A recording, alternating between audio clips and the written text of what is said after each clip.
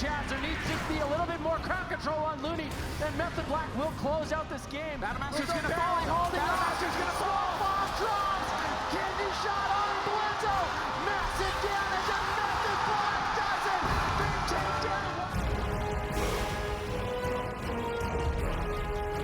Entirety of both teams, honestly. Chun-Li at the preemptive diffuse magic, but they're just so far behind. Greggy can't do anything. He has no cooldowns left. If Snuts is able to connect one more kidney shot, well done. The Shadows down. The kidney shot. And Snuts is in the top 3.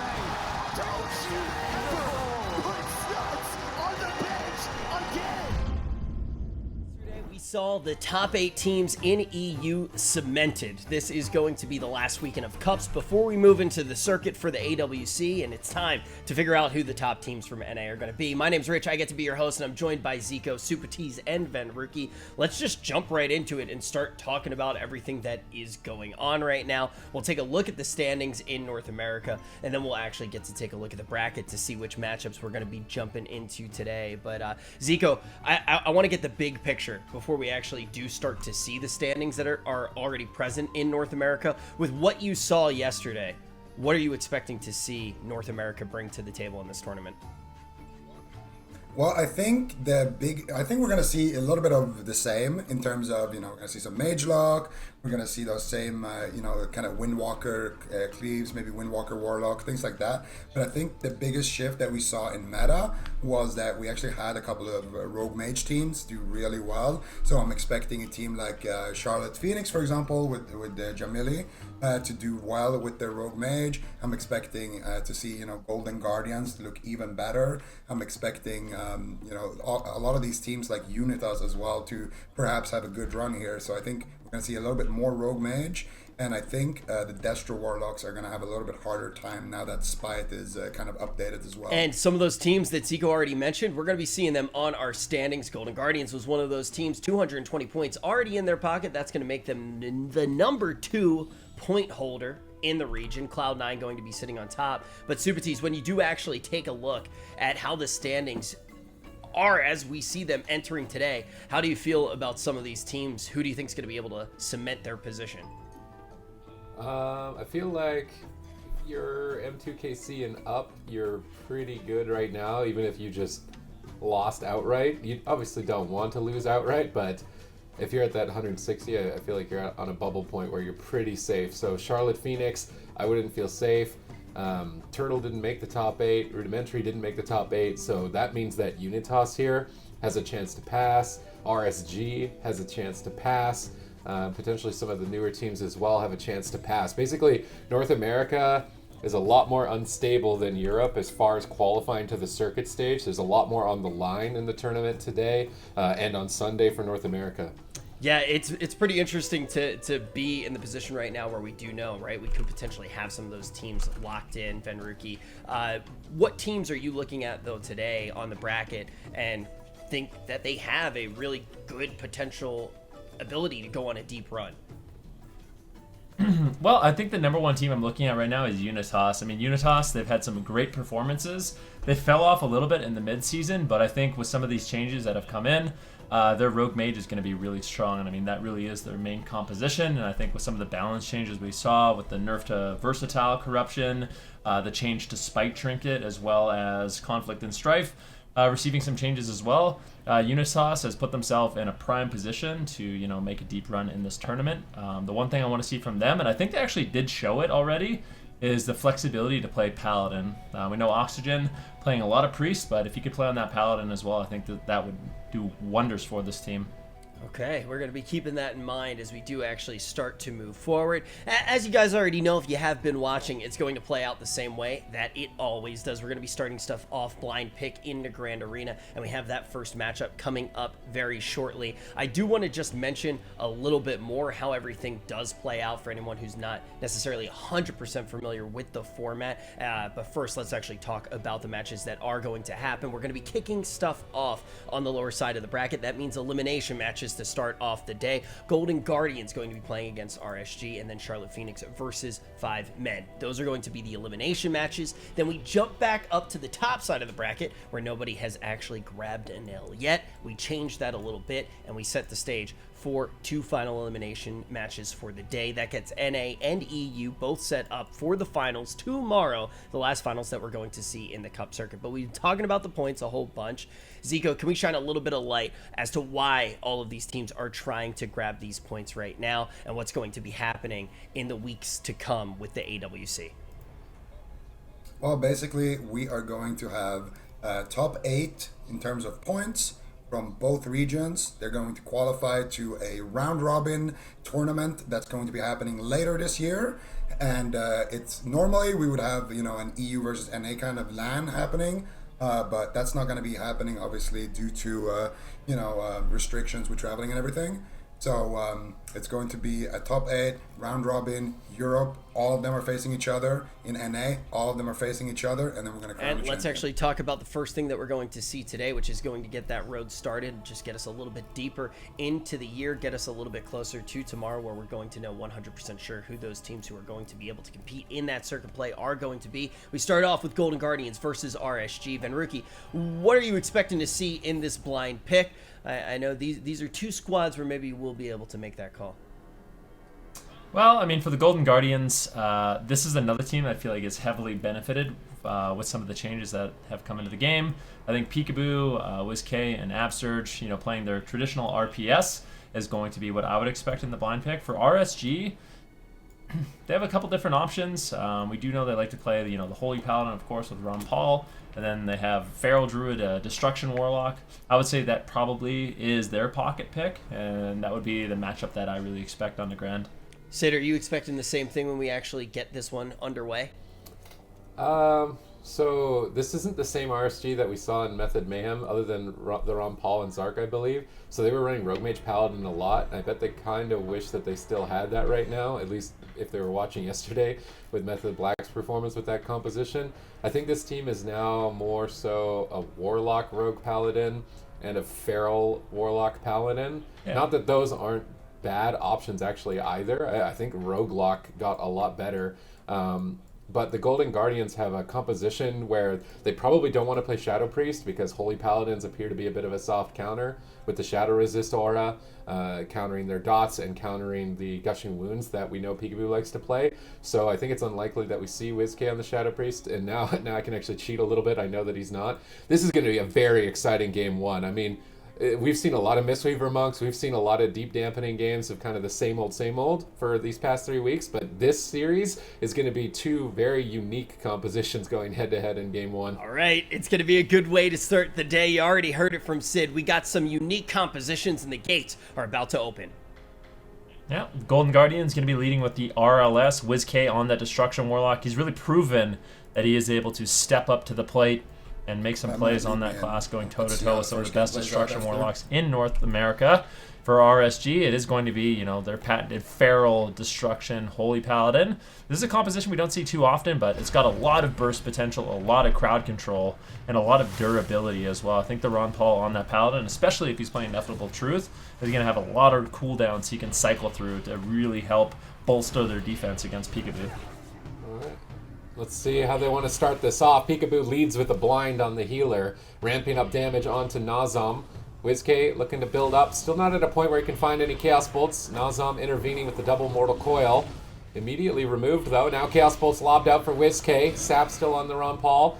As we see the Feral Druid charging over to WizK, trying to disrupt him, but not able to stop him in time. 1 Chaos Bolt already connects. Looking for a second, the Ron Paul ducks into the Smoke Bomb, trying to clutch out some heals, holding on to that Avenging Wrath as long as possible, forced to trade it for the Dark Soul of WizK, but more than a fair trade for him. Nazam now looking to counter-engage, finding Chaos Bolts over onto WizK, down to half. Absurge repositioning, trying to get out of range of the interrupts potentially. Nazam with a nice Nether Ward, reflecting a Chaos Bolt back. Both teams taking a moment of pause. Nice Cyclone onto Peekaboo's lingering Psychic Shell there by the Feral. Switching back onto WizK. This could be a game of manas, or potentially a swap. We see a swap over to Peekaboo. A full bash down to half. Absurge readjusting to the target switch from RSG.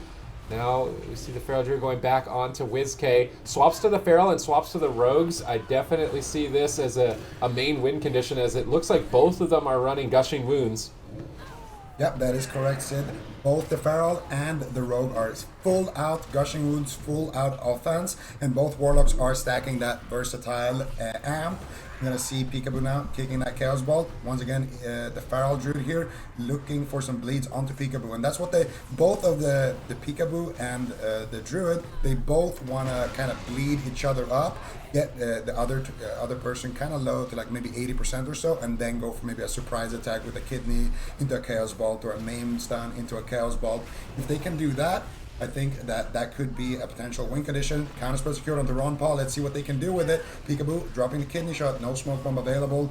No Blind available for a couple more seconds. Blessing of Protection actually being traded out there. That wasn't Peekaboo's Vendetta as well. So pretty good here for the Golden Guardians. Getting slightly ahead. Full blind coming out on the Ron Paul. Let's see if they can force out the Trinket. Peekaboo vanishing here early to try to get the sap. He does land it, and then he gets maimed here actually. So I don't think the Ron Paul is going to Trinket it. In fact, Peekaboo in a little bit of trouble there. Steps back out into the open. The Ron Paul going to throw out some big holy lights, but the Feral Druid is also kind of taking a decent amount of damage here.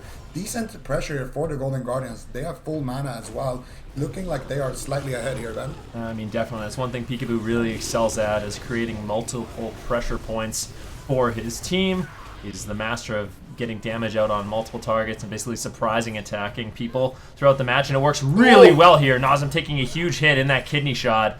Ron Paul uses a sacrifice to keep him alive, but you can start seeing that rot pressure I'm talking about.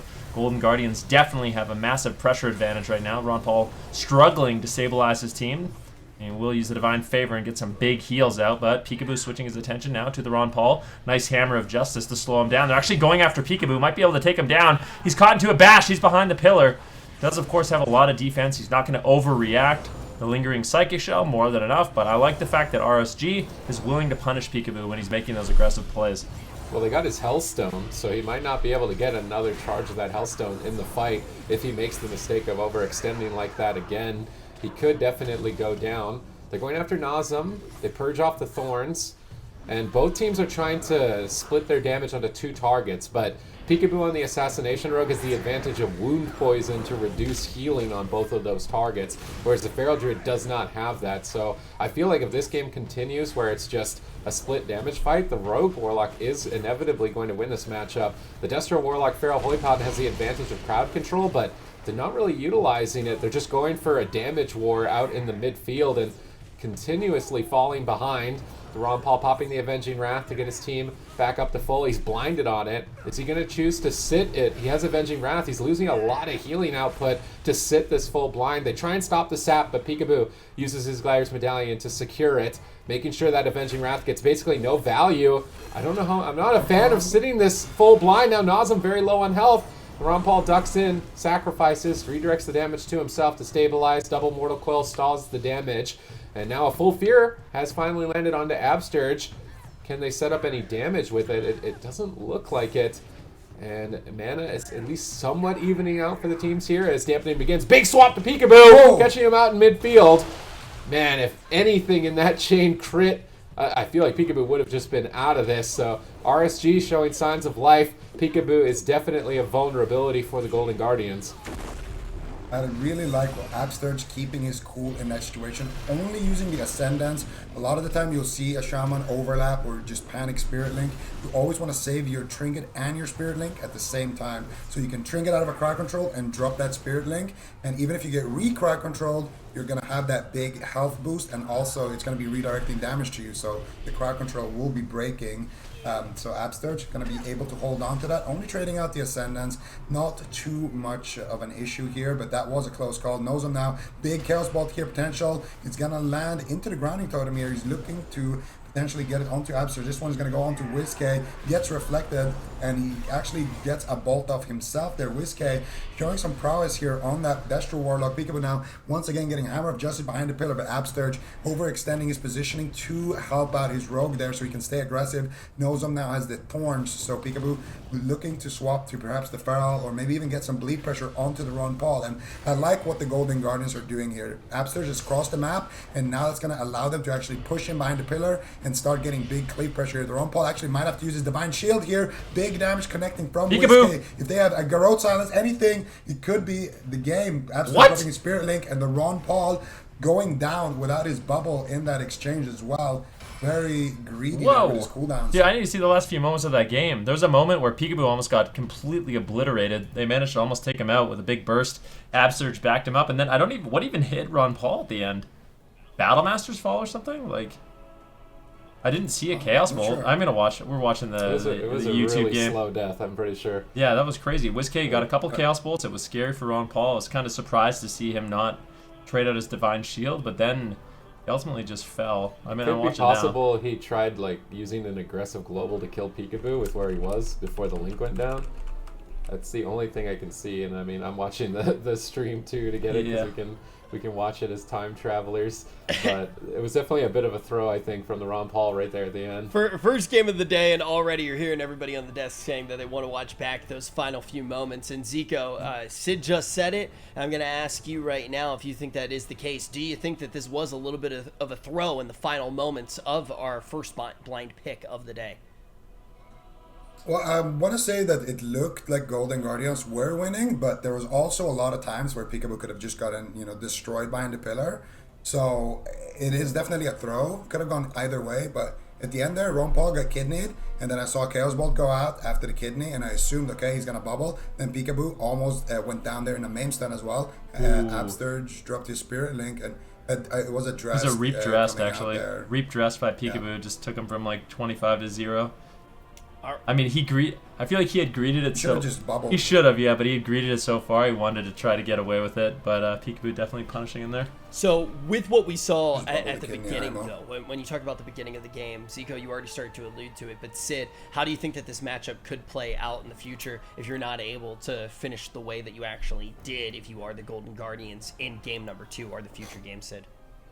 I mean, they have a win condition killing Peekaboo. I think that's obvious, but it seems like a really tough matchup overall. If they don't catch him in a swap, then they don't really have a win condition the way that they're playing it, where they're just doing damage, attacking, and they're kind of hoping Peekaboo overextends.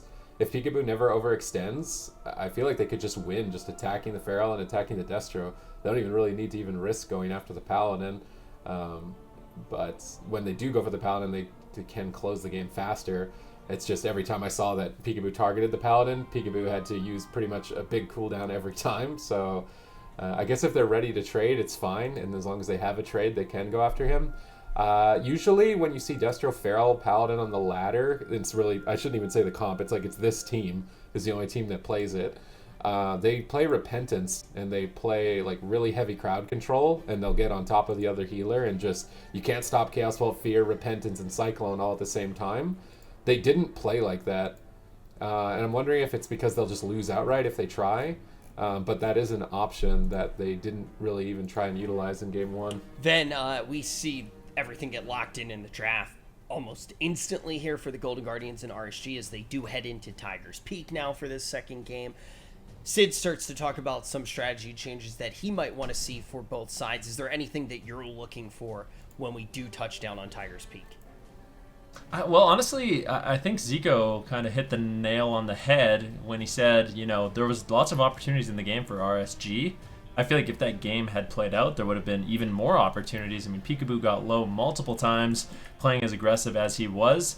And if the Ron Paul had just used his bubble, that game could have easily gone, another 5 minutes, another 5 minutes of opportunities to take down Peekaboo and those all-in one-shots. So I think we're likely going to see very similar strategies going into the next game. We just need to see, obviously, those defensive cooldowns be rotated out to extend the game and give RSG more opportunities. Because it seems like in this straight Warlock race, Golden Guardians seems to come out ahead, but if Peekaboo is trying to get tons of pressure onto the Ron Paul, that's when they actually have opportunities to really take him down. All right, Golden Guardians going to try to get on match point here. Keep in mind, this is an elimination series. Peekaboo might be on the chopping block after what we saw in game number 1, but also keep your eyes on the Ron Paul. Yeah, I mean, RSG are a team that they could break the bubble and get into the top 8 if they have a good performance in the tournament. So this would be devastating for them to lose to the Golden Guardians overall, potentially miss the circuit stage of the competition later this year. They need to put it together here and find a game plan. Otherwise, they might lose out on that opportunity. Yeah, and that's going to be big for the other teams still trying to make it through to that bubble, because RSG is one of those teams that definitely could climb the standings and knock some people out. So definitely right now, a lot of those teams like Unitas, like Turtle, the teams on the kind of edge, are extremely happy if RSG gets knocked out. Another thing is, I really wanted to see Ron Pong swap over to the Ineffable Truth blind build instead of the Short Hammer of Justice. I feel like the Short Hammer of Justice, when you're not running trying to hodge Absturge, you're not really going to get too much value out of it. But I guess he wants to have that stand for Peekaboo if he overextends Bind Pillar. Speaking of that, Absturge have to push in right there using his Vitality Conduit, trying to keep Peekaboo alive. Absturge actually could get Hammer of Justice right now. The Ron Paul could be looking for it. Abster's ready with his grounding totem. It's kind of a mind game between the two healers, and it looks like no one is going to land for any crowd control right now. Just standard pressure here. Knows I'm getting counterspelled. Whiskey getting counterspelled. One Chaos Bolt's going to go out. Absturge now in a full Hammer of Justice. Peekaboo could be in trouble here. They have the Fear. They do land a full Fear here. Peekaboo might need to use something. Cyclone coming out onto Whiskey. 3 versus 1. But Peekaboo realizing the situation, going to Kidney Shot the Feral Druid, and then go back behind the pillar, line of sighting the Warlock. Absturge going to respond with that Ascendance, keep his team topped off with that Spirit Walker's Grace, immunity to interrupt, and now once again Golden Guardians are going to look to attack. Yeah, Peekaboo still getting that damage rolling onto Nazem. Full Kidney Shot will be secured with a Fear onto Ron. Is there going to be enough damage? Smoke Bomb drops down. Peekaboo trying to create an opportunity, but it looks like Ron is going to be easily able to heal through that damage. Now Peekaboo in a stun. I don't think he's really in too much danger. The Earthen Wall Totem from Absurge, more than enough defense. Nice little counterspell there by Wiz-K onto Ron, slowing down his healing a little bit. And both teams, at this point, relatively stable. It doesn't seem like there's too many vulnerabilities. Once again, RSG, they're going to be moving forward for an attempt here onto Wiz-K. Hammer of Justice, but with no follow-up. That's actually a nice Cyclone there. And this is the one thing we do see Zev do quite a bit, is get out those Cyclones, deny the heals from Absturge, but unless they get the crowd control on Absturge like we see right now, it's going to be way too easy for him to recover. Nazem in danger here. The Ron Paul choosing to sit another blind. Whiskey being pressured as well. Unending resolve on both sides, but I'm not sure if the Ron Paul's going to get away with sitting so much of Peekaboo's crowd control. Both of his teammates are critically low. Their defenses are starting to crack.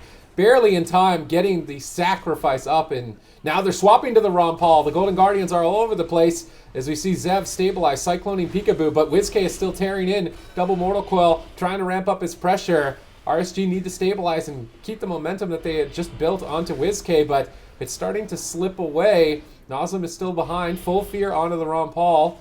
His Avenging Wrath. Is he going to get this Holy Light? Finds it. Now Garrote silenced by Peekaboo. Switching back over to Nazem. Switching back over onto the Feral. Doesn't want to attack into Thorns here. And tax Absturge's mana any further. Big stun. Breath of Dying attempt here onto Peekaboo. Absturge moves in. Actually going into the Hammer of Justice there. Peekaboo pre-feints the Mortal Coil. I like this Hammer of Justice into Cyclone. That's what makes this composition good, is that there's so many crowd control effects that you need to interrupt that you can't stop all of them. I really think that Ron Paul should consider switching to Repentance in the next game. It would just be an extra 8 seconds of crowd control onto Absturge and then win with damage on Peekaboo. But in the meantime, the Ron Paul gets swapped to. Zev's moving over to try and assist him, but he's low on health as well. Ron Paul survives the Kidney Shot. The bash on Peekaboo did the work it needed to do. Now Peekaboo is just 1v2ing the Feral Druid and the Paladin over there. The Ron Paul is trying to run in for a Hammer of Justice. If they get a Cyclone off this Hammer of Justice, they may be able to get pressure, but they're too far behind. Peekaboo's damage is just too much right now for RSG.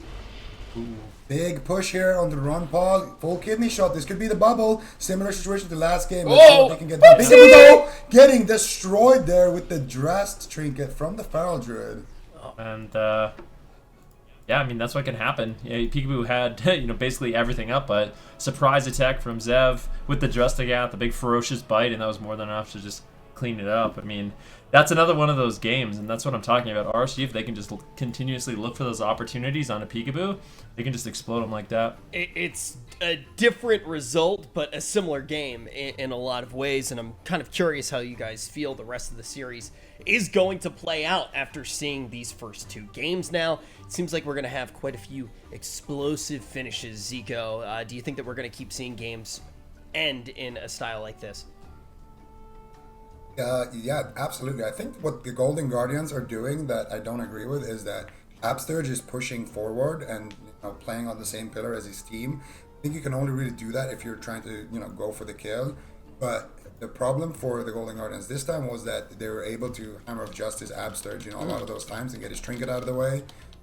So I don't know. I think if he just stays back in PvE heals, they just passively win. Like Okay, that's really interesting because my question was going to be, going into this one, you guys had already said Peekaboo was very much going to be the target, and I was going to kind of ask, how do you mitigate knowing that he's the biggest target there? Super Tease, do you actually agree? Do you think it really is going to be on Sturge being back, and as Zico said, kind of just PvE heal, make sure that you're staying out of the range of Hodge? I mean, right there, Absturge wasn't even crowd controlled. I mean, Zev killed Peekaboo like the same way that Peekaboo killed the Ron Paul game 1. He dressed Breath of Dying, executed him. So maybe tracking those cooldowns a little bit more closely, because the Drestagath is easily the number 1 kill point for every team that's running it. So tracking that cooldown is very important. And then when it's available, if your team is 30% health or lower, there's a chance they die, and then just be ready. You've got to keep them out of that 30% range if the Drestagath is up. Yeah. Definitely, but you also got to keep in mind that Absturge is permanently in the Feral's kick range when he plays there.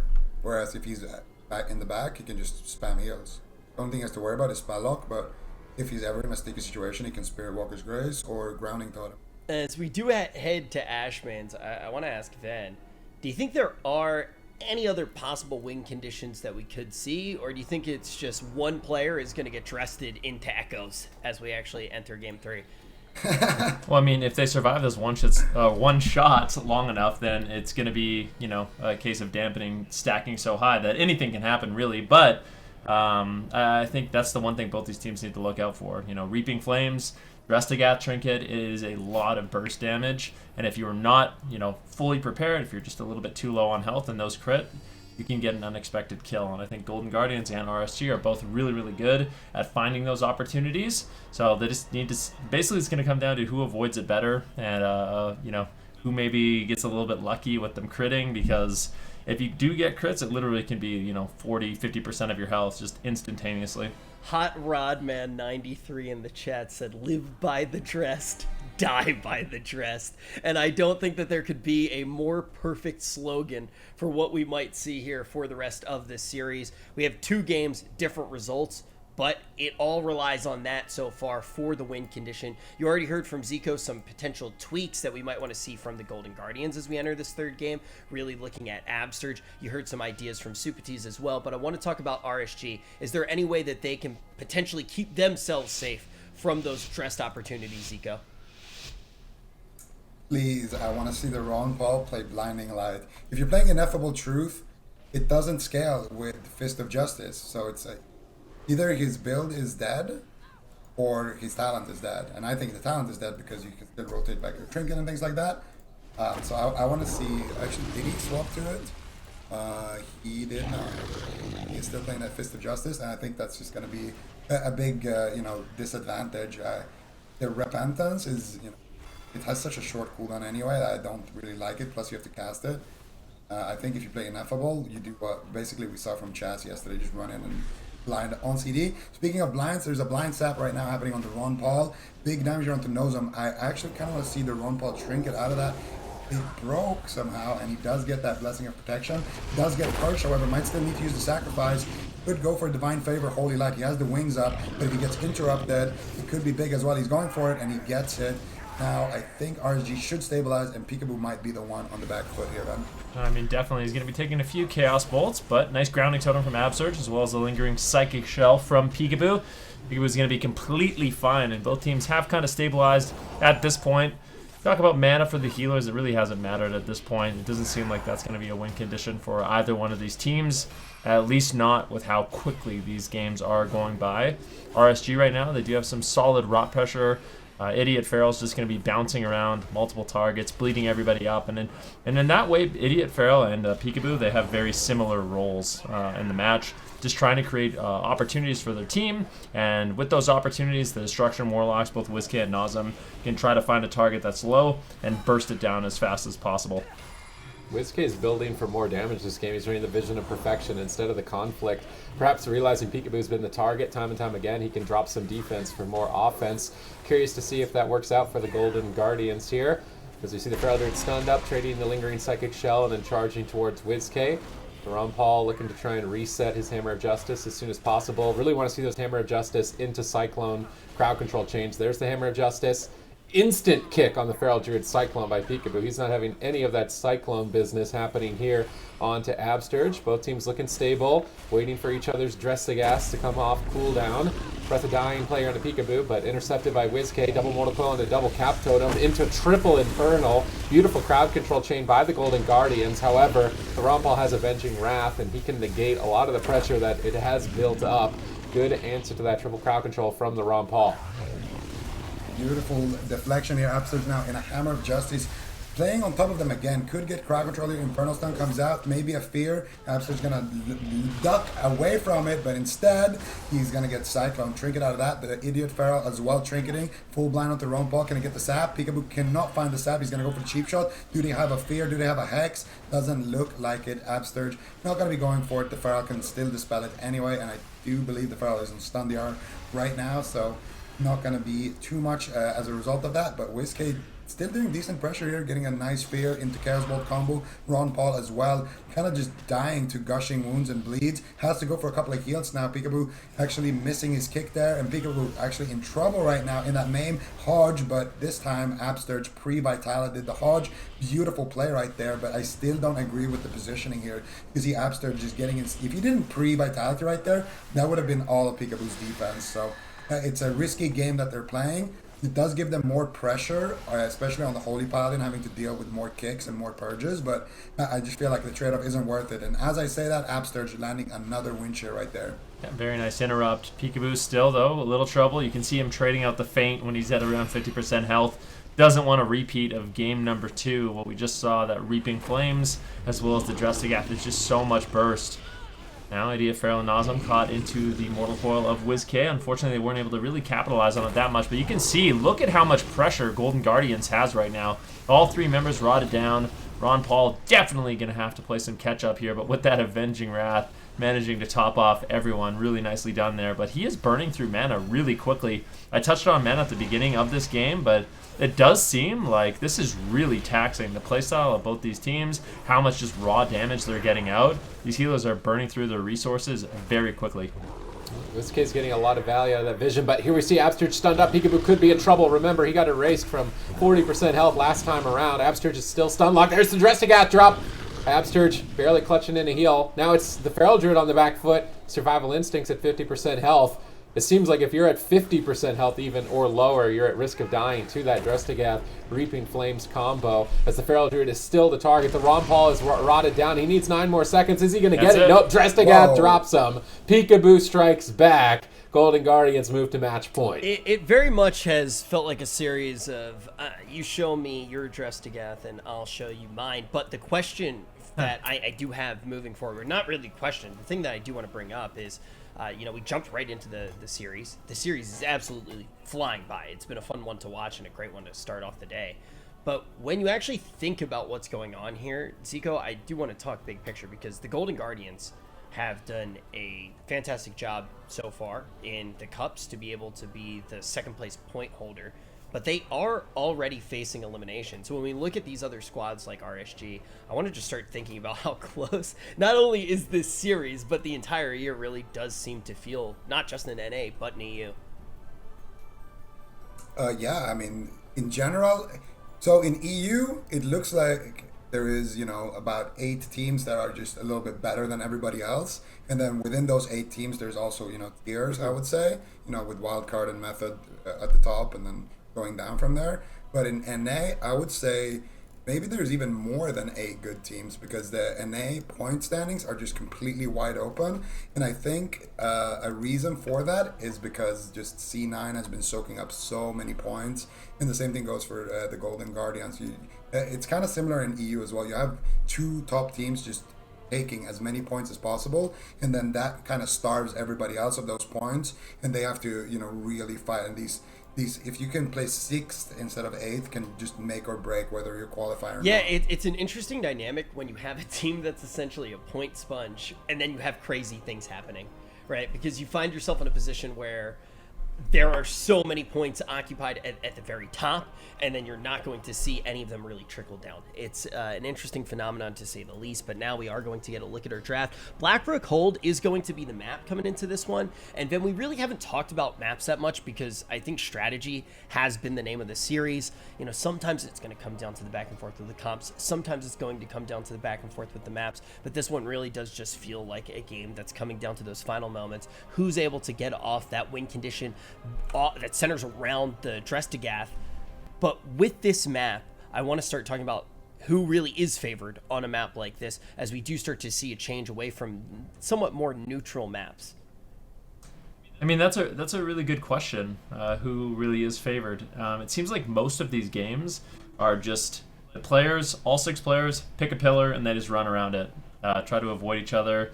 You know, for RSG, I mean, Ron Paul, he's trying to create space, get away from Peekaboo a little bit, get away from Absurge, basically dogpiling on top of him so he doesn't have to deal with, you know, wind shears and purges and, you know, it's super high value for the Golden Guardians getting earthen wall totem down. So I think for RSG, I think they want to play a little bit further away, but the thing is, like, both these teams are implementing extremely similar playstyles, right? We're seeing both Peekaboo and Idiot Feral just bounce around, create as much pressure as they can, get crowd control out. Then we have WizK and Nazem basically just hitting anything they can in the open, looking for big Chaos Bolts. If they can, you know, consolidate their damage with their melee, then that's fantastic. And then for Ron Paul, he's just trying to, you know, get away from Absurge, potentially even throwing a Hammer of Justice on him. Absurge is trying to push in. He's trying to get wind shears and purges. So I think it's actually really likely on this map we're going to see one room or just the center pillar be the focal point for basically the entire match. All right, so maybe a little bit of focus on the pillar. You heard it from Ven. Now, Supatis, I do want to ask you, I know one of the things that was called out last time, a slight tweak that we saw, was off the essences. We saw the Visions of Perfection was ultimately implemented. Do you think that when we go to a map like this, there could be any changes that we actually do see in the loadouts? Do you think that we could see, whether it's essences, whether it is something on the gear, whether it's the corruptions, do you think that there are any tweaks, or do you think that they're going to be focusing on the same thing and, like Ven said, kind of just use the strategies that we've seen throughout the rest of this series? Well, right now it looks like Peekaboo is the only target that can die on the Golden Guardians for RSG, so WizK changing for more damage makes a lot of sense.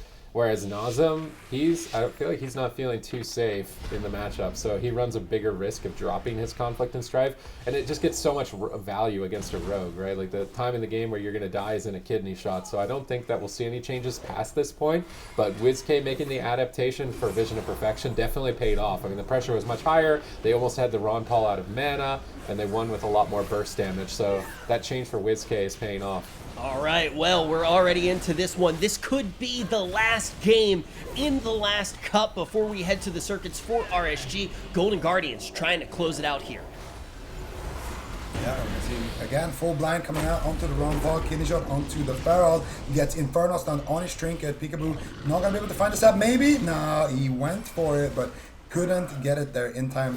Feral's gonna use his tank trinket from Zoth, and now the Warlock is going to be pressured here. Peekaboo trying to apply dots onto all targets. He can get some nice bleeds here onto the Ron Paul. It could be big. He gets a kidney shot onto the Warlock, trying to shut him down during that Infernal stun. And I think for now, RSG should recover, but not a bad opener for the Golden Guardians. Could have been even better, though, if they found that sap. Yeah, definitely. Feral's going to be pushing forward, getting some damage rolling onto WizK. Gets interrupted. Maybe they have the burst to follow it up. Ascendance gets ripped out by Absurge, looking to just recover all this initial pressure. Another Infernal drops down. Big damage here by WizK, just rotting down the entire team. Ron Paul is really struggling. Divine Favor comes in, but a big attempt here onto Peekaboo as well. Spelllock on Absurge, now into a Hammer of Justice, and that's what can backfire for Absurge. If he pushes in and he looks for those wind shears, he can get caught into that crowd control. Really nice cycle in there by Idiot Feral, slowing down some of that healing from Absurge. Is there any follow-up? I mean, it's good control, but at the same time, RSG is just outright dead. Ron Paul now into a kidney shot using the Divine Shield, and he just cannot heal up his team. This is too much damage for him to handle. Oh no! He got smoke bombed on the Divine Favor. He had to use it on himself there. Now his whole team is just rotting down. He doesn't have Avenging Wrath for 18 more seconds at this point. He's praying for ineffable truth to proc. Nazem could fall. The Golden Guardians assert dominance here in game number 4, and it's match point. The Ron Paul stunned up his entire team in a dire situation. Cataclysm connects. Shadow Fury to follow it up. Abster's lobbing out Bad Men or Lightning Bolts, even trying to close this game out. The Ron Paul gates into the room at such low health, barely clutching the Divine Favor. Nazem gates back to his side. Idiot Feral gates back. It's a full retreat for RSG. Yeah, they're gonna retreat back to the room, but they should recover with the last couple of seconds. They're on those wings. Absterge running in, actually tanking a Hammer of Justice already before PK is even out of stealth. So a very, very good situation here for the Golden Guardians. They can feel confident to push into that room now. You see Absterge doesn't have to worry about any crowd control. Infernal Stun going to come out from Whiskey.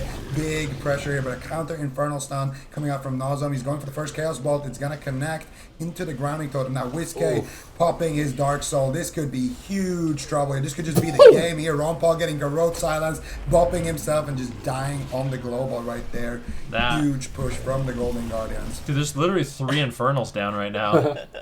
3 Infernals just destroying the entire team. Oh, man. That's crazy. It's quite bonkers to see, and it's also very different than what we did see at the beginning of the series. So I do want to talk about that. You look at all of the games leading up to this one, and we're saying the same thing over and over again. It's trading games back and forth, similar win conditions. We think the series can go either way, but Golden Guardians doing it in style in this final game. How are they able to make it look so different, Zico? Was it the map, or was it something else? Well, I think it was, like, if I was on RSG, I would try to keep my Holy Paladin, you know, at the entrance of the room, and then have the Warlock and the Pharaoh kind of in the middle. But I don't think it's only the map. I mean, they just got outclassed, to be honest. Like, Peekaboo had the pressure on 3 members the entirety of the game. They were good at, you know, avoiding, deadly situations. Absterge tanked CC at times when, you know, his teammates weren't in trouble. So, I don't know. Whiskey had huge pressure on that Warlock.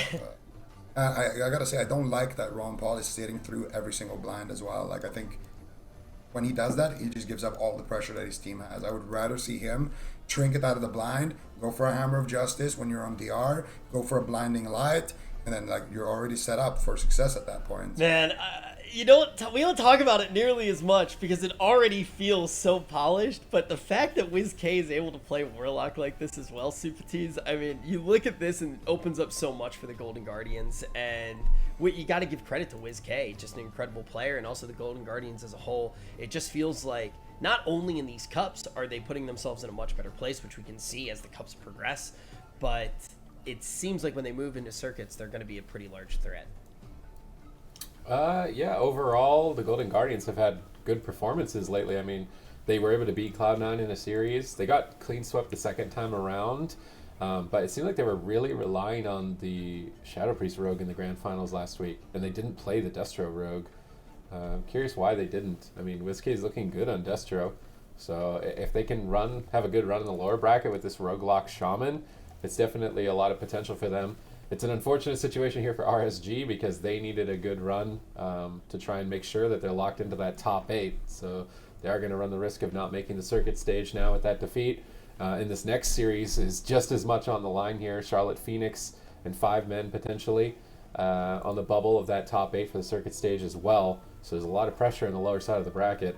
Yeah, I mean, I think Sid just painted the picture exactly. Bob Ross on the desk right now, he painted the picture exactly the way that it needs to be painted. When we actually do look at these elimination series, we're looking at some of these bubble teams in North America and trying to figure out, hey, who is going to be able to make it into circuit play? And as we do talk about the next series, also an elimination series, Venruki, what do you think will actually happen once we're ready to get this one rocking? Charlotte Phoenix versus 5 men. You know what? Charlotte Phoenix is a roster. I mean, we know a lot of the players on it. They've got quite a diverse roster at that as well. They could be playing the Rogue Mage Paladin. Could be seeing some Destro Mage. I feel like their team, more than a lot, has basically every single meta comp that you really, really want at this point in these tournaments. For 5 men, they have some interesting compositions. I'm not sure all their players are here. Hopefully they are. But yeah, Born Good on that Holy Paladin. I heard that they had, a 2-hour series against Thirst for Burst to actually make it into the top 8. So they've got some interesting surprises. I don't want to really ruin it at this point if people aren't really familiar with their team, but we might be seeing some really interesting strategies and compositions from Well, them. you heard it from Ven. 5 men might be able to last a long time, but we got to jump to a quick break, and then we're going to actually see what is going to happen. Who is going to make it forward? Already won Elimination Series today. Golden Guardians did come out on top. RSG no longer going to be in this tournament. Who is going to be the next team to fall? Will it be Charlotte Phoenix, or will it be 5 men?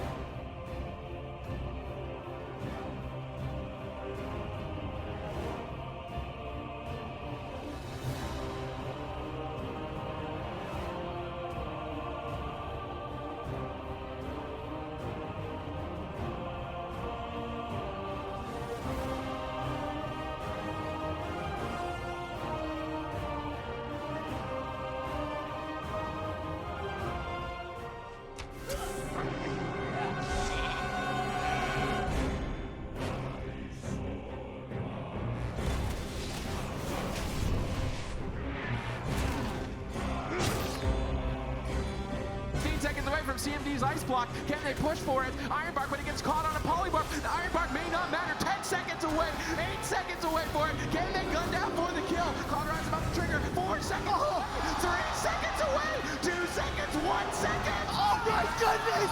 Oh my god! My heart is still racing from that ice block.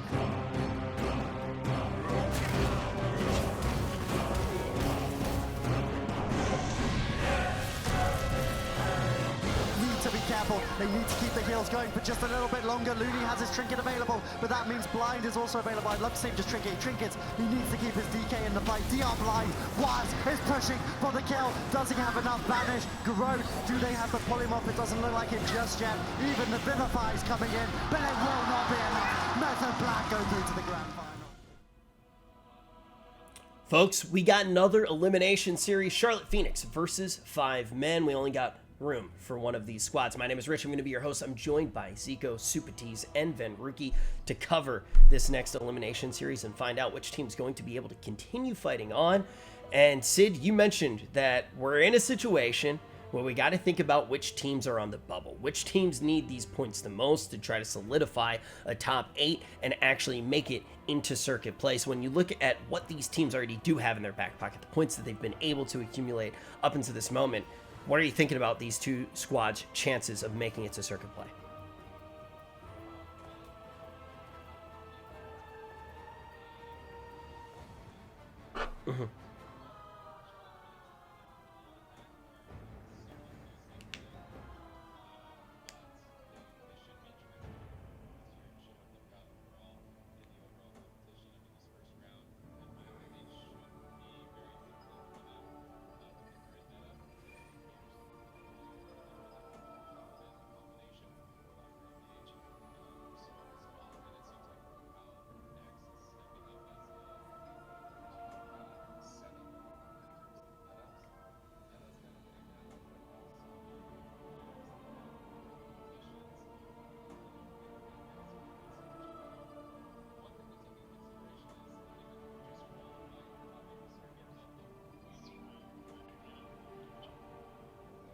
There we go. It had to happen once, right? Well, No. that one. I didn't have anything interesting to say. No, anyway, you were fine. doing. Oh man, that was one of the. It's fine. That was actually very insightful. Dude, I feel like I learned so If much. honestly, if I was a viewer so far of the tournament, that would be the highlight. I would be so sad. Wait, that I missed it. how many years, Sid, have we worked together? 5 now. That may have been the best. Oh, I think that was the best thing you've ever said. Dude, Yeah. I just realized You they have better a than connect the graphic. dots. They have a graphic or like a lower third for everyone being. I wonder if they made me one, or if they just know that it's not gonna happen with me. You know? It probably would say That is too down good. goes Venruki's volume. They should make a lower third for every time somebody doesn't block. Alright, Down well, goes Venruki's volume. It's so basically one time Venruki. ooh. Okay, we're actually jumping into the matchup. Yeah. Man, we jumped into that matchup even quicker than Ven died in the matchup that we were talking about. But guys, keep in mind, this is an elimination series. Charlotte Phoenix versus 5 men. Ooh, this is nice. Charlotte Phoenix, they're going to be leading with the Rogue Mage Paladin, but 5 men, they're going to be going with the Destruction Feral Holy Paladin. Born good on that Holy Paladin. Let's see if he can hold it down. Game number 1 on a Grand Arena. Oh, kidney shot on the floor mat. Clone onto Jamili. Should be enough to deflect situation. Boom Surge looking for the Bash Cyclone maybe. No, they're going to go for the Repentance instead. Jamili could be in trouble here. They're going to activate the Temporal Shield counterspell onto floor mat, and he's going to hug his Paladin so that he can sheep the other Paladin if he tries to do anything else. Pick by Nick onto the Feral Druid. Nick taking a decent amount of damage. Borngard in a full Hammer of Justice. Floor mat trinketing aggressively here to get a Chaos Bolt, but it's not going to be amounting to too much. I gotta say, so far, 5 men are the ones looking like they are the team that's kind of deciding the tempo in the match. But so far, I would still say the Charlotte Phoenix are ahead, but Nick has to trinket and use that Cloak of Shadows right there. Beautiful stuff, and this is kind of what we expect to see here from Feral, Destro, Holy Paladin, expecting to see those hammers into a Repentance or into a Blinding Light, get those long CC chain, but now Boom Surge caught out of form. Beautiful kidney here by Nick. Smoke Bomb is going to force out his trinket, that tank trinket as well from the Zoth. going to come out from Boom Surge. And now, once again, it looks like 5 men are going to go on the offensive, Sid. Charlotte Phoenix with a good punish there on Boom Surge. He's going to have to be cautious about making a push to try and end the game here. I like the crowd control play style of 5 men running that Hammer of Justice, Repentance, and the Cyclones. It's very difficult to get through all that crowd control, but in the meantime, Charlotte Phoenix have engaged. How are they going to deal with the situation here? Boom Surge basically on his own, trades out Survival Instincts in bear form, tanking the damage while his Paladin sits Polymorph after Polymorph, looking for Cyclones to try and slow down the damage as well. Not finding it, still very low on health. Vitality Conduit sweeps in from Born Good, stabilizing Boom Surge. Now Corlick in the Hammer of Justice, Born Good looking for Repentance. Not able to find it. Jamili intercepts with the Double Dragon's Breath, and Charlotte Phoenix are going to retreat for now, waiting for their Polymorph diminishing return. Born Good knows that he's the Polymorph target. He needs to get away from the fight, stay far away from Jamili, and now Charlotte Phoenix just wait for the next attack to pounce. Which Paladin's going to be locked down first? Corlick and Jamili are moving in.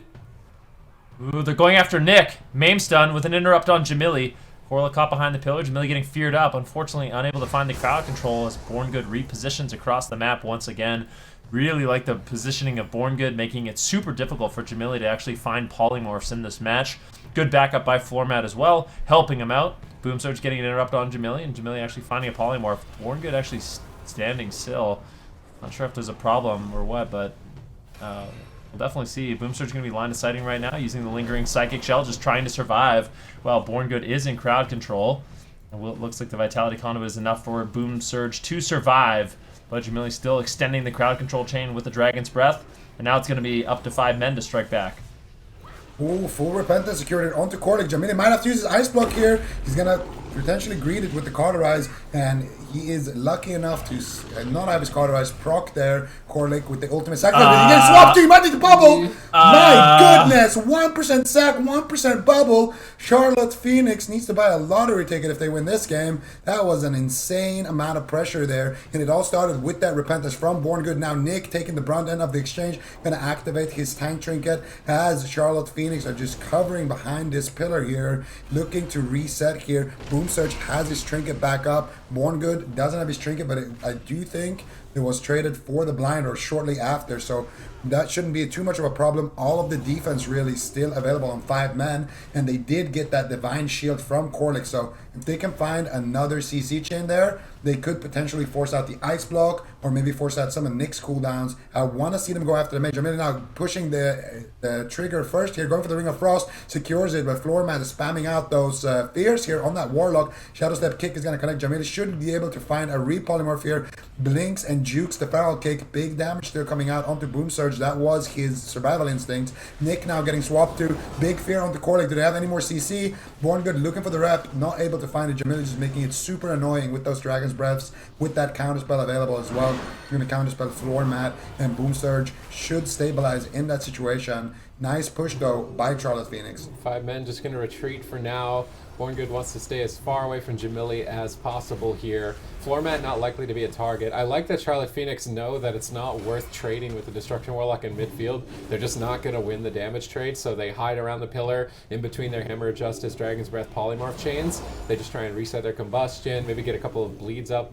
They've been consistently going after Boom Surge, and I think that's right. He's not running the Conflict and Strife, so he's going to be a lot more susceptible to damage than a kidney shot. Here we see them engage, but Corlick gets intercepted. He has to break out with every man for himself to counter Hammer of Justice, Born Good. Jamili gets the Polymorph. Boom Surge immediately pops Survival Instincts. That's going to reduce a lot of damage during that setup, but the defense is now over. He could be in trouble. He's trying to get damage rolling on Nick. Nick feints it. Avenging Wrath for Corlick. His healing is going to be very high. Unlikely we see Nick go down during this time. Born Good looking for Repentances. Corlick desperately trying to line aside it. Born Good repositions. Is he going to find it? They're actually just swapping to Corlick, trying to punish him for that Divine Shield earlier on, but with Avenging Wrath active, unlikely to go down.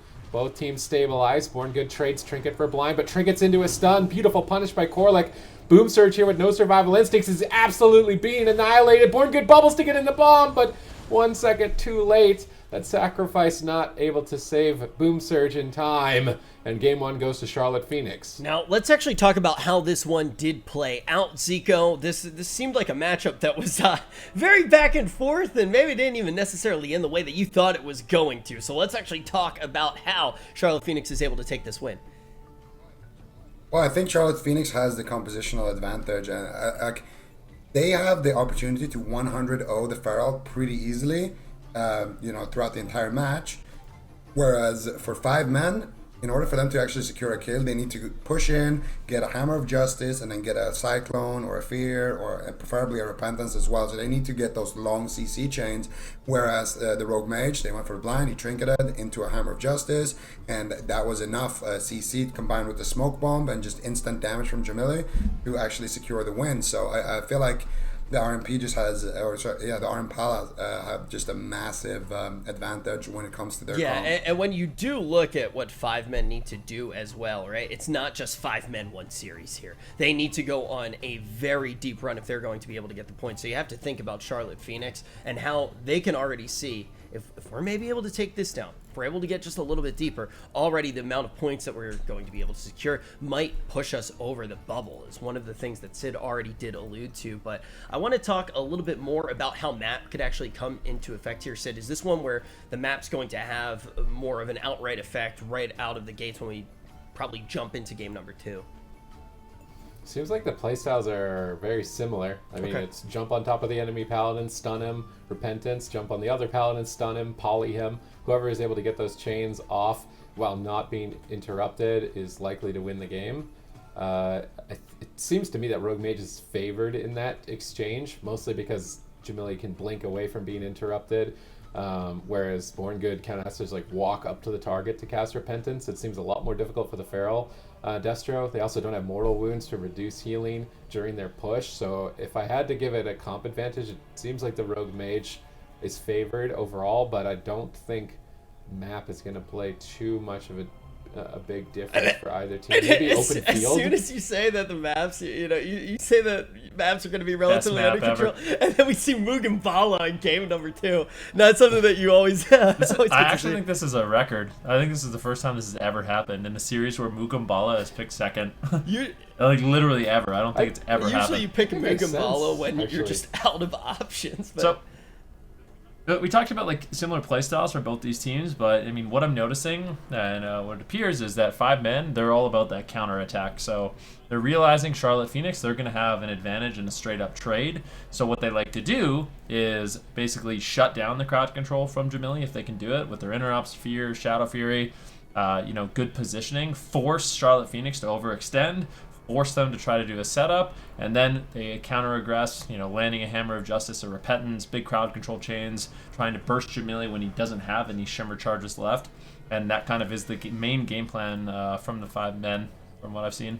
Okay, 5 men, 1 plan, and we are going to see Charlotte Phoenix already locking in their composition. Zico, I want to hear from you as well, though, how you actually do feel about Mugambala. We've heard you talk about it quite a few times, and then we don't actually see the map, Leaky Faucet Prophecy, but now we see it here in game number 2. So do you agree with Van with his thoughts on Mugambala? I mean, it's got to be some kind of plan here. I think the one thing that you can kind of abuse on Mugambala is that as a Warlock, on the bottom side, there's a big pillar in the middle, and then there's 2 ramps that go up to the side.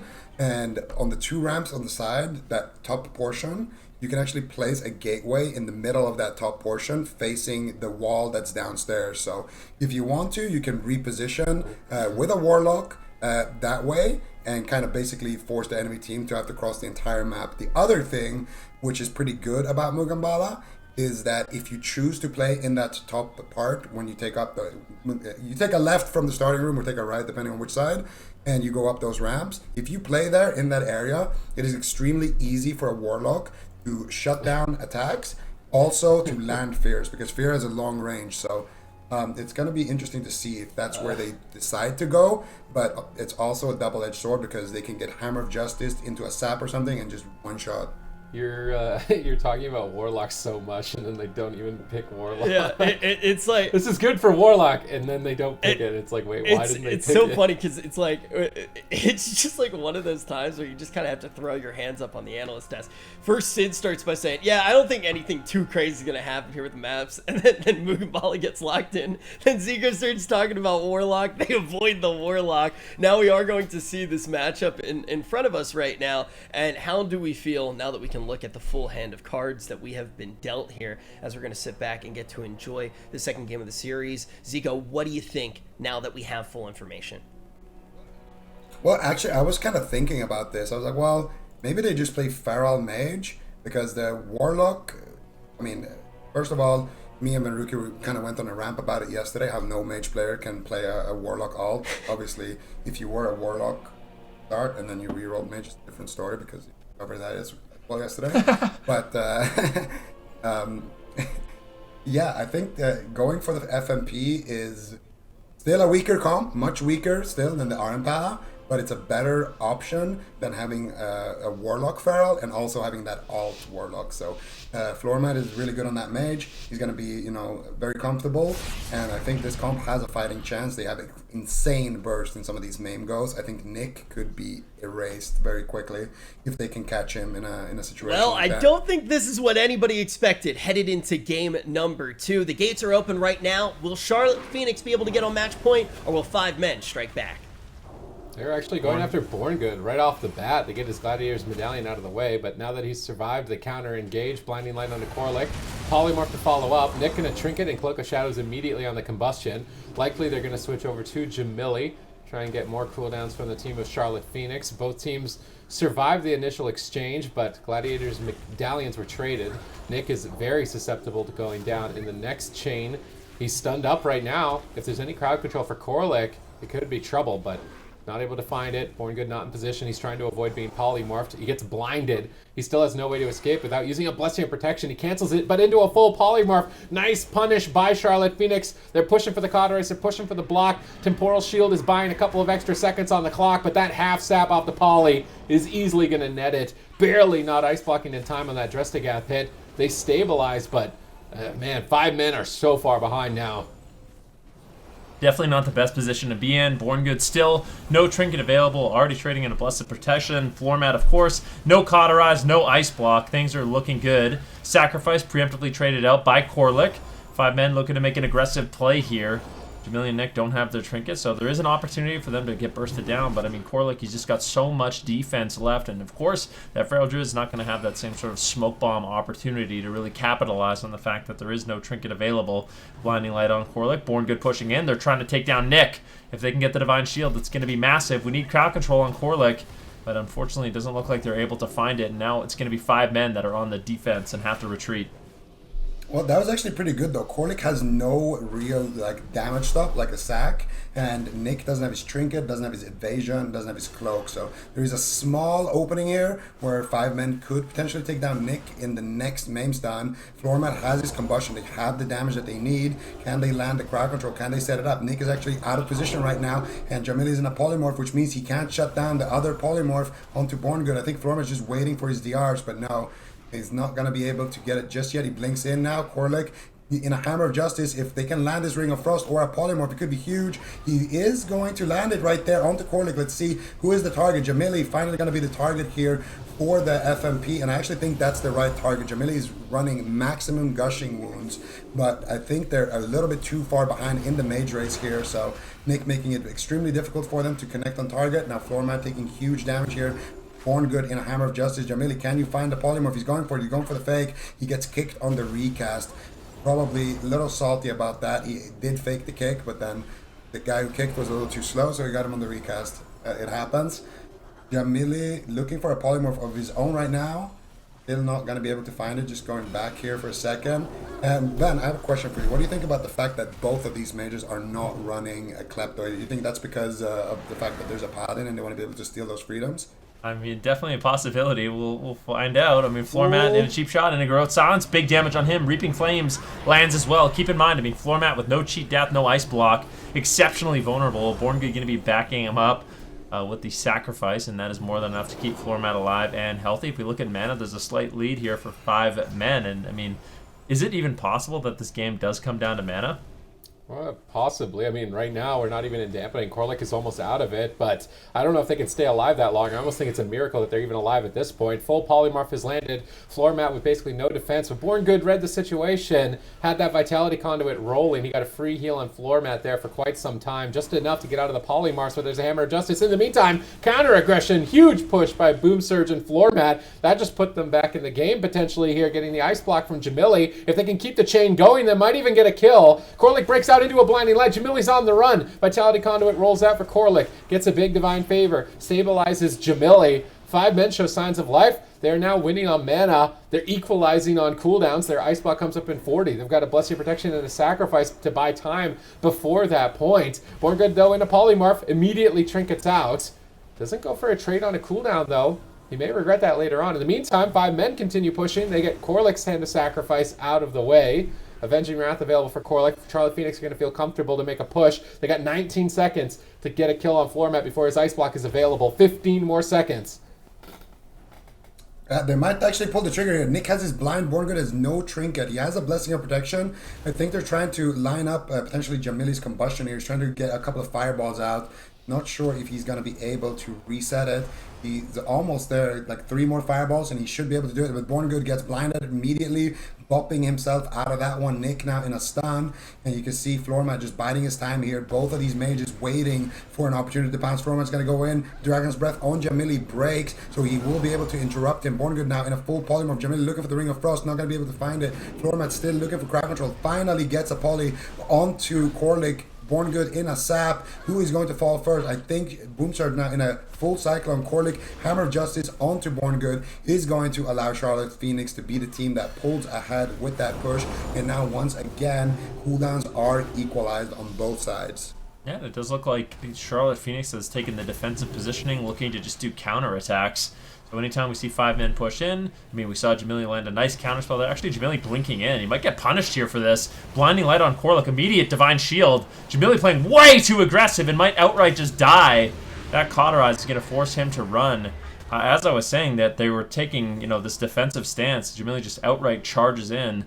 And as a result, I mean, 5 men, they're taking a massive lead. Jamili might actually just die. Corlick, he's got no Divine Shield. He's still caught in crowd control. Jamili line of sighting the best he can, but with no Ice Block and no Cauterize, this could easily just be the game, and it is. 5 men strike back and do manage to tie it up. Okay, let's actually talk about this, because throughout the entirety of this game on Mugumbala, it seemed to be a simple story. 5 men playing from behind. How do they manage to catch up, though? Is it just outright overextension on the side of Jamili, Zico? No, he just has no idea how to gear and talent his character. Like, playing full Gushing Wounds Fire Mage. So by default, he's going to be a lot more squishy than Floormat, who is stacking full Versa. It's not full also, Versa. He's not playing Klepto. It's not. He's playing full Versa except for 1 Gushing. But that Gushing, he's playing it because he doesn't have enough corruption to add another Versa piece without going above 40. So he adds 1 I Gushing. see 2 Gushings. His ring and his bracers. He does have a lot more versatility either way than Jamili, does he? I'm checking it. Yeah, he's still going to have a lot more, but... He also has Netherwind Armor.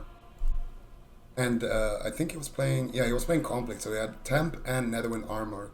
Whereas Jamili was playing Breath of the Dying, full Gushing, and no Netherwind Armor. He was playing Firestarter in there.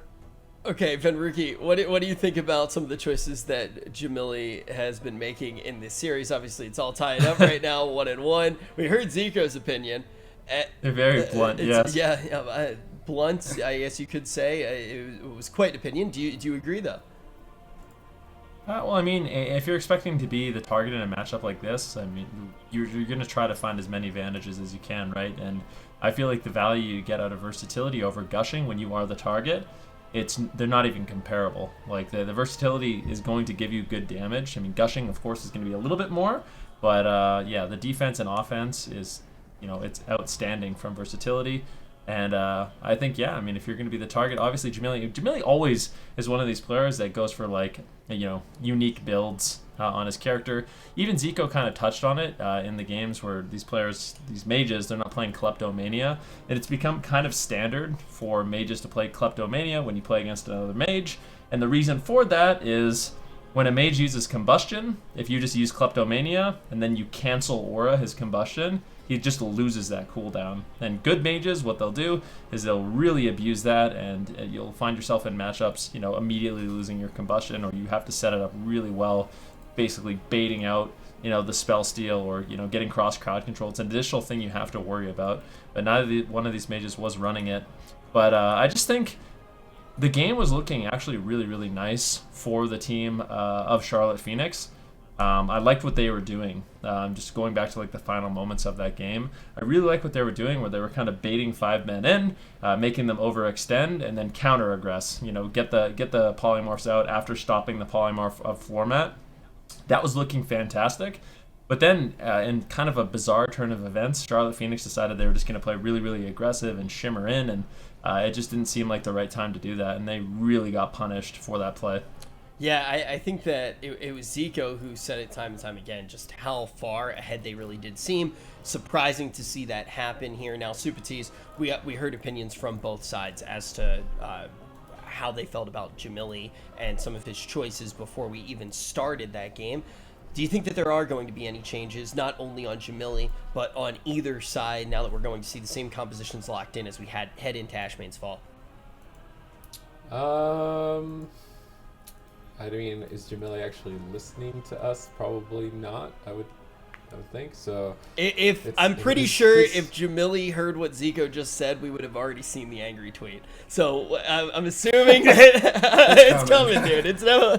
I don't care. I stand by what I yeah, said. it was very fair, but I think we can extrapolate through deductive reasoning that Jamili has not yet heard what Zico did say. So Sid, what do you think they are going to do coming into this third game? Jamili likes to do damage, so I really don't think he's gonna change, even if it's mathematically worse. Like, if it makes him do more damage and makes him enjoy it more, he's probably not gonna change it. They did almost win. It felt like they were winning for like the first 3 minutes, and then they just couldn't close the game, and then it went on for so long to the point where 5 men turned it around. So the all offense could work for them. They just need to close the game out. Well, maybe a little bit of a choke on the side of Jamili when facing 5 men. Will that be the situation again? Who will be able to get on match point as the gates now open? All right, let's see what these teams are doing. Jamili just kind of sitting back right now in his invis. So is Flormat. They're both just kind of waiting for each other to come out. Pretty standard opener here. Flormat, obviously, with his invis, wants to push in and get in combat so that his teammates don't get sapped. Ooh, Boom Surge might get found here. Nick is right next to him. If Boom Surge gets found, this could be a massive opener for Charlotte Phoenix. Nick could go and crowd control the whole team, and there it is. Full sap secured. Let's see what Nick decides to do. If he can cheap shot Garrote, the other two. Oh, there it is. Kidney, counterspell secured, full blind secured. Boom Surge, immediate trinket into a survival instinct. Has to use his off tank trinket. Jamil securing a polymorph. Great job. Let's see if they can keep the chain rolling. They should be able to force out more cooldowns. Oh. And there it is. Divine Shield and Sacrifice. Excellent opener here for Charlotte Phoenix. Beautiful execution. And they're going to be forced now also to go for the Feral Druid for the rest of the game, which I don't think is a bad target for them. Wow, they literally got everything. They got Sacrifice, Divine Shield, Trinket from Boom Surge, Lingering Psychic Shell, Survival Instincts. Like, that is literally the only way that opener could have been better is if they just outright killed the Charlotte Phoenix. Charlotte Phoenix outright killed 5 men in that match in the opener. So definitely a great start here for the Charlotte Phoenix. And now I think 5 men is basically in a position where they kind of have to play defensive. They need to stop the next crowd control chain. They can't play over aggressive. It does look like Floormat will be pushing in. A polymorph maybe gets secured. Nice shutdown by Jamili. Jamili really getting the better end of that exchange. And now, I mean, this game could just be over. Boom Surge, he's left all by himself. If there's any follow-up onto Born Good, I don't know how Boom Surge is going to be able to survive this. Lingering Psychic Shell once again. And it looks like the crowd control chain might actually end. And it's moments like that where if you had a Gladiator's Maledict to soak up the Feral's off healing, you would have just won the game. And now, 5 men, they're going to be looking to counterattack. Corlick into a polymorph, and this could be the Cauterize. Jamili cauterizes and ice blocks. 5 men is going to be turning this around.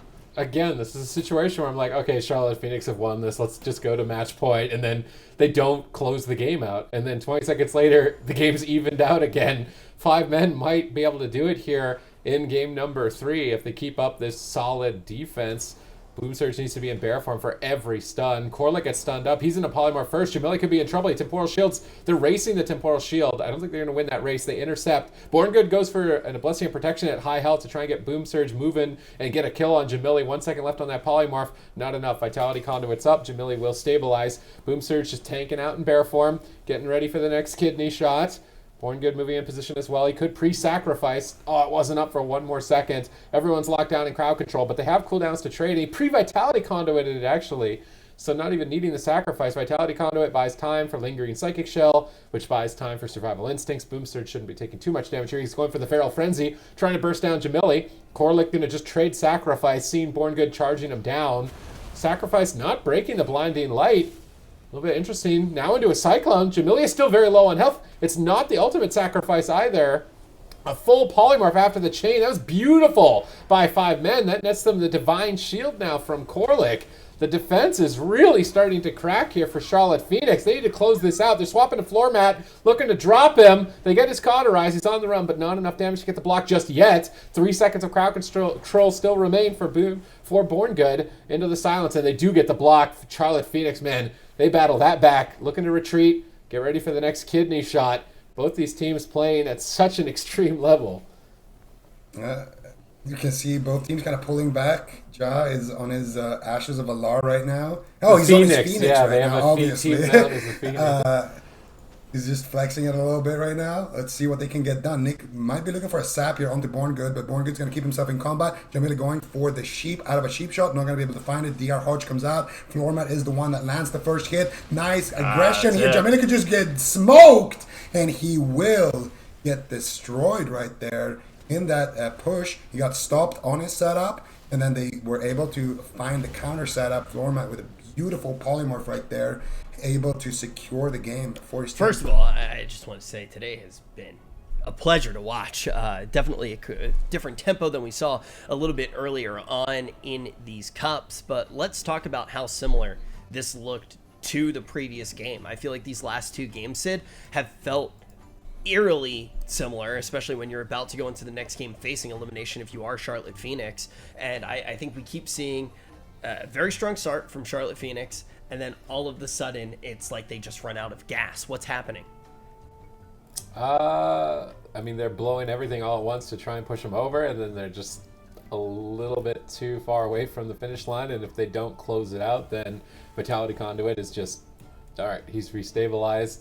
Sacrifice, he's restabilized. So I don't, maybe with the way that Jamili's built his character, it makes sense that they're just kind of going all out, but then when they don't win on the all out, they just fall off, and then Jamili's taking way more damage in response. So while it's catered to like the Jamili playstyle of like all the mages, I feel like him and then like Mitch Jones maybe would be running like all gushing wounds and nothing but damage. But right now in the current meta, it might not be the move. I think balancing both is a better idea. Getting a little bit of the versatility amps and then some gushing as well seems like a better mix. Don't you talk about the law, baby. I saw the Arcane Dream yesterday. I saw it. But in all seriousness, I think you bring up a lot of really good points, because Charlotte Phoenix looks fantastic at the very beginning of the matchup, and then it does really seem to fall off. So then, do you want to see any tweaks coming out here as we do move into potentially the final game where 5 men can take it and move all the way forward to actually play in another elimination series a little bit later on today? I mean, 5 men, they're looking good. We talked about the opener of Charlotte Phoenix in that last game. What was that? Charlotte Phoenix, they had basically the best opener you could possibly get in that last game.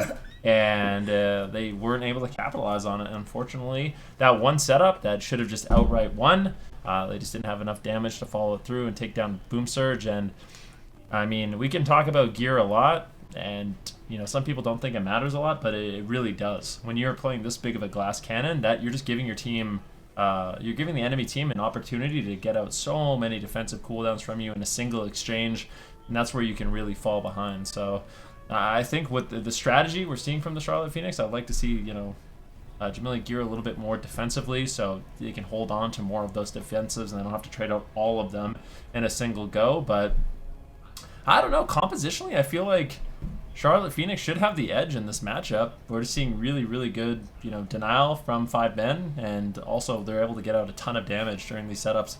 Yeah, I do think that, Zico, correct me if I'm wrong, just to bounce off of what Van just said, I feel like gearing is kind of more important now than it's ever been, with how Azerite and Corruption and Essences, how it all just plays together. It almost feels more important than it's ever been before. Yeah, no, absolutely. And I think a lot of people don't look at the class that they're playing and what gear they should use to kind of benefit that class. Like some classes, you're just gonna be forced to play Versa. And Fire Mage is one of those classes. Like if he was a Frost Mage, he could go full out Gushing, go, you know, Maledict Claw, go full out Aggression, and it wouldn't be a problem. Because you're a Frost Mage, you're gonna take less damage, you're gonna have those slows, you're gonna have 2 ice blocks, etc. But if you're a Fire Mage, you don't have snares. You die in stuns, and you're gonna get stunned on the arc because you can't avoid that situation very well on your own. So you need to rely on tankiness. And Fire Mage is also one of the highest burst classes. So I feel like going for even more damage, it's not the play, and it's not necessarily even that I'm disagreeing with. I just don't think that even if you're going for max damage, what he's doing is optimal. I think you can go, for example, Maledict, and he's playing Battle Master, so he could, for example, do what Gelo did, play Mecha Gnome, and then go 2 offensive trinkets, and that would still be more damage. And I also don't like gushing in general on a Fire Mage. I think going haste stamps would probably be better as well. Just okay. Or Versa. I mean, I personally think Versa amps is just by far the best. But yeah, I think not having conflict as well, and also going Tinder. Like Ben, what do you think about the Tinder? It's bad. I mean, personally, It's awful, I love right? Tinder Yeah. personally. I'm a huge Tinder fan, but so I feel like there's a Zico's the Fire personal Mage. experience with Tinder is not that great. That's why he thinks it's bad. It was actually Tinder. You know what's funny about Tinder is Tinder like 3 seasons ago. It's like a 3-season-year-old talent when haste was a lot lower, and getting out that additional fireball really felt like it was meaningful. But players are basically it's standard for a Fire Mage to play 28% haste, 27% haste, around that range. And the reason for that is to make sure that when you Dragon's Breath a target that has Relentless, you can get a Polymorph off before they can respond. So players have such high haste, and Fireball is such a low cast time anyways, that talent, I would say it's almost a dead talent, to be honest with you. So picking that, I mean, there's definitely stuff you could pick that's a lot more valuable. hey, well, No question they're about gonna it. have a little bit of time to figure out how they actually do want a gear job, because they're bringing in the burn. Charlotte Phoenix going to try to tie this one up, extend it all the way to Game 5. If they can't do that here on Tolvaron, we won't be seeing them anymore in this tournament. And honestly, it's going to put fate out of their hands when you start to think how the points may actually fall and who from NA will make it to circuit play. I know Jaw was talking up Nick and Burn on their Rogue Lock, and I feel like Nick is a player we've seen a lot in the past AWC programs in previous years. Always getting to the top 8 stage, but having a tough time breaking that mid-bubble. This is kind of their year to show what they've got. Let's see how they do it here. Born Good already in a stun, floor mat on the run, but actually securing a polymorph on core. Like, it could be Nick who's in trouble. He pre-feints, they Mortal Coil Boom Surge away, they fear Born Good. This is a very aggressive Charlotte Phoenix. Even though they're on match point and they face elimination, they're not slowing down. Yeah, that's one of the good things about them as a team. They are an aggressive team. They're an aggressive roster. And sometimes it can backfire, but right now it's looking pretty good here, Floormat. Still taking a decent amount of damage there. Nick is going to go and retreat now. Double blinding light here by Born Good. Let's see if they can set something up onto Nick. Do they have any more CC for Korlik? Doesn't appear to be the case. Born Good has his Hammer of Justice, so I'm going to assume Korlik is on DR still. He's going for the Repentance. Big hit there from the Drestigath. Nick might actually just solo force something here. Big push. Smoke Bomb comes out as well. Korlik in a counterspell, but he should be out now. Born Good as well, throwing out big heals there. Vitality Conduit, Avenging Wrath. They don't use Cauterize. They don't get the Ice Block as well there from Floor Mat. Born Good responding well with his cooldown, and now Korlik looking for another Repentance onto Born Good. Born Good's got a trinket out of this one, potentially look for his own CC. Doesn't have the Hammer of Justice, so he can't set anything up for his team just yet. Pretty decent win here for Charlotte Phoenix. Yeah.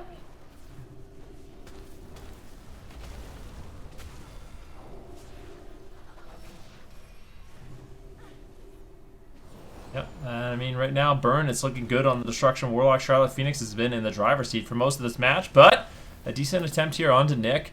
He's going to be using that lingering Psychic Shell and just using that line of sight. And I think for 5 men in this matchup, it seems like I feel like they almost need dampening. I mean, if they're going to make Burn a target and be able to get good, consistent damage on him, I think they actually have to have a little bit of dampening. Born Good actually getting swapped too. This could easily just be, I guess they're just going to kill him. I mean, he's got no Divine Shield. No Blessing of Protection. He had no Trinket. That was a beautiful swap coming in from Charlotte Phoenix. I actually didn't notice that Born Good had actually already burned through pretty much everything there really clean setup. And I mean, Charlotte Phoenix with this composition, it looked like they had full control of that game. And I think for the team of 5 men, it's going to be going back to the drawing board because that matchup did not look good for them. Yeah, I mean, there were so many moments. I mean, you look, and Zico called it out, I guess, maybe 30 seconds, 45 seconds before the game actually came to a close, but it almost seemed just done and dusted there. Zico, let's talk about how this actually did happen and why Charlotte Phoenix looks so much better with this different composition.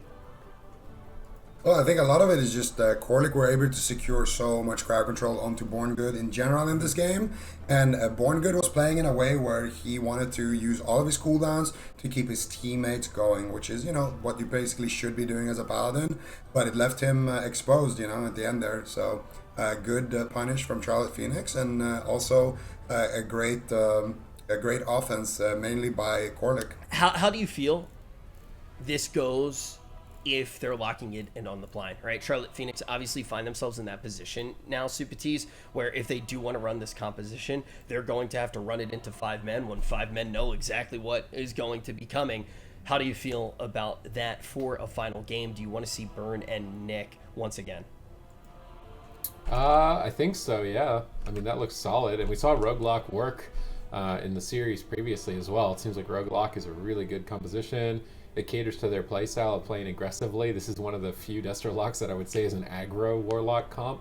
Most other Warlock comps are sit in the middle and chill, but this is a get in their face and get things done kind of Destrolock comp.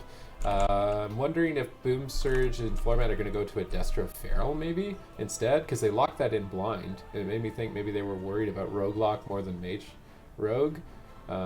So this is, again, a series we don't see very often. I feel like Feral Mage and Feral Lock are comps that maybe 1 or 2 teams play every once in a while periodically, but it's never been like, oh wow, everyone's playing Feral Destro and everyone's playing Feral Mage. These are very kind of niche comps, so I'm not 100% certain on how the matchup will go for them, but that one there didn't look good in particular. So maybe switching off Floormat for a Destrolock of their own is a good option. In a lot of ways, I feel like this is the thing that's interesting about Charlotte Phoenix. As much as you talk about the different things that Jamili was bringing when he was on the Mage, it causes teams to play differently, right? You're not expecting it. It's just a completely different outlook, a completely different strategy. Then all of a sudden, Charlotte Phoenix, seemingly on the back foot, are going to be able to switch their composition once again. They keep 5 men guessing. Hook Point going to be the next map. Much tighter quarters here. Then, Rookie, how do you expect this map to play out? Because the last time that we did actually see, the last game that we did look at, obviously was on a very large map. How is it going to affect this matchup? That's a good question. And honestly, I kind of wonder why 5 men picked this map. I wonder what their game plan is here, like who they're actually going to go after. I kind of mentioned in the last game, it felt like Burn isn't really going to be a great target for them unless we get a little deeper into dampening and some of his defense is just passively taken down. I think for 5 men, maybe they want to just set up on Nick and they want to get more crowd control. I think that's probably the main focus, is just it's much more difficult for Corlick to get out of line of sight. The positioning on this map, he doesn't have those same large pillars like we saw in Tolvaron Arena.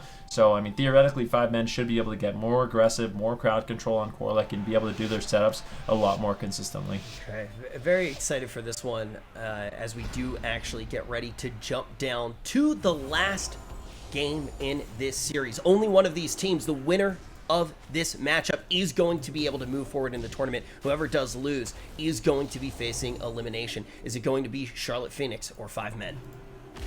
Oh man, I did not think this series was going to go to Game 5. I thought Charlotte Phoenix would have already cleaned up this, but 5 men are looking like a solid team with a composition that really not very many people run. The Feral Mage looking good for them. So far, both teams just playing very passively and cautiously at the start here. Corlick just stacking up his Light's Grace with those Holy Lights to make sure Burn is taking as little damage as possible when this fight starts. Rain of Fire snipes Boom Surge out of stealth. Not a great start for 5 men. If Nick is able to move in and crowd control anyone here, he's still just patiently waiting in stealth. He doesn't want to get found himself. Now sprinting in, Shadow stepping to Boom Surge, but then not going for a stun.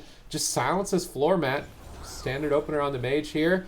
Getting those immolates rolling for the Flashpoint Azerite trait. Boom Surge pre-bear forming, expecting to be the target initially. Floormat trying to get on top of Corlick. Kidney shot smoke bomb here by Charlotte Phoenix. trying to get a lot of pressure on floor mat early, but not finding the damage. Smoke bomb is now over. Corlick gets stunned up. 5 men look to counter engage. Ring of Frost is landed. Who's going to be the target? Blinding Light, unfortunately, it breaks a bit early. Double Infernal called in for Burn. He's ramping up his damage still and is getting ready to pop that Dark Soul, but no, he gets cycloned. He's not going to be able to ramp up nearly as hard.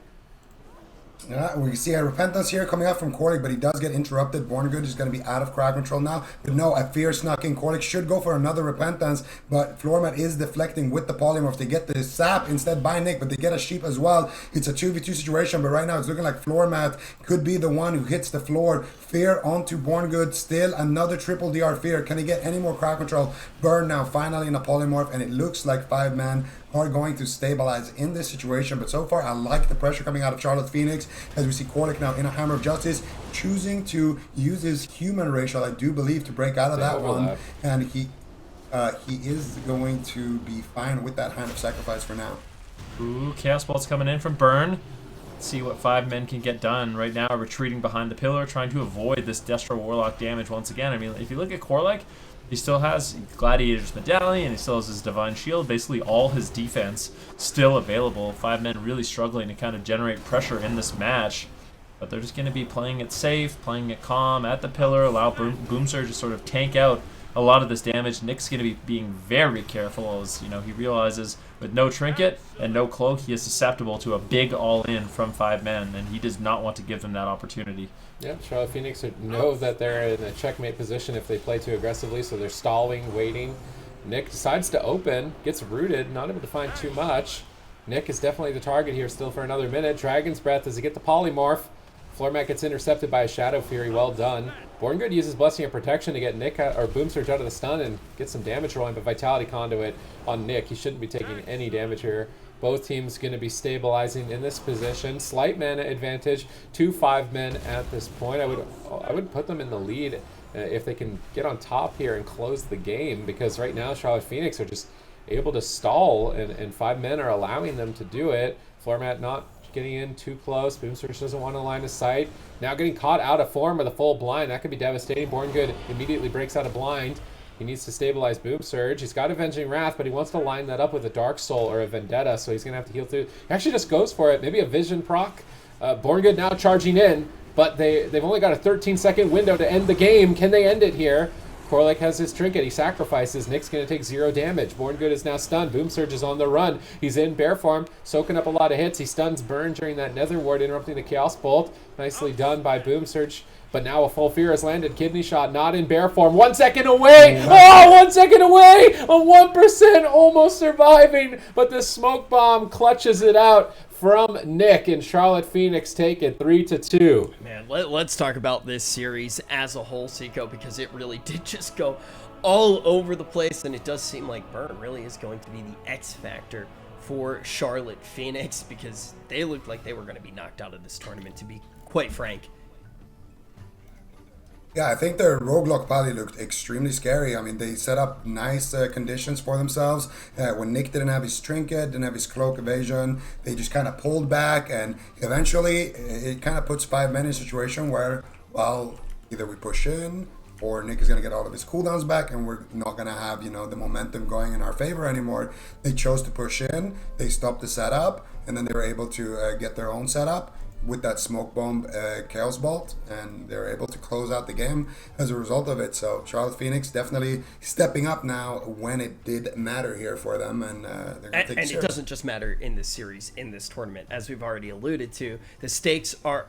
Yeah, exactly. It's going to be instantly palpable just how much this does affect the entirety of our bracket. You have to give credit to 5 men. They looked solid, but Charlotte Phoenix is going to be able to take them down. And as you just heard from Zico, they really did need these points. Now that they're moving a little bit deeper, this is going to change the dynamic of the points quite a bit.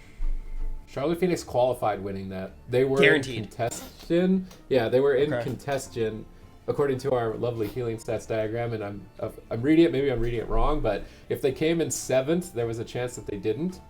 But now they're guaranteed 5th, which means they have qualified. Charlotte Phoenix are in the top 8, so now it's just seeding, which could still be important. I feel like the seeding, you just don't want to be 8. You don't want to fight Cloud9, and maybe just But seeding. does seeding does matter seeding in a round matter in a robin? round Doesn't robin? matter at all. No, No. it doesn't Yeah. matter at all. Yeah, it's really a But they've story. qualified. Yeah, it's a story of qualifying, right? I mean, when you do have it work the way that it does, I think it's one of those things that when you do see the format, it's a lot more fair when you actually do see just such a high amount of matchups against every team playing every single team, right? When you are in a situation like this, though, it's the name of the game is qualify. Charlotte Phoenix, now, according to what Super T's did say, have already done it, and that's going to be the theme of the day, right? We're going to be looking at all of these squads. Yesterday, we already saw the teams from EU manage to do that job, manage to qualify, and now we're going to get to actually see it in North America as well. So we're going to take a look at the bracket here very quickly for anybody who is just tuning in. We started off on the lower side of the bracket. In that first matchup, we saw the Golden Guardians able to stay in the tournament, and now it is Charlotte Phoenix who are able to do that as well, to be able to get that kind of good side of the story. There also does need to be a team that you beat, and it's going to be RSG and 5 Men who are no longer going to be playing in this final cup before we get to circuit play. But with that, we are now going to be jumping up to the top side of the bracket, and there's some real titans hanging out there. Zico, what's your take on the 4 squads that have not yet tasted defeat in this 4th cup? Well, just to touch generally here on everybody, Cloud9, I think the big story there is, are they going to continue to be the dominant force in NA that's just winning all of these tournaments? M2KC, looking like they're on the come up. They had a nice run last week. We're expecting them to kind of continue with that tread. Space Station Gaming was, the team that was the second best team in North America all of last year. They were the only team that really rivaled C9. And we want to see them kind of step up to the plate, because right now I feel like Method Orange and Golden Guardian both are around the same level as them, and C9 is just one level above all 3 of them. And then of course Unitas, which is in my opinion the most exciting team. If they make a deep run, they will qualify, and the meta wasn't favoring them with that Rogue Mage earlier, but even before the AWC season, they were playing in those Method Mayhem tournaments and doing very, very well. So they have the skill, they have the synergy, and they're just the underdogs from LATAM, from APAC, merging basically a super team out of those regions. So I'm super stoked to see what they can do, and I'm gonna be cheering for them. Okay, well, I'm also excited too to start to talk about some of the other permutations that can happen today. But before we start to think about all the numbers and break out the 5-head calculators to actually figure out all the things that can happen, we're going to be getting a little bit more information right after this. It's going to be Cloud9 versus M2KC. When we return, it is going to be 2 teams that have not yet lost. It's time to take our first look at what's actually going on the upper side of the bracket.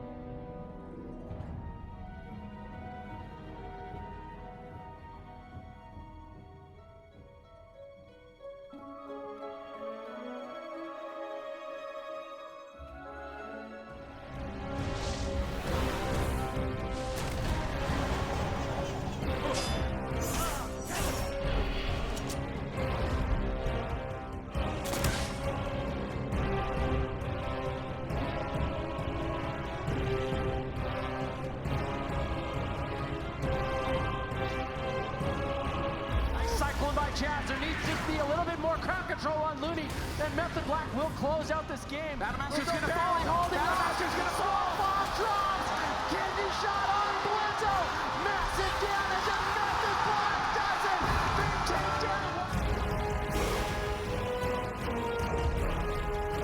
Entirety of both teams, honestly. Chun-Li had the preemptive defuse magic, but they're just so far behind. Greggy can't do anything. He has no cooldowns left. If Snuts is able to connect one more kidney shot, well done. The Shadows the kidney shot, and Snuts is in the top 3.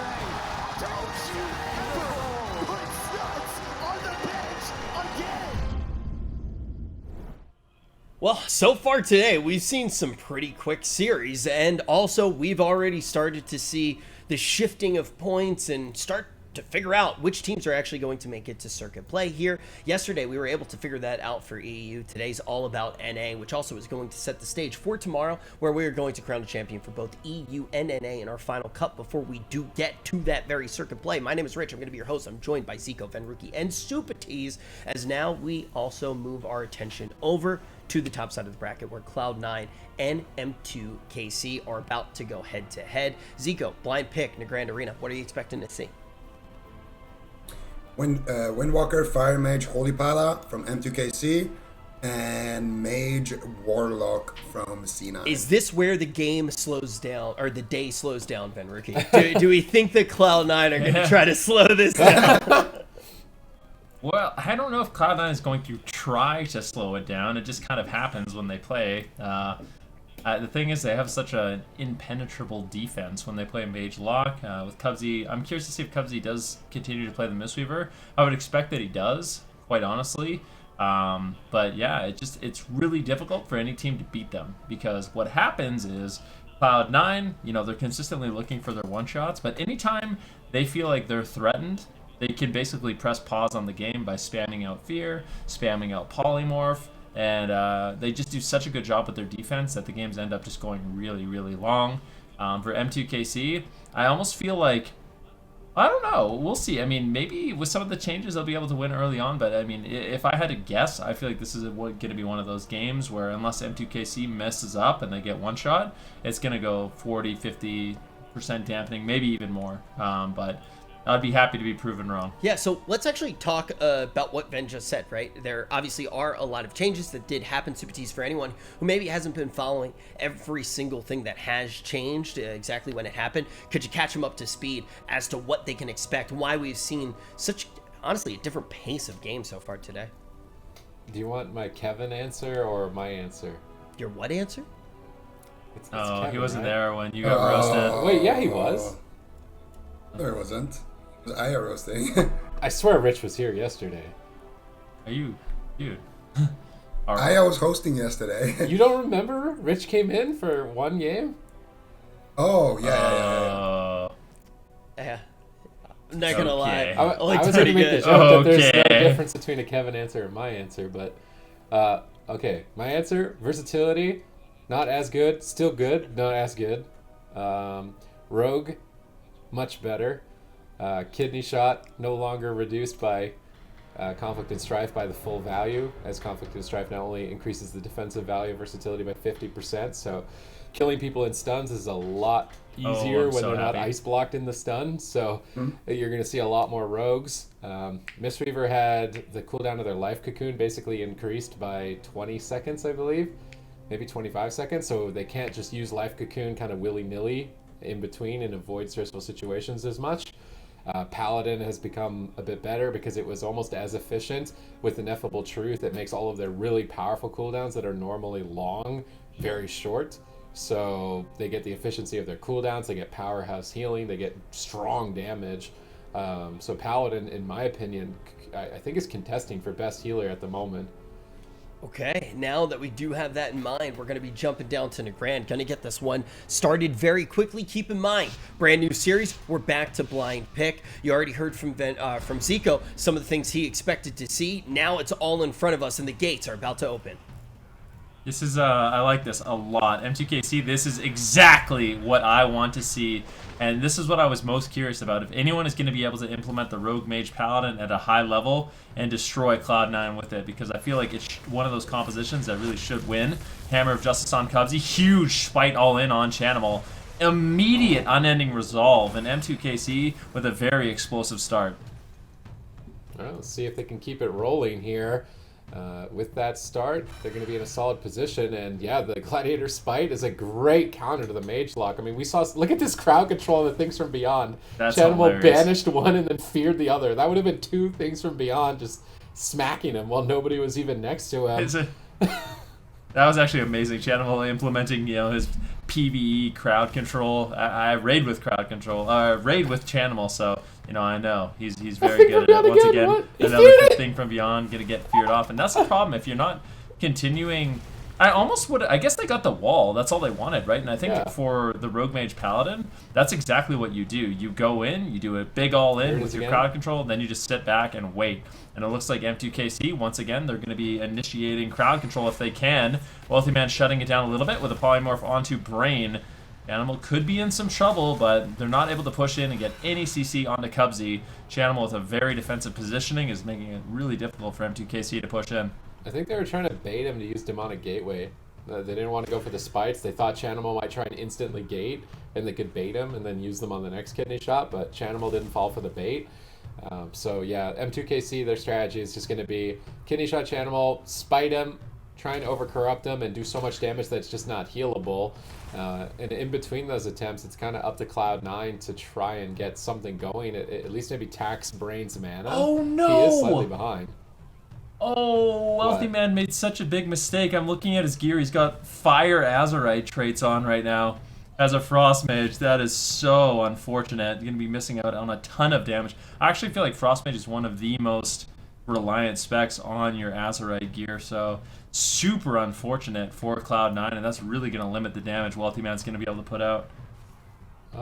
Also, Cubsy's not running Conflict, so I feel like going after Cubsy could be an option if he ever puts himself in a bad spot. Roasties, while he was pushing in, got intercepted. He's overextended! Has to trade out his whole defensive lineup on one fear. And that's the dangers of making pushes against Cloud9. He's still playing out in the deep end of the pool right now against Cloud9. They're going for the Gladiator Spite, but not with much health left. He goes for Vanish. Kidney shot. They've stacked Chanimal up in that Gladiator Spike. They're looking to overload him and try and push through any defense here from Cloud9. Vitality Conduit, though, is healing quite effectively. And it looks like Imp is being played for Chanimal, so he dispels that polymorph. Cubsy instantly out of that crowd control. And out of that exchange, M2KC fell pretty far behind. That was not a good trade. Yeah, we'll see. I mean, Wealthy Man getting crowd controlled in the midfield. Cerulean with good control so far. Brain trading out his trinket. He's not going to have that for the next attempt, and it could be scary. I mean, Cerulean, he needs to get to a pillar. There's really good pressure here for Cloud9 as they continue to make a push, and that's the thing. I mean, for Wealthy Man, he's going to basically have to force out solo pressure. He's going to have to deny the goes of M2KC. Definitely not an easy thing to do, but that's really his role in this match. He has to be basically a wall to prevent M2KC from getting to Chanimal too easily. And if he can do that, if he can get the polymorph onto Brain and find some counter pressure, I mean, that's going to be basically the best thing he can do in the match. Okay. Roasties is still at half health on the pillar. Cubsy's trying to roll in, but he cheat torpedoed into a wall. He got there nonetheless. Double leg sweep. Chaos Bolt's off to the side, but they're punishing Cubsy for the push. They're going after him. He's got no life cocoon. He's got no Fort Baru. If they could stay on target. Likely Cubsy's Hellstone there, along with some healing elixirs. Cubsy picks himself up. He's going to be careful, just ducking in there with the Chi Torpedoes, looking for those leg sweeps. Both these teams are ready to pounce when they make an aggressive play. And Roasties has survived long enough. Brain has the ability to save him in the future. Both teams look stable, moving into dampening. Perhaps a slight lead for Cubsy in terms of mana at this point, but aside from that, no significant damage. It's going to be devastating for Cloud9 if they lose this game because Wealthy Man is not running the Frost Mage Azurite traits. He does manage to get a full polymorph. Roasties feints the damage of... Wealthy Man is 1v3 right now. Look at him here on the left, just 1v3 the whole team, trying to get something going, and Chanimal does not want to go anywhere near them with those Gladiator Spites. Roasties tries to poke out for a moment, but instantly is at half health. They're going to have to go after Wealthy Man, stunning him up and forcing him away, but now in the meantime, 2 Chaos Bolts slip through from Chanimal. Frozen Orb is pinning Roasties down, still getting hit quite hard. Brain just used Avenging Wrath. That was it maybe a Vision of Perfection proc? I don't think he's running Vision, so He shouldn't be. Yeah, it was not a vision. Those are the big Avenging Wrath wings. He won't have them for Dark Soul or Icy Veins. I'd love to see Cloud9 make a push with that leg sweep from Cubsy. Ooh, and there it is. Life Cocoon forced out on Wealthy Man. Maybe he overstayed his welcome a little bit. And I mean, what you see Cloud9 doing, this is actually what they need to do. Chanimal is literally just, he's just sitting, during the stage where they're hiding behind the pillar, he's literally just sitting back. Roasty's actually getting hit right now. Vitality Conduit will land, full blind onto Cubsy once again, into a full sap. Can they get his trinket out? Then they're just going to go after the Frost Mage of Wealthy Man. This could easily be his ice block, and it is.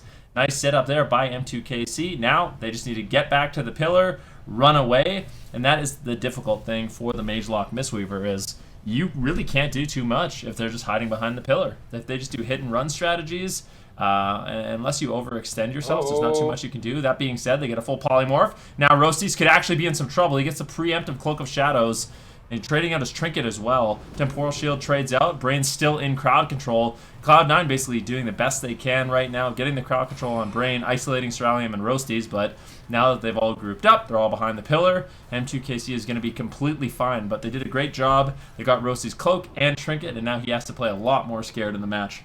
So Cubsy's got a Gladiator safeguard. He's not running a full mana regeneration build. He knows that he could be a target with the Vitality Conduit, so I think that's a nice adjustment. He's also running Grapple Weapon. He's going to be very afraid of the Rogue when Roasties is setting up those Gladiator Spites, so removing the Rogue's weapon is a good counter. Right now, just lobbing out Frozen Orb Blizzard as frequently as possible, catapulting whoever pokes out and maximizing their damage is Cloud9's position. It's working. We're only at 13% dampening, and we see M2KC being whittled down. They're going after Wealthy Man. They stun him up out in midfield. Meteor called in from Ceruleum. They're baiting a Life Cocoon with this push. They're not going to get it. Grapple Weapon more than enough. Roasty's going to have to retreat. Not worth making the trade any further as he's down to half. Wealthy Man blinks in looking for Polymorph. Gets shut down by Ceruleum. Roasty's is stunned up. Brain's in a fear. Brain triggers out. He needs to get in line of sight. Barely ducking around the corner. Picking Roasty's back up with that Vitality Conduit. But even through it, is in danger. Stabilizes with Feint. Cubsy and a Polymorph. Wealthy Man pre-gates the kidney shot. Nicely done by Wealthy Man with that Mortal Coil spam fear from Chanimal. They're actually swapping to Cubsy. They've got him out in midfield. They're lobbing out those Gladiator Spites. Hammer of Justice to follow it up, but Fear's onto Brain. Poly's onto Ceruleum. This is the power of Cloud9's Mage Lock, is just crowd control, endless amounts. Things from Beyond spawning on Cubsy, activating that Rathion Cloak, getting them off, and double Infernal Stun. Big punish here, no cloak for 15. They're on the run around the corner. And M2KC make a quick retreat. This game is on a knife's edge. Even though it appears slow, anytime during these setups, anyone on Cloud9 could be erased. Wealthy Man still down one ice block. Yep. And I mean, right now, things aren't looking too bad for Cloud9. However, M2KC, if they make a big push onto Wealthy Man and they can get that second ice block, that's going to be a massive victory. I like the way Cloud9 is playing it. This is basically how they have to play it. If they push in too aggressive, they can really get punished. Wealthy Man seems to be the target. Nice leg sweep, as it does get immediately Blessing and Protection by Brain. Nicely done. Mortal Coil now coming in, as it looks like a Polymorph will land. Roasty's forced to use the Cloak of Shadows. Great counter engagement here by Cloud9. That was really well set up by Chanimal. Cubsy actually moving in, and Roasty could just outright die. Bubble, sacrifice, and I mean, Cloud9, they do it better than anyone else. It is so difficult to cause pressure with this composition, especially against a team that's just using the pillar to line of sight and do the hit and run, but they really know how to punish you if you just misstep off the pillar, even for a moment. I mean, they haven't really even gotten, not any resolve at the start of the game, but since then, I really haven't been too worried about Cloud9 and their ability to survive. It's M2KC that are constantly being pushed back, and Wealthy Man doesn't even have the correct hazard rate traits. He's missing, I don't even know how much damage. Chanimal caught in a Gladiator Spite, Mortal Coils them away, spamming Fear. The strength of the crowd control of Mage Warlock. Just spam Fear and Polymorph, stall the game as much as possible when you're in trouble. But Roasties has to use a defensive smoke bomb to line of sight Chanimal and Wealthy Man. Wealthy Man blinks in aggressively to close this out. Cubsy backs him up with the double leg sweep. That Frozen Orb is shredding all of M2KC. Brain goes for a big heal. Clutches it out to reverse that situation. It's looking dicey, but Roasty's getting blasted. He's going to duck for cover in the starting area. Ceruleum repositioning aggressively here, but feared away. And yeah, back to the pillar, M2KC go. They need to stall. Brain has nothing. If they swap to him again, he could easily die. Roasty still with no Cloak of Shadows. They've got blind, so maybe they go for a blind spite on Chanimal. Right now, that's the only line I see for M2KC. I want them to go after Chanimal. Their first go on Chanimal felt so good. Like, I don't know why they're going after Wealthy Man now, especially with this positioning. I mean, you can go after Chanimal. He's sitting on top of his gateway, which is great positioning. And now they're actually going for a big setup here on Roasty with no Cloak of Shadows. He is in a lot of trouble. They use the Spite. They get Chanimal's gateway, and now they just need to hide. Gateway has a big enough cooldown where you actually just sit behind the pillar and do nothing once again. Wait, 35% dampening. All you need is one good setup and you can kill through literally everything. But Cubsy not giving them a moment to breathe. Big leg sweep, infernal stun, triple kill potential here for Cloud9 as they go after Cubsy. Cerulean gets interrupted as they flail to survive. Great pressure here by Cloud9, but they might be able to hold on. There was a lot of damage.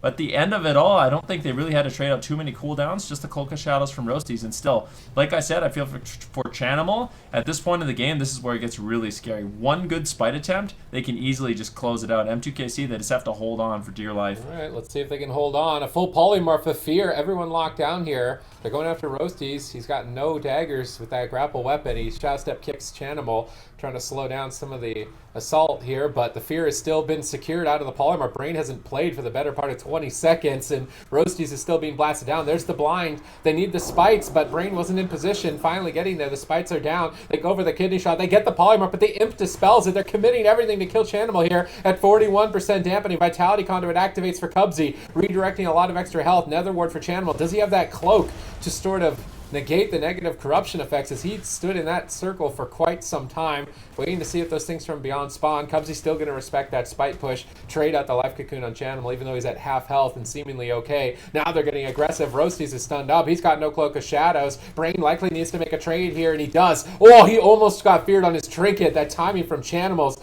almost came in very clutch. Now the damage is being redirected to Brain. He has to heal himself back up, but at 45% dampening, that's going to be difficult, or at least cost him a lot of mana. Nice counter spell sniped out by Cerulean. They swap over to Wealthy Man. This is going to be a block if they're not careful. They polymorph the Imp Dispel. They get the block. M2KC keeping themselves in the game here, mixing it up, going after Wealthy Man, but there is still one more ice block, I believe, after that for them to get through if they want to commit to the mage as a target.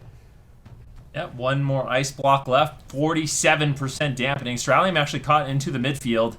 Needs to retreat to the pillar once again.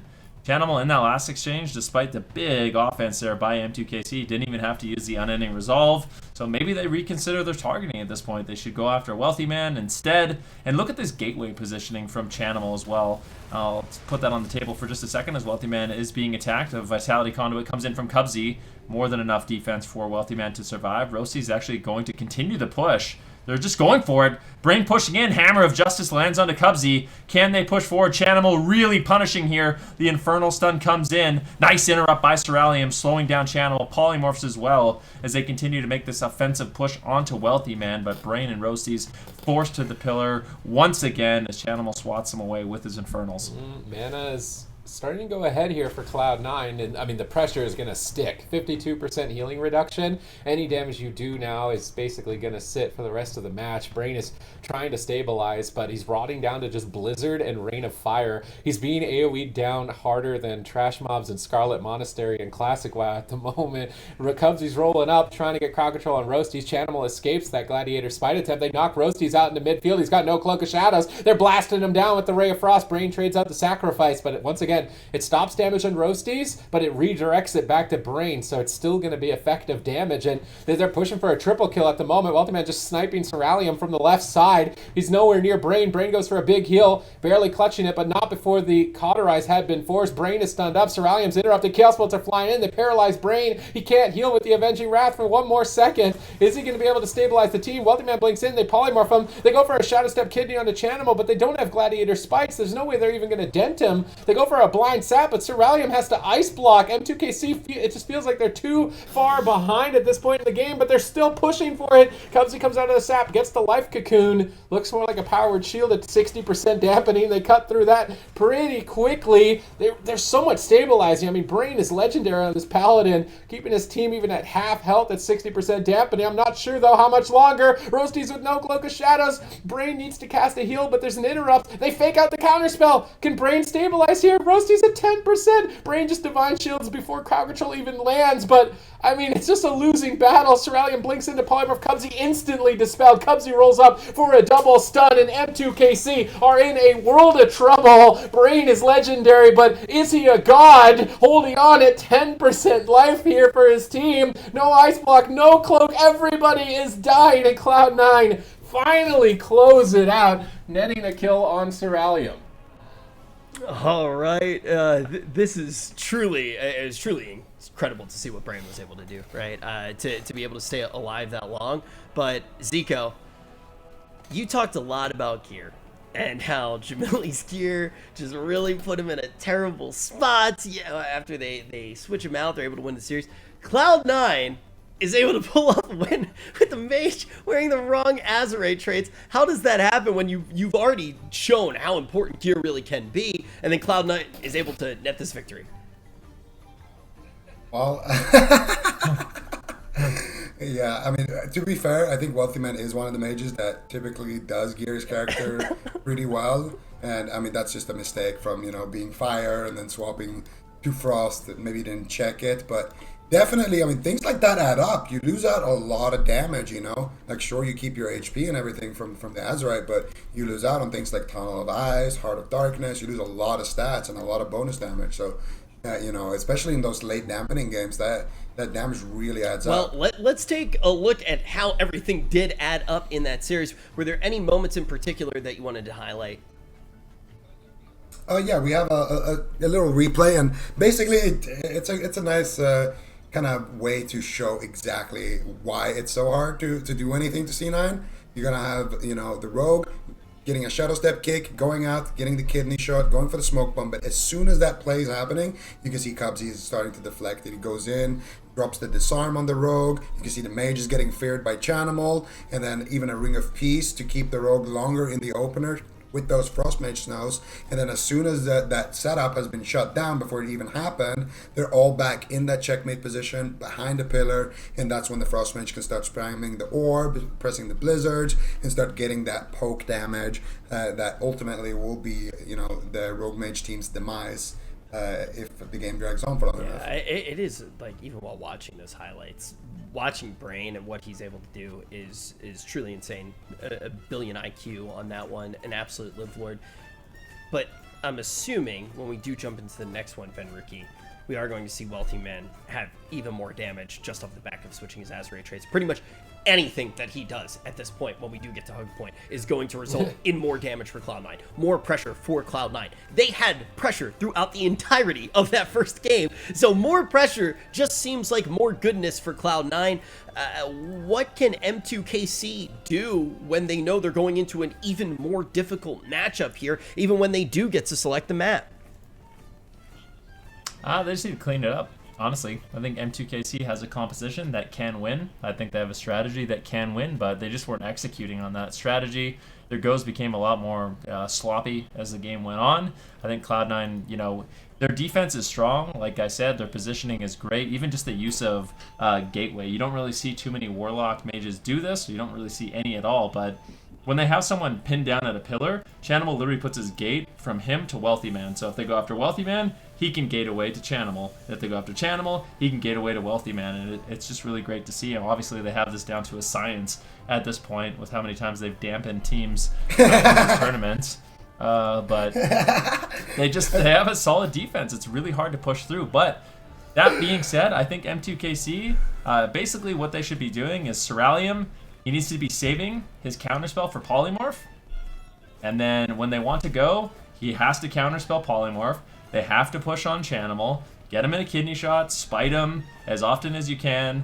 You know, get crowd control onto Wealthy Man. Obviously, it's easier said than done, but that's essentially the setup we need to see over and over and over. And if that's not happening, we don't see the counterspell on Polymorph onto Wealthy Man. Wealthy Man is just going to dismantle their offense. He's going to get a Polymorph on Roasties, onto Cerulean, onto Roasties, and then he's going to polymorph Brain, and that's when all the pressure turns around. Cerulean and Roasties are forced to run away, and I feel like these setups really do come down to Cerulean shutting down Wealthy Man on their pushes, and if he's not doing that, they're not going to win. Okay, now that we do have that in mind and we are moving to Hook Point, Sid, I want to hear your thoughts before we actually do jump in, and I want to refresh everyone really quickly. This is a matchup between two teams that have not lost yet, so if we do see one of these squads lose, which obviously isn't going to happen in this game, but when we do see one of these squads lose, they are going to be dropping down to the lower side of the bracket. But before we jump into Hook Point, Sid, I do want to hear your thoughts. M2KC, when they have Spite, should go after Chanimal. When they don't have Spite, I feel like they should use the next kidney shot either on Wealthy Man or Cubsy.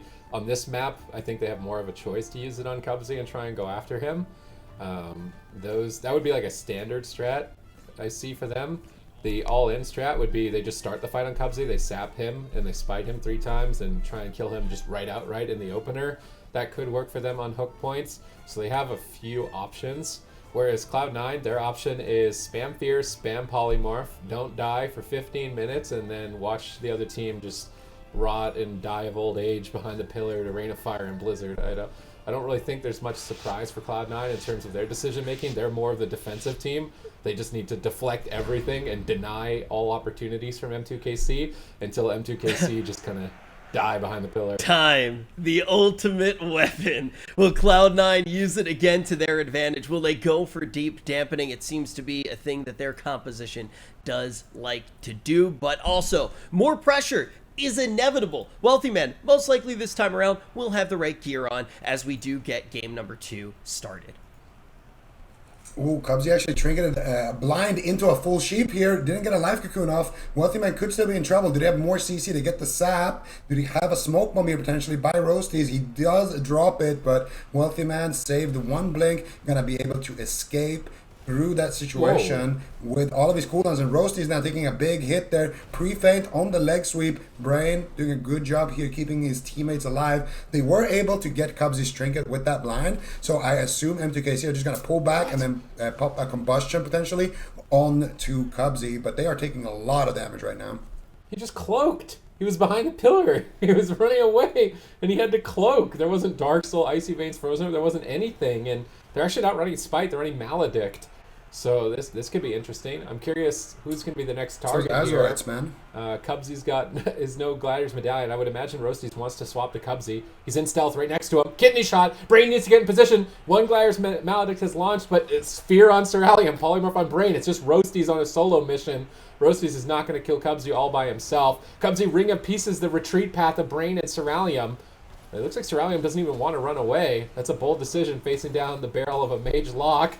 He's just polymorphing Cubsy, but Roasties is feared. He can't get any damage. Cerealium's not going to solo their team, and M2KC just need to retreat at this point. Making like a damage trade out in the midfield with no crowd control doesn't seem favorable. Roasties is trying to develop some combo points. Goes for the kidney shot. Brain charges in, gets the stun.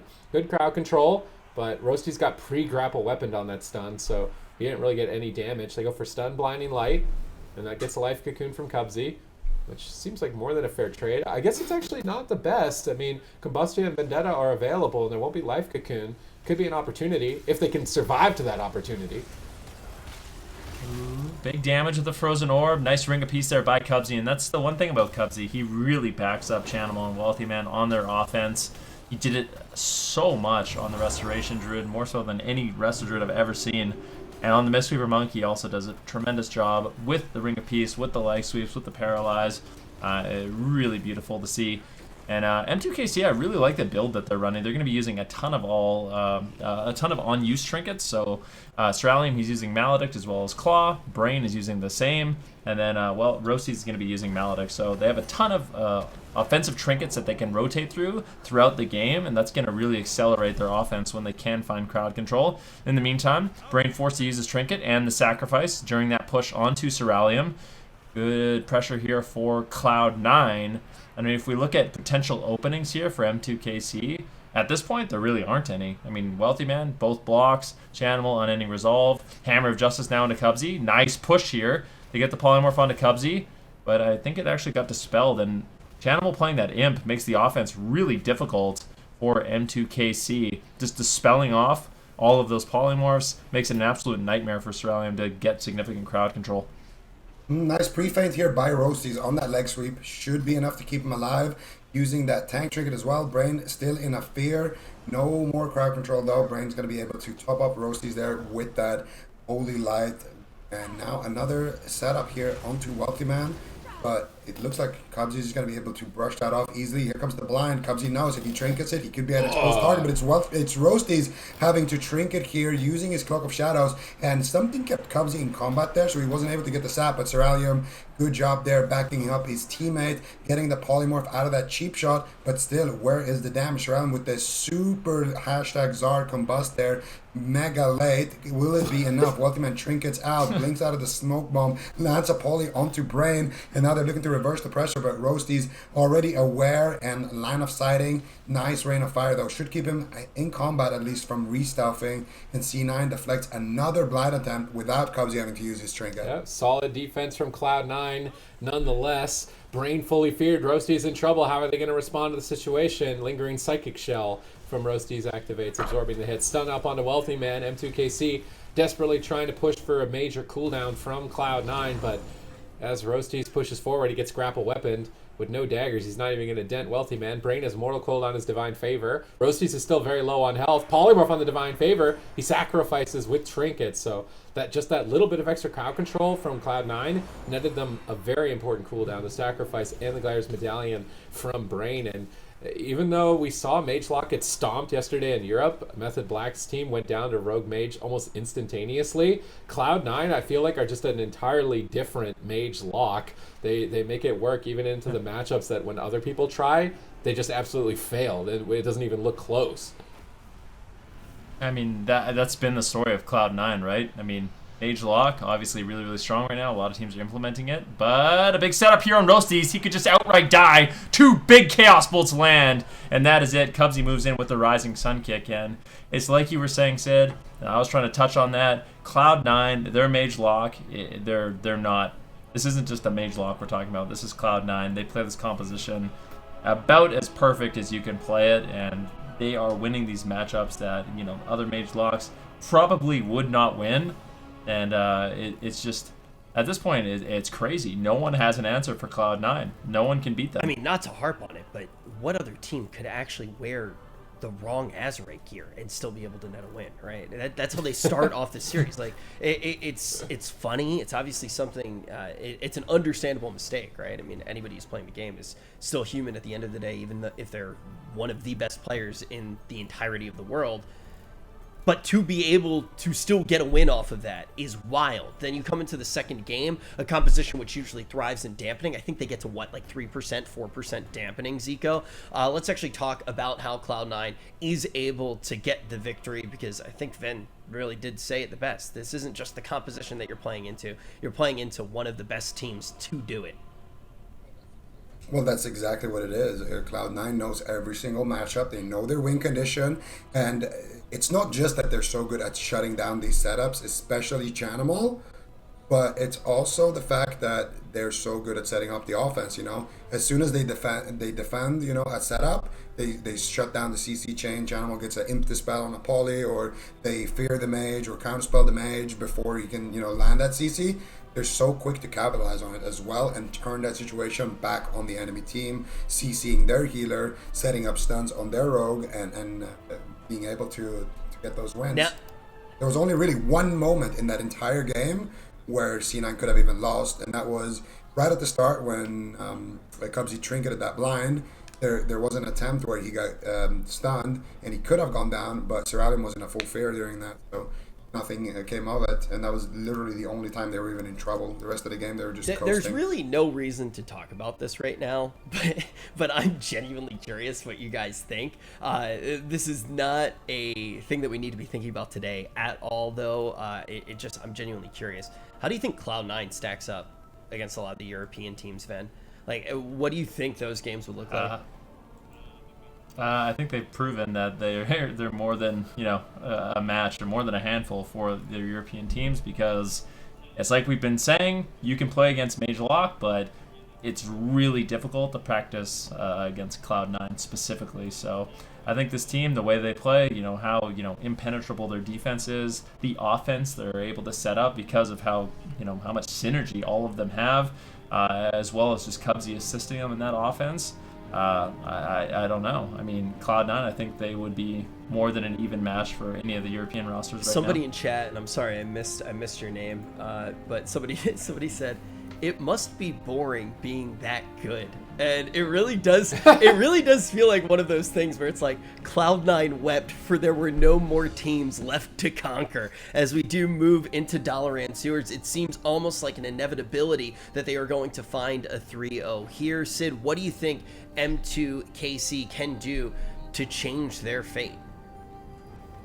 They could try the Windwalker Mage strat and run laps on the map and maybe do Cubsy swaps over and over with Windwalker Mage.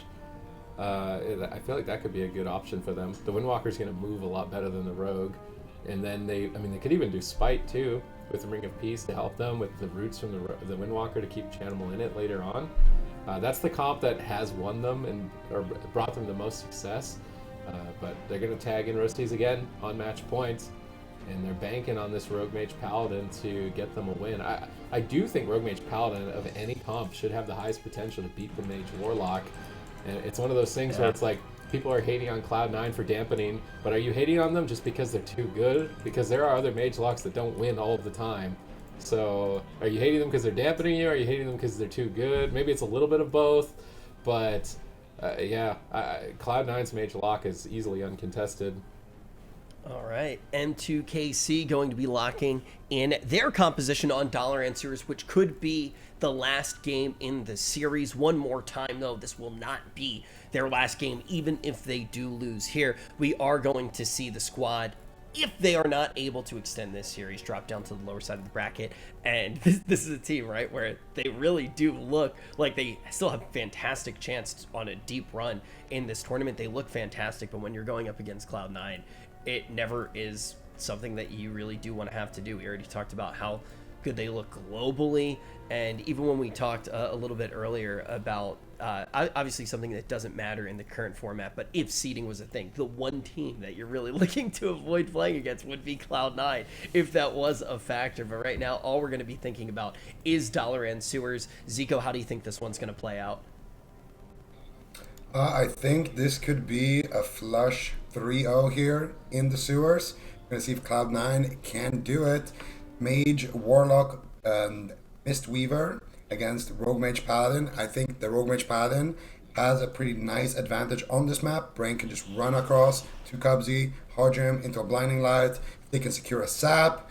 They can potentially find openings like that. I'm not sure if they are playing the Gladiator Spite. It doesn't look like anybody on their RM Pala team is playing it. So I expect Wealthy Man to the main target here. Yep. Let's see what M2KC is able to get done. Can they actually push through that Cloud9 defense? Can they get anything rolling? I mean, M2KC, if they want to win this, they have to basically play perfectly offensively, get the best setups they possibly can. And that's what I want to see. Cerulean, he gets the interrupt on the polymorph. Nicely done. Now Cerulean will be pushing forward, looking for a potential polymorph here on a Cubsy, but he's getting feared up. Chanimal denies.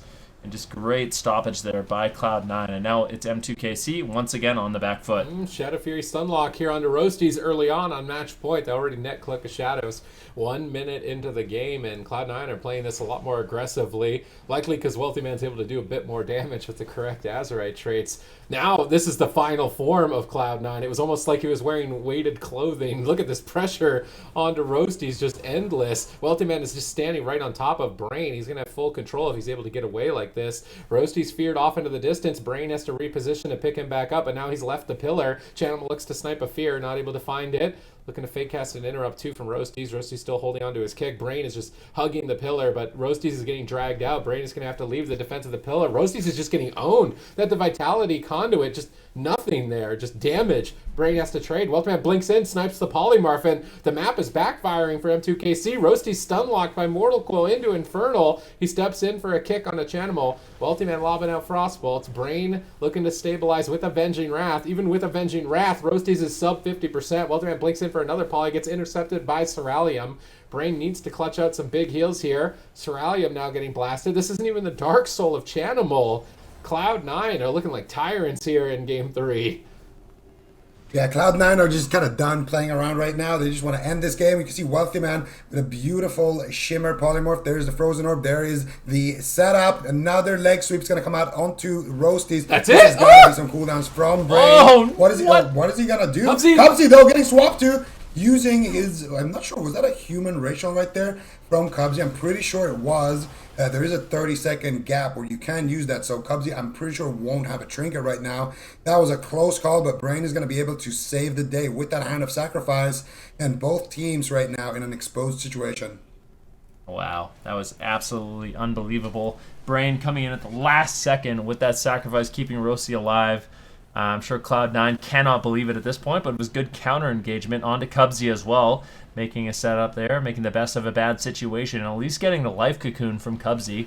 Brain now into a polymorph once again, as you can tell. I mean, Cloud9 in game number 1, they looked a lot more afraid of pushing in, overextending their position, but right now they seem like they're perfectly willing to just push in, get crowd control, get damage rolling when they need to, and it seems really difficult for M2KC to set up, and I think just the fact that Chanimal is running this Imp is really mixing up this matchup. It becomes much more difficult. I mean, Ceralium, even if he gets a polymorph, it just gets singed, it gets dispelled, and then immediately you see M2KC on the back foot. So that little mix-up of playing the Imp Dispel has definitely thrown M2KC for a loop. I feel like it's wrong to not play Spite as Rogue Mage Paladin into Mage Lock Mistweaver. I feel like they had to play so cautiously because Spite was always a threat. Now that it's not a threat, Cloud9 can do whatever they want. I mean, Ultimate is literally standing on top of Brain, polymorphing him, fearing Ceralium, creating 3 versus 1 situations so frequently. A full fear out of the polymorph. Cloak of Shadows is about to fade. Roasties could have to vanish. He's caught in a Frozen Orb. He shadow steps out to get back to the boxes, but Brain is still polymorphed. He gets Conflagrate rooted into an Infernal Stun. One more polymorph. Brain has to Trinket. A 1-second polymorph. Cloud9 are looking solid here, but Ceralium gets a setup. Beautiful counterplay with that polymorph, but Imp Dispel from Chanimal removes it, and it looks like they're not going to have to trade anything of significance. Cloud9 stabilized, but Ceralium is showing that their team has potential. Ceralium actually used his human racial right there on a leg sweep, so if he gets caught up in a stun, that could be big trouble for him later on. He's going to be stuck in that situation. Roasties, no Cloak of Shadows for a really long time. However, he does have his trinkets. Ceralium going for Greater Pyroblast. Gets reflected by Chan. He's going for the fears. Let's see if they can set something up. They're looking for a fear onto Brain. He lands it. Pre-Vitality Conduit though. Roasties should be okay for now, but Wealthy Man blinks in, gets the polymorph. Immediate bubble right there. And I think that's the right call. Roasties for sure was going to be in trouble right there. But honestly, I think Roasties could just line of sight a little bit more in those situations. Like, as soon as Brain gets fully feared, he can just run away, and I think they can hold on to a lot of these cooldowns because C9 also likes going after healers, and now Brain could be an exposed target as well. Yep, caught by himself behind the pillar. Cubsy in a prime position to maybe move in for a leg sweep if he has it off cooldown, which he does, but it looks like they're just going to be going for the polymorph. But Roasties with a counter attack here, full blind now onto Cubsy. Where's the damage? And actually, I think it was a preemptive Vitality Conduit by Cubsy, completely shutting down that go. Ceralium with his Greater Power Blast actually gets reflected, and that's one adaptation we're seeing from Ceralium. Just the fact that he has Greater Power Blast. He wants to get more of a casted threat in the match, but unfortunately, it doesn't seem like he's really been able to get off any whatsoever. He's getting crowd controlled, he's getting Ring of Peace, Counterspell, Feared, Polymorph, but at least having that threat, it might work out for them if they can get lucky. Cubsy now in a kitty shot. Big damage rolling here for Ceralium with the combustion. Or actually, that wasn't even the combustion. They didn't really commit to that offense. Now his Brain that's in trouble might just outright die. He has everything up and available, but unfortunately, there's no Divine Shield.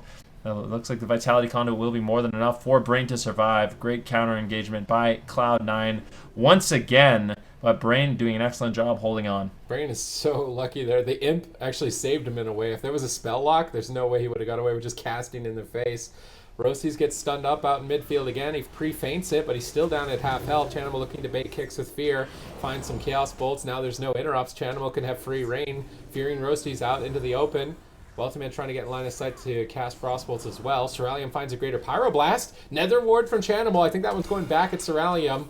He goes for a second one, but gets interrupted. Now there's a polymorph on Brain. There's a Mortal Coil into a leg sweep. No, 10 seconds away. Grapple Weapon on the Trinket. Roasty still whittled down. Line of sighting at the pillar with Cloak of Shadows. Greater Pyro. Finding that, Cerealium going to Temporal Shield the Chaos Bolt and try and find another. Channel will get a duck for cover off the side staircase. Get picked up by Cubsy. No more Greater Pyroblast onto him. It looks like Wealthy Man is the target of this Greater Pyroblast. That's going to be just flying out. They're not stopping it. They go for a counter spell on the second one. Frozen Orb Blizzard on the whole team on the boxes here. Brain repositioned slightly back from his team.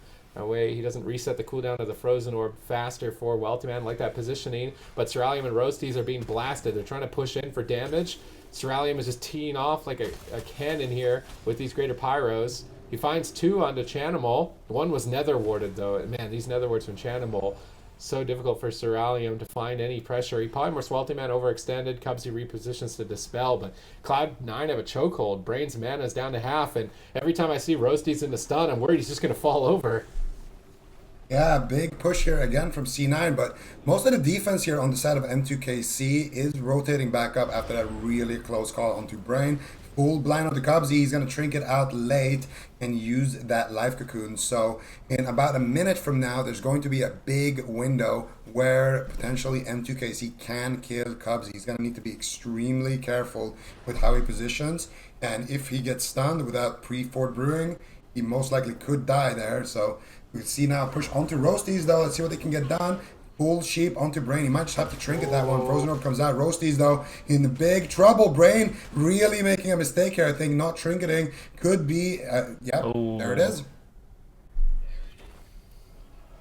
About this one, a crazy series all the way through and through. I'm actually getting to watch those final moments of the game play out just one more time, Zico. Let's actually talk about what happened. How was Cloud9 able to grab this 3-0? Did Roasties get feared down or did he get knocked down? I think he got knocked down by a Ring of Peace during the setup, so Brain didn't want to trinket and sacrifice Roasties at the same time. Or he couldn't, because if he trinkets the poly and Roasties is not in his line of sight, there's no one to sacrifice, and he's going to get polyed again, and then they're going to lose. So he was waiting for that, but then Roasties did actually come into his line of sight, and he just greeted it. So a little bit, they try to be greedy because, you know, it was their last cooldown. They wanted to hold on to it, but in my opinion, it was an obvious trade there. Do you think it was an obvious trade as well, Super Tees? Yeah. I mean, there's no other way he survived, and he didn't. So, I mean, it's also obvious in hindsight because they ended up dying. But yeah, when they don't have cooldowns like that, they secured full polymorph. He's already low health. As soon as he got back in line of sight, he should have traded it. It doesn't feel good to do it when you're trinketing like the last second of a chain because you're not getting a lot of value, but the value is just denying the kill, and he had to make that trade earlier on in the game too. I believe he used a trinket in like a 1-second polymorph to get sacrifice, but that's the way you have to play against Mage Lock. Sometimes you're not going to get value trades. It's just make the trade to not die as soon as you need to make it, and then stall and buy time until you can make that trade again. I actually think just looking at the last few months of the game, Roasties messed up so hard. Roasties, he actually would have lived 100% if instead of cheap shotting Wealthy Man, he corroded him. Because if he cheap shots, Wealthy Man can use Every Man for himself, break out and Ice Lance and kill him, which is exactly what happened. If he uses Garrote Silence, Wealthy Man can't do anything about it. I mean, he could Ice Block, but it's extremely unlikely that he would have immediately Ice Blocked and Ice Lanced him and killed him. So I think that was a little bit of a misstep there by Roasties, but I mean, the game wasn't looking great for them, to be honest. It was definitely a difficult game. I gotta agree with that, and I have to ask this question right now. Do you think that there's anybody who can beat Cloud9? I mean, obviously we saw last weekend was an interesting weekend. You see a few signs of them being mortal. Do you think that there is any squad, Zico, that can potentially win this entire tournament that's not Cloud9? I would say Golden Guardians probably has the biggest shot, and perhaps Space Station Gaming. And Golden Guardians, when you mention them as a team, I think that's a team that a lot of folks at home probably think does have a chance to be able to do it. They have a long road ahead of them. They are already in the lower side of the bracket. When you talk about Space Station Gaming, they are a little bit closer. They are still on this upper side of the bracket, and they're going to be the next team that we do get to see. They're going to be playing up against Unitas. Not an easy matchup at all. Very excited to see this one. We are going to be jumping to a quick break, though. We're going to give the teams a second to get ready, and when we return, it is going to be Space Station Gaming going up against Unitas.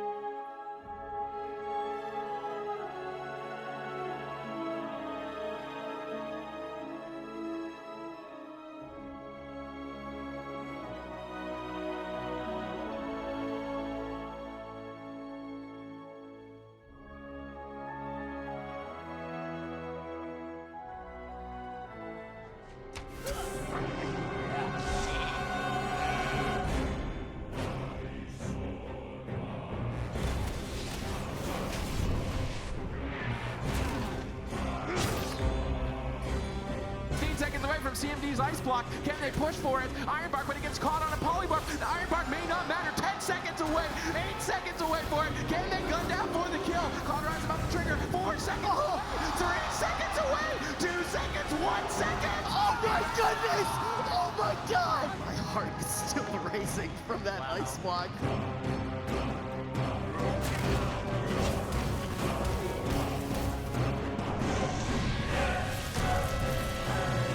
Need to be careful. They need to keep the heals going for just a little bit longer. Looney has his trinket available, but that means blind is also available. I'd love to save just trinkets. He needs to keep his DK in the fight. DR blind. Waz is pushing for the kill. Does he have enough vanish? Garou, do they have the polymorph? It doesn't look like it just yet. Even the Vivify is coming in, but it will not be enough. Method Black go through to the grand final. Space Station Gaming versus Unitas. This is going to set the stage for the next 2 series of the day, which are both going to be elimination matchups, and that's how we are going to be ready to get down to business tomorrow on Sunday to figure out who is going to win this cup in both EU and NA. But first, we do need to see this matchup, and we need to see who's going to get one of the best seats in the house, staying on the top side of the bracket. My name is Rich, and I am joined by Zico, Van Ricky, and Supatees to actually cover this one. Who do you think's coming out on top? Because I'm not 100% sure about this. We were talking about it before it went live. We will get confirmation, so don't take this one as absolute law here. But Sid, this might be the matchup that really does solidify the top 8 teams as well in NA. So the stakes might be really high going into this one. Yeah, Unitas are the last team on the bubble, so a good performance here is going to secure them a spot in the circuit stage. They're running a composition that benefited the most from the changes, in my opinion, with that rogue mage. So in the past, if this was last week, I would have said Space Station Gaming would take this really easily. But since those recent changes, I'm not so certain. I like the adaptation here in the blind pick. I can see it. I'm kind of cheating. I like Goreki's choice of switching his healing class from that Mistweaver over to the Paladin. That's very important because right now we see the Destruction Warlocks, one of their only weaknesses is the Spite Trinket. But if you run a Paladin with Blessing of Freedom, Spite doesn't do anything during Blessing of Freedom. Also backing up with Chun-Li with Ride the Wind. So this is a good answer, I think, from Space Station Gaming. Well, Supatees looked ahead just a little bit, cheated a little bit if you would, but it's always nice to have a doctor on the analyst desk. Now we're going to jump right into this one. Space Station Gaming versus Unitas in the blind pick. Full information now available to all of us. Let's see who's going to be able to take the first game. Let's see how Unitas decides to open up with this game. Thugonomics, Chun-Li, and Goreki just waiting in anticipation to see how they can try to defuse the opener. Chun-Li gets in combat, and it will be Thugonomics and a sap. They're actually just going after Goreki. A huge all-in. Fear onto Chun-Li. Beautiful setup by Unitas. Can they take him down? Cloak of Shadows on that Mortal Coil. Beautiful plays. They get off the Divine Shield as well from Goreki. This is a beautiful start by Unitas. Very well executed. Oh! They didn't use the combustion there as well, so a lot of cooldown still available, but CMD taking some damage here. Vitality Conduit, Pain Suppression, is it going to be enough here? Chun-Li is looking to push that ice block. He needs to try to find it because right now Unitas just got the best opener ever. They're pulling back to safety. Thug with a big Chaos Bolt. No, he's going to cancel it, go for the Cataclysm instead. Everybody's line of sighting Thug at right now. Just super scary. That was his Dark Soul and his Infernals, and they still got the bubble. Goreki does have his Trinket, and they still have the blind onto Aiden. So they could blind Goreki and go onto the Windwalker, or they could just go for Goreki and just try to brute force it through. It looks like they're just all running here, trying to get over onto Goreki. Thug in CC so he doesn't spam fear on everyone, but CMD is left behind. He has his combustion available still. Will they pull the trigger right now? Goreki once again crossing the map, and you need 2-point pressure. This is what we're talking about. You need to make Goreki heal somebody else, but they did get his trinket there, and they have the blind. So really, really good stuff from Unitas so far. I feel like they could go all in on Thugonomics at this point if they wanted to, but killing Goreki seems to be the name of the game. It's costing them a lot of mana because every time they cross the middle of the field, they take so much damage. Oxygen Premonitions, the Repentance, but into a Hammer of Justice. CMD down at half health. Chaos Bolt being casted. Gonna land on CMD. Big hit there. Oxygen now feared out of the crowd control chain. He gets out of it. Should be able to stabilize here. Going for the penance. The cross in midfield. But while they're crossing, Chun-Li is obliterating them. Vitality Conduit activates. Oxygen moves in. Chun-Li Demonic Gateways back onto Aiden here as he's pushing for Gorecki. Gorecki, no Divine Shield, no Gliders Medallion. He's definitely the target if Aiden can get there, but Gorecki's making it difficult. There's the kidney shot, dropping in damage. Blessing of Protection trades to remove that kidney shot. Gorecki making efficient trades, but might even die through it. Stunned again here. Mortal Coil by Thugonomics, deflecting the Mage CMD with fears as well. Gorecki line of sights, and he's dealing with this very well. I mean, the next time he'll have another Blessing of Protection. After that, he'll have Glider's Medallion back, and if it keeps rotating like this, Oxygen's mana is going to get tapped out, and they'll be able to win on attrition.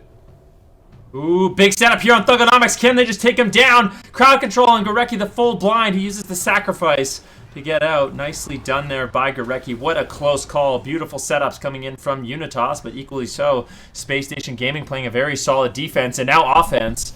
Full Repentant secured onto Oxygen as Gorecki pushes forward, looking for that crowd control. CMD on the run, forced to run behind the pillar, just trying to get out of line of sight of Thugonomics, and it appears Unitas, they're going to have to switch up their game plan going after Thugonomics. There was a very close call just a few moments ago, but Space Station Gaming ultimately didn't really have to use too much in order to keep him alive. If that blind didn't get sacked by Gorecki, that could have just been the entirety of the game. Gorecki now, though, like you guys mentioned, gonna have all of his CDs rotating back up, and this is looking like Space Station Gaming's game to lose here. Aiden getting hammered just behind the pillar. He's gonna trinket out of that one, activating the feint, activating the sprint to get back into his healer's line of sight. They're looking for a polymorph here onto Gorecki. Gets interrupted by Chun-Li. Chun-Li looking to counter aggress, but Thugger is left behind. If they can get a sheep here, it could be massive. CMD should be looking for it. He gets feared, and now he's going for it. Chun-Li can't really stop it here, I don't think, unless he's a paralyzed, but Thug is there with the counter spell. Beautiful, beautiful stuff. CMD looking for the Ring of Frost, not going to be able to find it there out of that Dragon's Breath, and now the fear is on DR as well, so if Oxygen does get a fear, it's just going to be a 2 or 3 second fear. CMD still needs to land that polymorph if they're going to take Thug down, and they're running out of time. There it is, the 2 second sheep. Can he get the 2 second fear? Can he get the sheep? He does get it. Gorecki needs to trinket out of this one, but he doesn't have anything to answer with. He doesn't have sacrifice, nothing. Thug might just need to use his unending resolve. He's looking to counter pressure, but not looking like he's going to be able to force that cooldown right now. Thug using that Dark Soul instead and just going aggressive, and it actually works out for him. Aiden Shadow steps over. Thugonomics is counterspelled and kicked. He's locked down. Gorecki's got all of his cooldowns back, though. I feel like if I'm Space Station Gaming right now, I'm pretty happy. Just trinket, blind, fair trade, unending resolve. What? That didn't seem necessary. Gorecki broke out of crowd control. There was no polymorph instantly on the trinket. I wonder if that was maybe a miscommunication on the part of Space Station Gaming. I feel like that leaves Thugonomics open. Smoke bomb's coming up in 36 seconds. They actually swapped to CMD, though. Huge pressure. Cheap shot onto Chun into a polymorph, stalling the game, but stalling when you have 0 mana? I don't know how that's going to work. Chun-Li is just rooting up Oxygen in midfield, making it really difficult for him to cross, now stunning him up. CMD blinking back, trying to get pressure on Thugonomics, but there's no crowd control on Gorecki. He uses Demonic Gateway to escape from CMD, and now that distance that CMD and Oxygen just spent the better part of a minute trying to cross, they have to cross it again. Oxygen moving forward, caught in a paralyzed, double Mortal Coil, Chaos Bolts are flying in, that's going to be a nice block. Oxygen is getting whittled down, they could even switch to him and the Hammer of Justice. Big Chaos Bolt swap by Thugonomics. Oxygen ducks for it around the pillar, fearing Chun-Li into a polymorph. They continue to stall, but they've basically exhausted all of their resources. This is the smoke bomb play. This is where they need to win the game. They stun up Gorecki into a full polymorph. Can Unitas push through for the kill? Divine Shield is still an option, and Gorecki is playing it greedy, holding on to Divine Shield and getting the sacrifice in between. Now Cauterize triggers, and CMD is going to burn down with a beautiful fear timing on Oxygen. Space Station Gaming stall out to victory. Let's actually talk about, I mean, the game wasn't perfect, ultimately, on the side of Space Station. Zico, let's talk about that unending resolve. Why do you think that actually did happen? Well, I think Thug either thought that Gorecki didn't have a way to break the blind, or he wanted Gorecki to sit through the blind because he had been the target previously, so he just pressed it. But Gorecki did the right thing, which is to just trinket it and trade there. So a little bit of a misplay by Thug. But whenever something like that happens, it's always miscommunication. It's never really one person's fault. Gorecki can say, I'm going to trinket the next blind. Thug can say, I'm going to wall the next blind. It's a two-way street when it comes to that communication. Well, But for the most part, you should blame your Well, healer. now with what that's pretty much the answer to literally Definitely. every single aspect of World of Warcraft. If you are a new player watching right now, it is always the healer's fault. I think we can all agree on that. But I do want to hear, Ben, what do you think is going to happen in this series? What do you think after we've seen that first game? We get a little bit of information on Space Station versus Unitas. What do you think game number 2 is going to look like? Well, I think we're going to go to a smaller map, and I think we're going to see the exact same compositions. Extremely likely, Space Station Gaming, they know Unitas. I mean, they play Rogue Mage Priest primarily, and this is their best answer for that composition. So that game was actually incredibly back and forth. There was lots of moments in the game where Unitas could have just outright won the blind into the sacrifice, or the sacrifice on the blind. Either way you want to look at it was, a game-saving play by Gurecki, and if that hadn't happened, would be their team, Unitas, that did claim game number 1. So definitely a lot of options here for Unitas. I think going to a smaller map is going to really help them either go after Gurecki or just get more crowd control on him and continue that push on the Thugonomics. Spite isn't something we're likely going to see. I think Chun-Li is going to be very confident in just playing the Ride the Wind. He actually didn't even play it in the last game. I guess just the Paladin freedom is more than enough for them to not get over-corrupted, but that's something that Unitas might want to use, especially if they do it onto Gurecki. If they get crowd control on Gurecki and they spite him, it could be immediate bubble, immediate trinket, and they could just outright kill him really, really quickly, especially without that Ride the Wind. Then you were definitely right about the map. We're going to be going to Hook Point. It's going to get about as tight as it can get. Now, Sid, what do you think now with all of the cards in front of us about game number 2 between Space Station and Unitas? Well, the way Unitas are playing, it's a good map pick. They're just going all out, and they're trying to win the game in a very small time span. So a small map where Gurecki isn't able to escape nearly as far of a distance means they just get back on target that much quicker. It makes a lot of sense for them overall. They can also opt to switch their strategies easier as well. They can land polymorphs on Gurecki, unlike that of a map like Tolvaron, so it makes a lot of sense here for Unitas. I'm a bit worried for Space Station Gaming.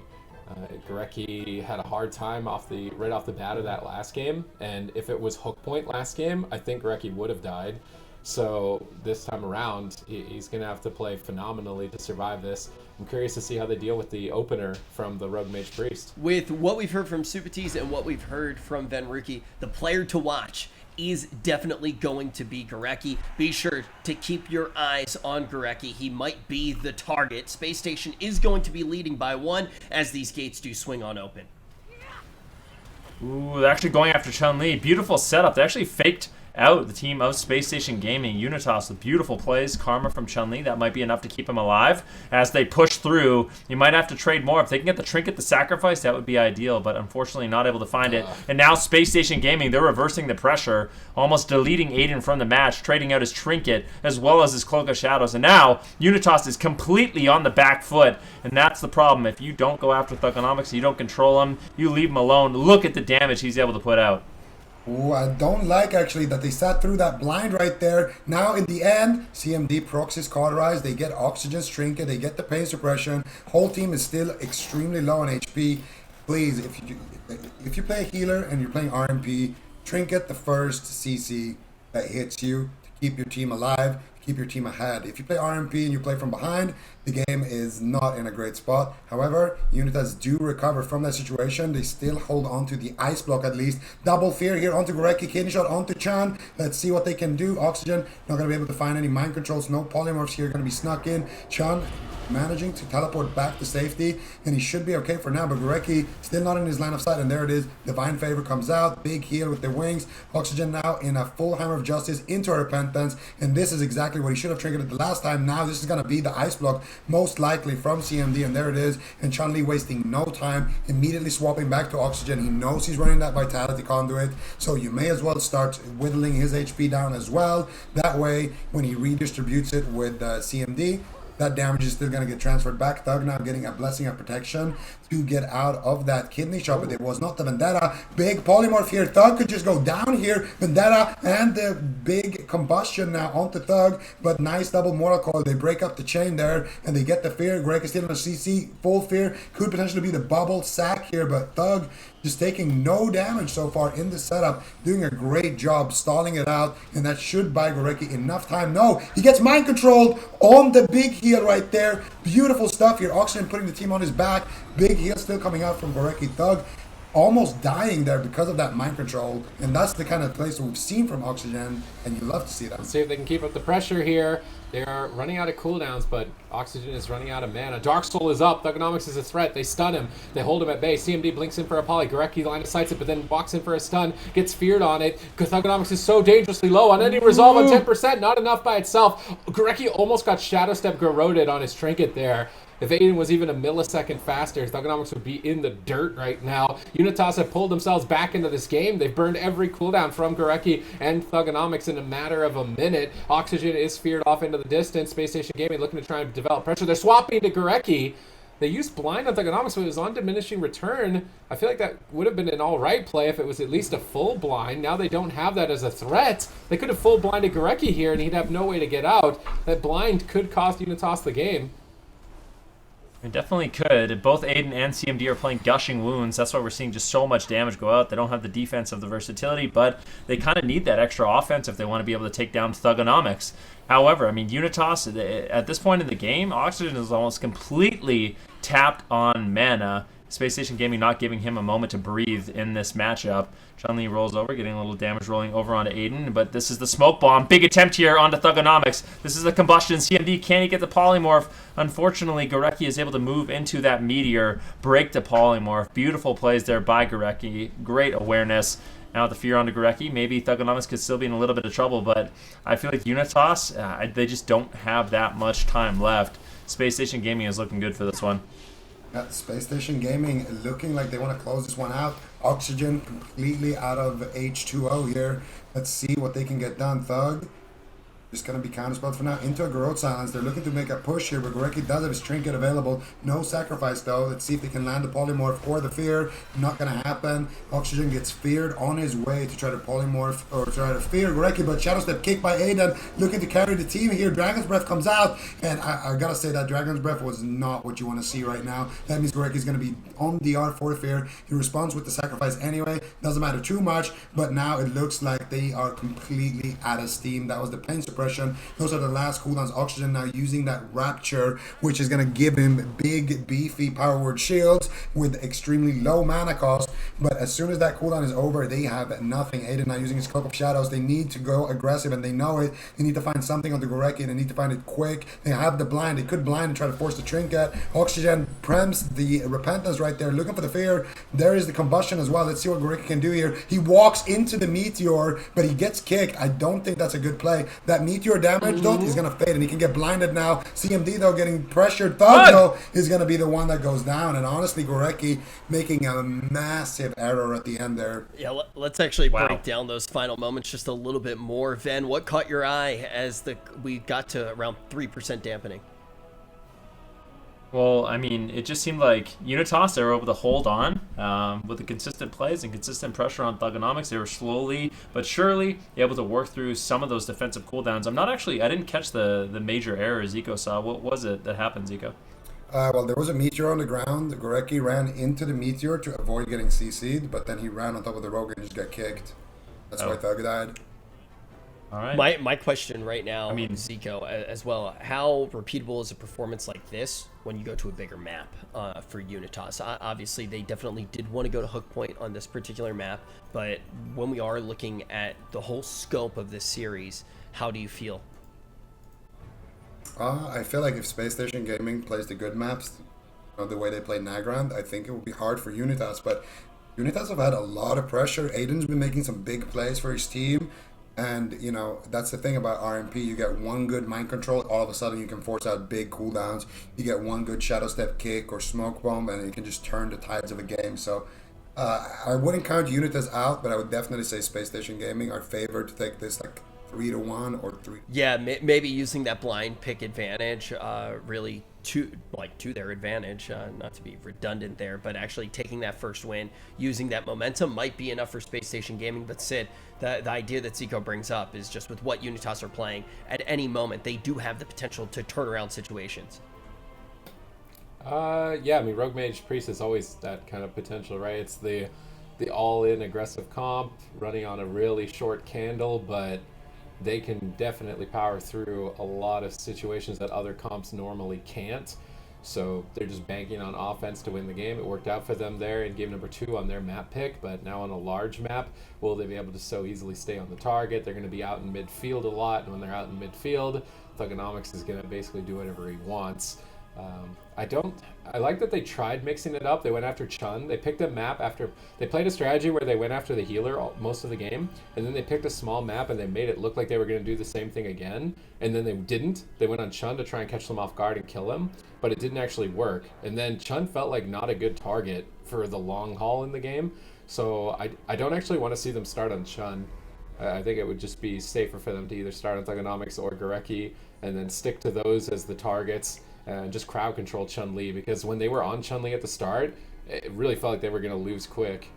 Okay, let's actually talk about that just a little bit more. If there are any surprises that really could happen in this one, already Supati starts to talk about what we did see at the beginning of game number 2 as far as targeting was concerned. But Zico, Ashmane's fall is the selection, and compositions are locked in just about as quick as you can lock them in this draft. Do you think that there are any surprises that could happen in this third game? There could definitely be some surprises. I mean, if I was in Unitas, this is the game where you try to get a cheesy win. You try to get that swing match advantage back in your favor. Maybe play the Gladiator Spite. You haven't, been playing that yet. Try to go for a Spite kill on the Thug or something. Because on a big map, they need to somehow close the distance. They don't have many ways to do so. And they're on a timer. They're going to run out of mana and lose. So they need to somehow accelerate this game and force out big cooldowns right away. Zico is basically saying they need to use the format to their advantage. If you go a little bit crazy here, if you manage to get a win, even if it's not a repeatable win, all of the sudden, you are able to have the momentum of the series in your favor. This is a big opener here from Unitas. And I think they're realizing just how much damage potential they have on Thugonomics with all these gushing wounds. But Space Station Gaming looking to strike back. Good damage on CMD. I mean, both CMD and Aiden are going to be able to deal a lot of damage, but they're also going to take a lot of damage. But getting the unending resolve from Thugonomics in just the first few moments of the game, definitely a massive win for Unitas. Really like that life grip from Oxygen. He gripped CMD in line of sight of Gorecki so he could counterspell Repentance and stop the crowd control. It was a nice little play there from Oxygen. Chun-Li, though, on top of Oxygen and CMD, making sure that they're snared up. And Oxygen's just healing with Atonement. They're waiting for a kidney shot. There's the kidney shot. CMD blinks in, but he gets interrupted. Oxygen tries to go for a fear, but he gets stunned. Gorecki gateways far away from the mage and the priest. Doesn't want anything to do with that Psychic Scream and Polymorph, using the map effectively, but CMD catches him. Thugonomics has limited defense. He's trying to drag away from Aiden. They grapple weapon Aiden, and he's not even on target, so he's just using Throw Knife, applying those poisons, making his way back, kicking him. Gorecki's got Avenging Wrath. If he doesn't get crowd controlled here, he's got a lot of healing. Oh, they mind control Thugonomics at low health. They're dragging him into a bad position. Gorecki's Avenging Wrath not getting too much value, but he snipes a Repentance on Oxygen. Nice Repentance. CMD could be in trouble. Aiden's in a fear. It's 3 versus 1. Judgment's flying in from Gorecki as well. Huge damage. Oxygen finally out of crowd control. Uses a Vitality Conduit. CMD going to be going back to full health. Oxygen is chasing down Gorecki, looking for a Psychic Scream. Using that Feather, sprinting in. Gets the Psychic Scream. This is where they need some pressure. Aiden's just been feared up. He shadow steps in for the kick. CMD gets Ring of Peace on his Poly. Now he's going for Polymorph again. He finds it. Thugonomics could be in trouble, but potentially not, as CMD is the one who is lower on health at this point. Rapture Powered Shields, big absorbs for Unitas, soaking up the hits of Space Station Gaming, but now Gorecki is out of crowd control. If he gets a Hammer of Justice Repentance here, it could be a Cauterize. They don't even need crowd control. CMD is getting crushed. Oxygen going for big Shadow Meds. He stabilizes CMD. Now with Thugonomics suddenly on the back foot, he's stunned up. Gorecki's in a fury. He has to break out, trade the sacrifice. Unitas keeping themselves in the game here. That was his trinket as well. Aiden has his blind, so they could look to blind Gorecki and go again after Thug. They have 40 seconds before that unending resolve is back up, so they need to do it fast. Actually, Aiden might just go for Gorecki here. Can they reconnect? It looks like they were hesitating there for a second. Aiden gonna trinket out of that leg sweep. There's the Dragon's Breath. If they can force Gorecki's bubble here and then blind him, they have a checkmate onto Thug. They're not even gonna go for it. They're just gonna go immediately here, landing the poly. There's the meteor, big damage coming out. This could be the divine shield here from Gorecki if Thug can't deflect the situation. Do they have the blind here? Aiden's making his way over. Potential here for the full blind. There it is. And that's gotta be the bubble. There it is. Gorecki. Bubble. The holy light with that divine favor. Now he's pushing for the hammer of justice. Gonna be looking for that repentance, but he's not gonna go for it, realizing Oxygen has his trinket, so he could trinket and fear him and just win the game. So instead, Gorecki's just gonna go back, top up his mage, and Chun-Li might just force the ice block here on his own. He's held CMD on low HP the whole time. Oxygen running out of mana at this point. Aiden now as well getting cleaved. He has his personal cooldowns. Gorecki using that Vitality Conduit as well, stabilizing his Warlock for now. But Unitas, they have one big push and they could take Thug down or Gorecki. Yeah, but I think they've bought enough time that Thugonomics, with his unending resolve back off cooldown, should be able to survive. Now Gorecki setting up big damage onto CMD with the double leg sweep paralyze. Now a fear followed up by Thugonomics. Very nicely done. CMD completely on the back foot. Space Station Gaming, they're looking good, but this smoke bomb attempt could be devastating. Thugonomics looks like he will be able to hold on as Gorecki, not in crowd control, rolls on into the smoke bomb, and now Space Station Gaming are feeling free to continue this push. Yeah, Oxygen's burning out on all cylinders here, but he's got no mana left in the tank. They need to make a kill happen basically right now. I don't see a really big opening, though. They're still sacrificed. Unending resolve. The cooldowns have rotated back up. They need a miracle push. They're working with nothing here. They stun up Thugonomics. They're lobbing it in what little damage they have left. Gorecki deflects it instantaneously. Space Station Gaming are maxed out at full health. Oxygen tries to cross midfield. He premonitions the fear, but now won't have premonition for a repentance if Gorecki is sneaky about it. Oxygen and Gorecki both playing on opposite ends of the pillar. Oxygen wants a Psychic Scream. Gorecki wants a Hammer of Justice. Who's going to get their crowd control first? CMD blinks in to go for Polymorph, but Oxygen is paralyzed. CMD blinks again to take the pillar in line of sight Thugonomics. They stun, but double stun lock, full repentance. Aiden stuns it right at the last second. CMD is still burning down. There's no mana left. They Ring of Peace CMD's escape path. They go for a Psychic Scream on Chun. They go for the power play, the blind on Gorecki, but he just clatters medallions. He removes the blind. Double Mortal Quill on the Dark Archangel. A full fear, total denial on this push from Unitas. Space Station Gaming are in a position that I just feel like they can't lose from.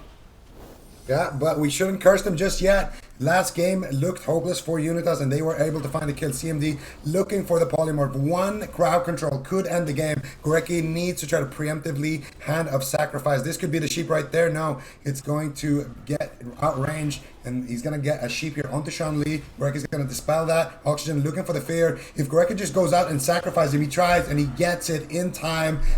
Heads up play there by Gorecki. Excellent decision making, and that should keep Thug alive forever now, and that should allow Chun to really push in here. Hammer of Justice secured onto Oxygen. Full repentance, and Chun surely should be able to force at least the Cauterize or the Ice Block here even. CMD though making a desperado push here onto Gorecki. There's the combustion coming out, but a nice disarm, nice double leg sweep. Chun's gonna force out the Cauterize and the Ice Block. Aiden's getting cleaved down here. What can they do to win here, Ben?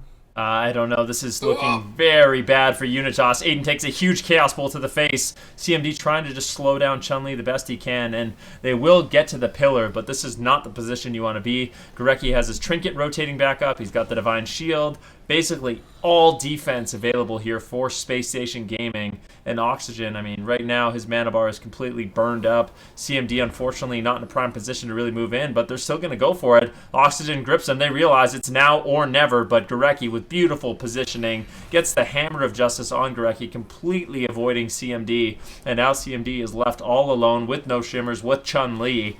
And it's going to be a while before Unitas can secure crowd control on Gorecki once again. Let's see if Space Station Gaming can close this out. They've built such a massive lead. They should just be able to overwhelm Unitas at this point. They're desperate. They Psychic Scream Chun-Li off into the distance to stabilize, but now Oxygen is paralyzed. Aiden stuns Thugonomics. They go for a Smoke Bomb. They could just unending resolve if they really want to. Yeah, they are going to trade that. I think that's more than a fair trade. Aiden gets grapple weapon. He's not able to get further crowd control. He wants to maybe go for a blind, but they're just absolutely being devastated. Rapture, power word shields, but Oxygen doesn't even really have mana for power word shield. He goes for penance. Greki gets blinded. He trinkets. He could go for a hammer of justice. He gets cheap shot on the trinket. Aiden's doing everything that he can for his team in what could be the final seconds of the match to take down Thugonomics, but Touch of Death is rolling. There's no control on Chun-Li. This could just outright kill CMD. Temporal shields to soak the hit.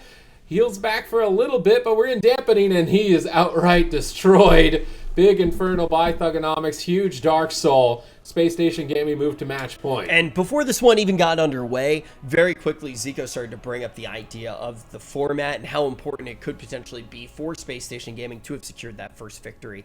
This map was a larger map. This one went in Space Station Gaming's favor, and it was what Zico really called for. Unitas maybe getting a little bit cheeky at the start of that matchup, trying to basically steal that momentum away. So the final match, if it went all the way to a Game 5, the final game, if it went all the way to that Game 5, would be potentially on a smaller map. Zico, do you think that the risk that they took there could be something that could work for them later on when they do get to a bigger map yet again, if this series does keep going back and forth like this? Well, I think they're just going to have to do the same thing here again. They're going to have to just make it so they go for the risky plays. Potentially, if I think this is what's going to happen right now. We're going to go to Dalaran Sewers, and then Unitas might win there. If they do, then I think we are going to Tolveron Arena. And on Tolveron Arena, Unitas needs to decide if they are going to stay behind the pillar the entirety of the game and try to have Space Station Gaming push in, or if they're going to be the ones pushing in. If they are going to be the ones pushing in, they have to change their strategy a little bit. Their execution was really good last game. I don't want them to change what they're doing in the game. I want them to change how they're gearing their character. Go for a Gladiator Spite.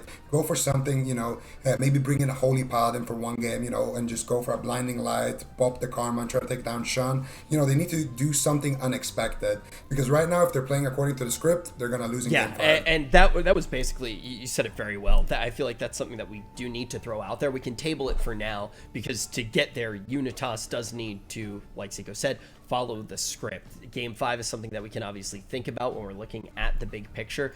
But as of right now, with Space Station Gaming, then we do think that we're going to be going to a smaller map here. I mean, it's incredibly likely. It seems like Unitas, they're actually going to be going to Tiger's Peak, so not too big, not too small. Kind of I would say, relatively neutral map, but I don't think this is a bad map for Space Station Gaming at all. I mean, the main thing we were seeing from Gareki is what he wants to do the entire game is just create as much space as possible. He's always running from CMD. He's always running from Oxygen. And this map, I don't think is going to be bad for them. I think Gareki's going to have a wonderful time, using his Divine Steed to maneuver through the map, using the gateway from Thugonomics to just escape from Unitas. And I'm kind of wondering what Unitas was trying to set up with this pick. Yeah, that's kind of... we're going to make Sid answer that one. I mean, why do you think that they don't go to... We'll just throw the hard question to Sid. Have fun. Why do you think they don't go to Dalaran here? Why do you think that they actually choose Tiger's Peak as the map? What would they even change to? I feel like they were practicing Warrior Mage Monk, but I feel like Warrior Mage Monk isn't as good as it was, and if they aren't at wildcard level of it, I'm not sure if it would even work for them, and they're just running the same matchup. So Tiger's Peak, I don't think it's a safe map pick for them. Like, they're just losing and dampening. They have to win fast, so picking a map where Gareki can just run on the outside, play really far away, doesn't make sense.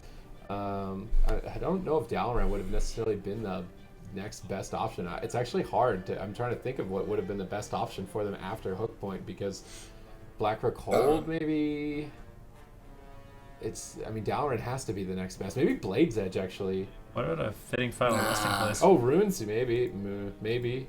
Yeah, I think Ruins or Dalaran. I think it sounds like... I think this map is going to go in Space Station. Yeah, it seems like they had quite a few options that made a lot of sense, and trying to figure out right now why they would go to Tiger's Peak is definitely tricky. And you talk about playing on the script. It's not like you can really steal maps right now, right? That's something that we see sometimes, and that's why you'll see a map that you don't necessarily expect.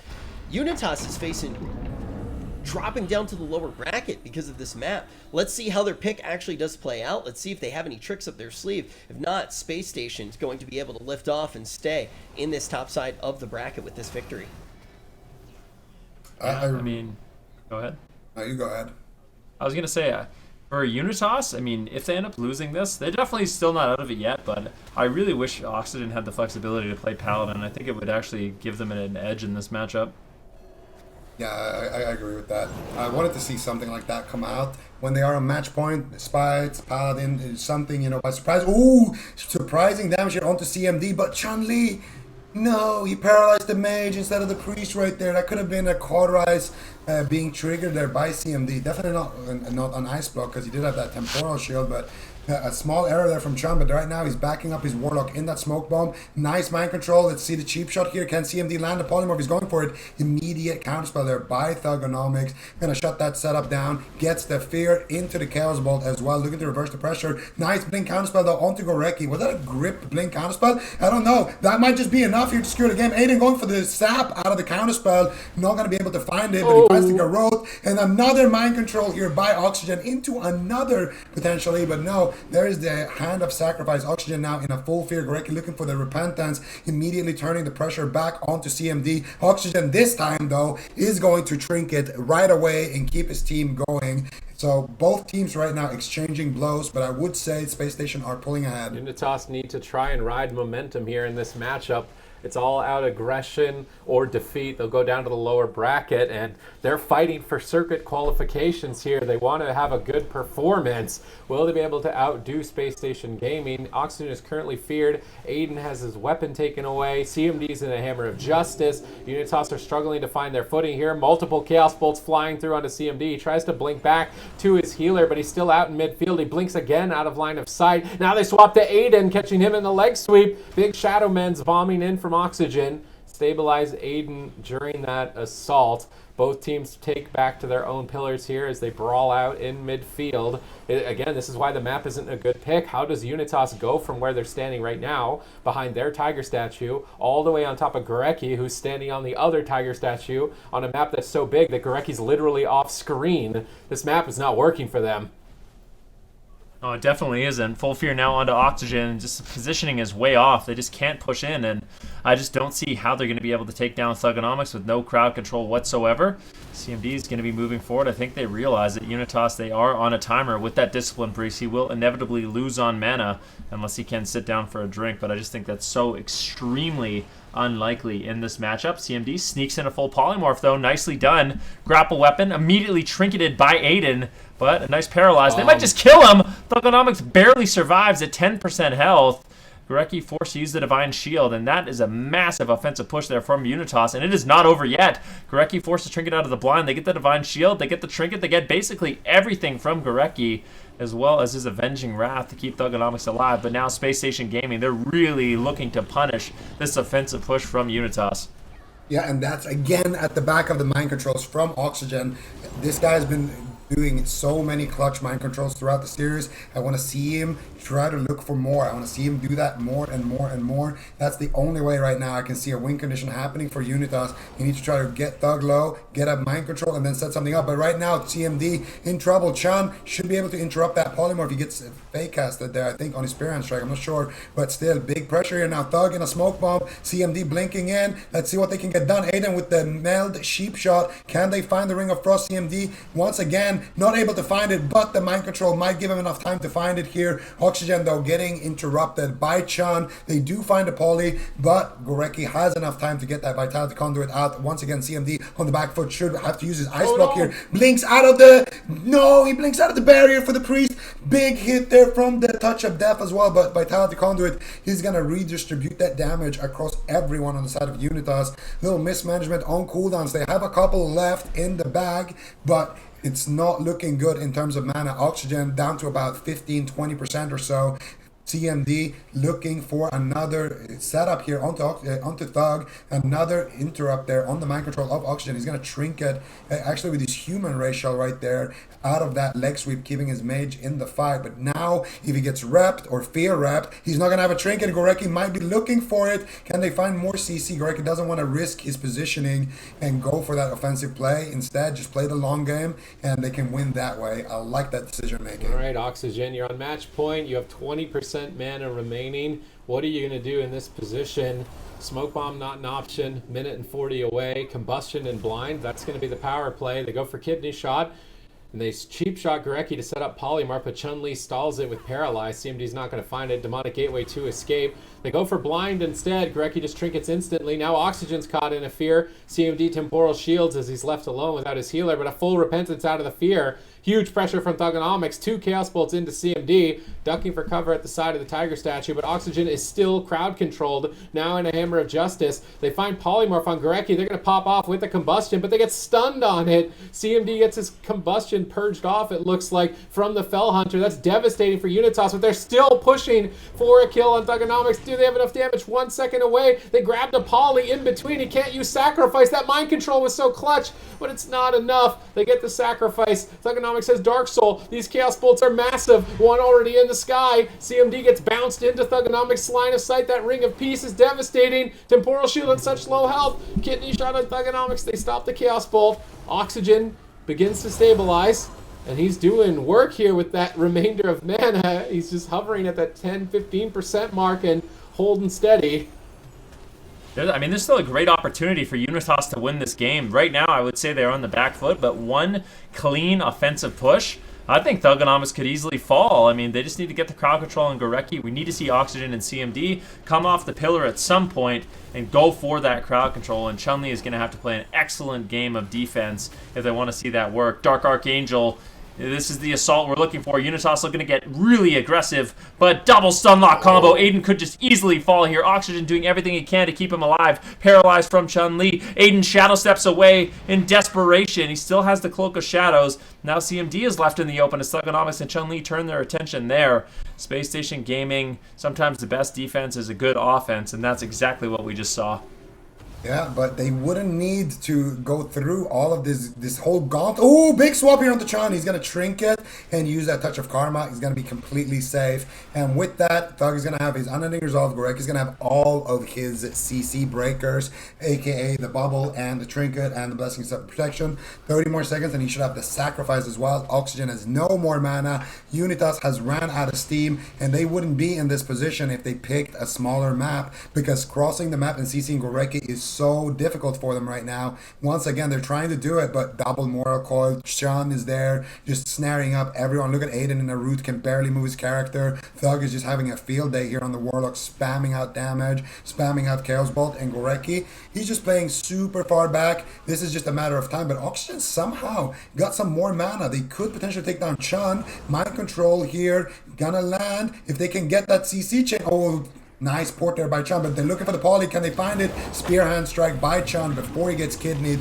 Shuts down that attempt. That could have actually been the bubble for Gorecki. Now they're swapping to CMD again. Full fear on the Oxygen. If they can find a Hammer of Justice, maybe a Repentance, that could be the game, but they don't want to go for it. Instead, they're just going to take down Aiden on the backside of the pillar, and Space Station Gaming are going to be victorious here, sending Unitas down to the lower bracket. I think the biggest question about this series is going to be that final map pick. Was there any hint then, Rookie, as to why they did pick Tiger's Peak here on the side of Unitas? Not entirely for me. It seemed like the moments where they were able to, maybe they just wanted to stall, like play max range, play as far away from Chun-Li as possible. Because the one thing about the big map for Unitas is they can kind of exploit Chun-Li if he pushes in a little bit too far. If he's running into CMD, running into Oxygen, it's going to be a lot easier for CMD to get a Dragon's Breath Sheep or get Oxygen to get a Fear onto Chun-Li so they can set up an offensive push. So that's the only thing I could really see that would make them want to choose this map. Other than that, it just seemed really difficult for them to get the crowd control on Gorecki. That being said, though, I mean, that was an extremely close game, and that was a well-fought series by both these teams. I think that's probably my favorite of this weekend so far. It's definitely a great series, and Unitas not out of this one yet. They are going to be dropping to the lower side of the bracket, which is where our attention is going to be now. Super T's, we really do still, Unitas still does have a lot on the line, right? This is still one of the teams that needs to go on a deep run if they do want to be qualifying to everything that's going to be going on in the circuit. But with the teams that we do have left, Sid, what are you thinking some of these matchups might look like as we move into the final 2 elimination series for the day? Just trying to update my bracket. So they fall and face Golden Guardians. So no, M2KC got Golden Guardians. Unitas got Charlotte Phoenix. That's pretty exciting. Ooh, that's exciting. That could be yeah. a Rogue Mage near there. And I mean, Charlotte Phoenix, I think they have enough points now that they've qualified, even if they lose. And then I'm just trying to double check that. I'm pretty sure Unitas is already qualified at this point too, but I don't want to say for 100% because on this graph that I'm reading, if Unitas get 5th, they potentially don't, but they would only potentially not if RSG and 5 guys passed them, and RSG would have had to have got 4th. 5 guys would have had to have gotten at least 4th as well, and they didn't. So I feel like we have our top 8. Oh, wow. Yeah. Okay. That's actually huge. So we will verify that during. Wait. Actually, right now we are in the position where I think we can figure that out. So we'll verify that over the break, and we'll get everything set up to actually move into the elimination series. Let's actually talk about them just a little bit more, Zico. What are I actually just heard word right now from production that it is verified. So what Sid said has already happened. We are in a position where we do know our top 8 teams now from both regions. So what we're going to be doing for the rest of the weekend is actually setting the stage for tomorrow to crown our champions, but we already know what the circuits are going to look like. And I do want to ask, Zico, were there any surprises for teams that were able to make that jump? I mean, there's always some good teams that don't make it and some teams that kind of do make it. I would say one of the teams that we were kind of expecting to be in the top 8, I would say is Rudimentary.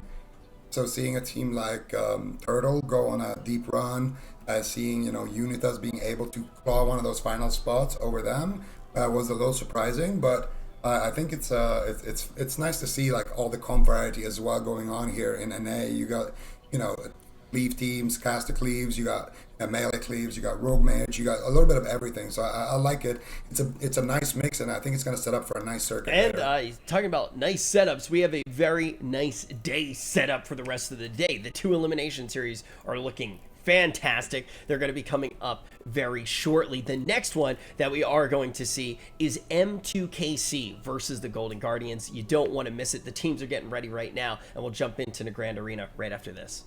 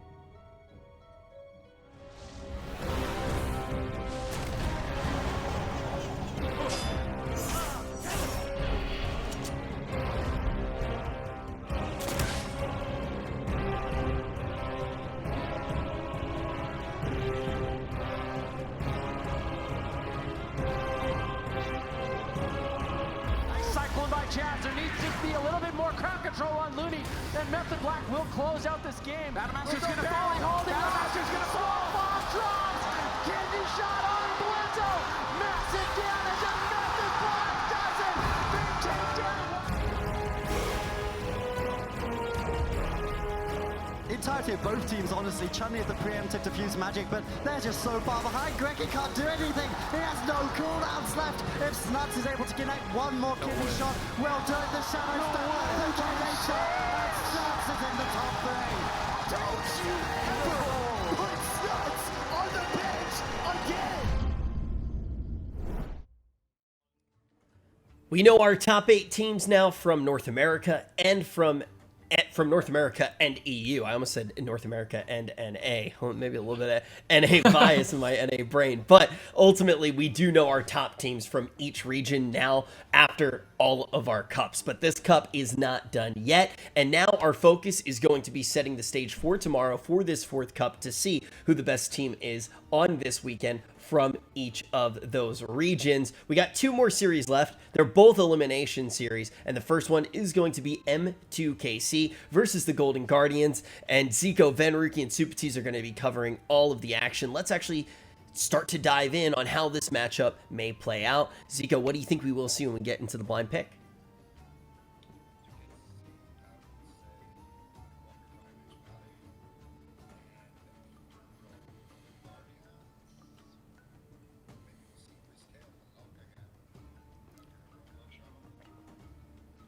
Do you think that we might be seeing more of the WizK Warlock Supatis? No! I'm so glad that it was him first, because if you had asked me, I would have been. I'm actually so glad. I'm so happy. It was bound to happen. Oh, Right.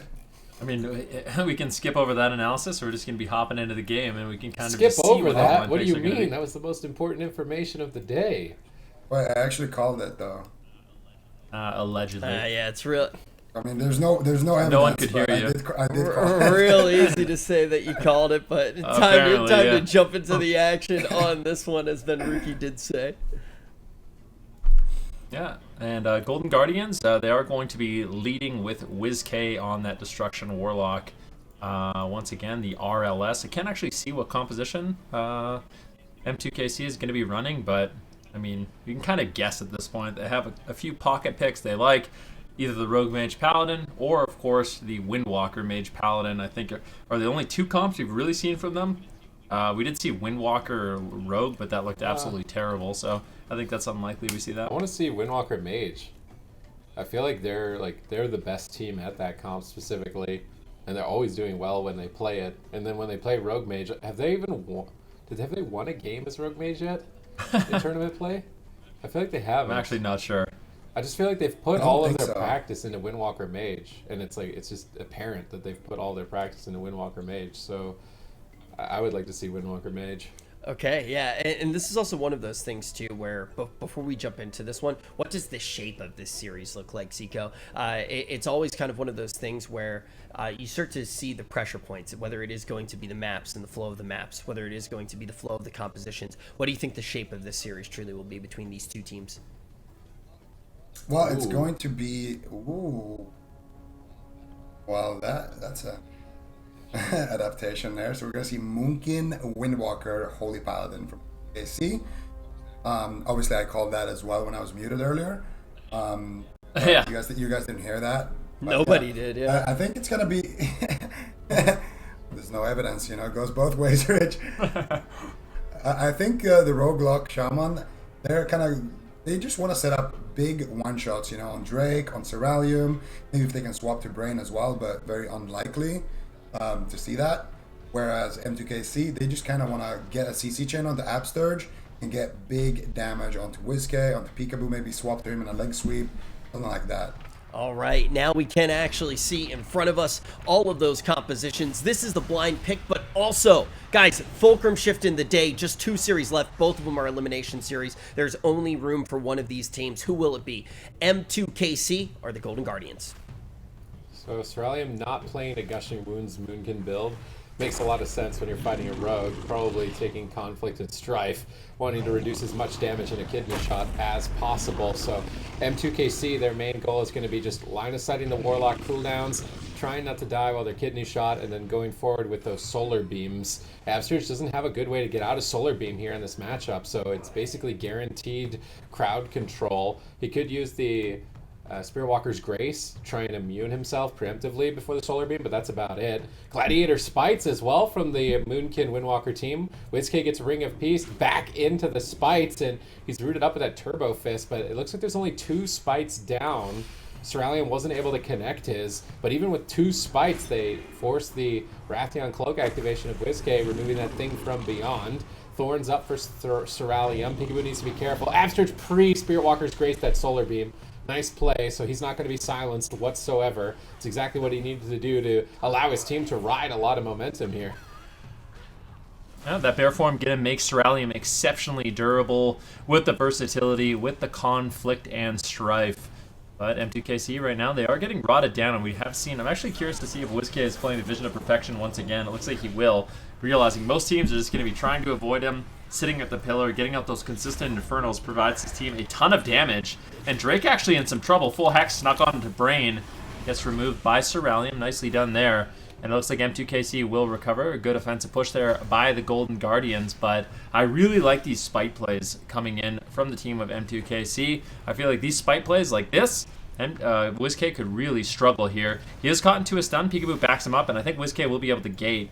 That's the only problem, is they don't have the Vortex to prevent the gateway, but that is kind of a long cooldown, so just getting through that with 1 spite, definitely a small victory, but they're going to have to wait until spite rotates back up into a minute to really capitalize on that. Yes. That was a really nice gate right there. WizK placed it down right before the assault happened, so nice escape there, but the next time that happens, he's not gonna have anything. Let's see what they can get done. They get the Earthen Wall Totem forced already. That next spite attempt could be deadly. He could be pushing him behind the pillar here, looking to get some bleeds on the Brain, looking to get some bleeds onto Cerulean, and then hopefully, I think he's going to try to duck back into Absterge's line of sight, and there it is. He's gonna go for a big smoke bomb play here. Drake trinkets out, uses the tank trinket as well. Did he have any CC for Brain? It doesn't look like it. Instead, double solar beam mass root here from Cerulean. He's going for the Cyclone, finds it. WizK could be in trouble. The paralyzed breaks, so they can't set up the Gladiator Spites, and that's going to be a botched attempt right there. Now Brain trinketing out of the blind, and now everybody on the side of M2KC just ducking for cover once again here. Yeah, they want to avoid the Destruction Warlock. They're not going to win with those trades out midfield. They drop the Gladiator Spites, but Drake's in a kidney shot. Oh, he Ring of Peace him back into a stun. Nicely done there by Drake. Things from beyond are starting to spawn. WizK is being corruption overloaded. Stun on Absterge. Star Surges after Star Surge into WizK, but Vitality Conduit pulls WizK through it. He is now stabilized, and these Gladiator Spite burst windows are very scary for the Golden Guardians overall, but mana might be an issue for Brain later on. He gets caught in a full fear. They swap over to Drake. How much pressure can they force here? They're not even finding a Karma for a Vendetta. It's not a good trade here for the Golden Guardians. They set up a swap to Brain. Maybe they cheap shot him. I love the pressure right now from Peekaboo. Cerulean struggling a bit, going for that Frenzied Regeneration. He's actually running a Guardian Druid Azurite trade, so when he uses Mangle, he gets an extra second of Frenzied Regeneration, and it heals for even more. So he is full defense Moonkin in this spot, and he's still almost dying at the moment with even no crowd control. Shadow Fury into Hex. Cerulean has to come out of bear form to dispel it. Peekaboo not able to get the kidney shot punish on the dispel. Instead, just focusing on keeping Rupture on as many targets as possible. Just a dot and rot playstyle from the Golden Guardians. Yeah, I mean, that's all good. That's one of the things about Assassination Rogue, especially with the Gushing Wounds, is you're one of the best melee at actually penetrating through that very heavy armor of the bear form. Big attempt here onto WizK. Nicely done by Drake, actually knocking WizK out of the Spites, but away from the gateway. And WizK he took a moment to realize, oh, maybe I just don't walk back into it and gate. I'll just move away from the Spites completely. So nice plays there by WizK, taking full advantage of that Ring of Peace, but Drake getting bursted down. Infernal Stun does come in. Big damage here by the Golden Guardians. Drake will manage to hold on with his Touch of Karma, but another small victory for the Golden Guardians. If we have just stepped foot into dampening, and the pressure for both sides has been quite high. Brain is going to be kicked here. Do they have a kidney shot? They do. Absturge is there to back him up with some purges. A little bit of, he's actually using that Blood Fury from the Shaman, and they do force out the bubble right there. Nice push here for the Golden Guardians, forcing out that big defense on the side of M2KC as we just set foot into dampening. Full blind now onto Brain. Let's see what he can do here. Peekaboo with the kidney shot. Presumably going to go for a stab. He doesn't have his vanish. Not going to be able to find it, unfortunately. Would have liked to see him wait a little bit with that blind, so he could have sapped off of it. His vanish is 3 seconds left, but Peekaboo felt like he wanted to get going right there while Brain was still on forbearance.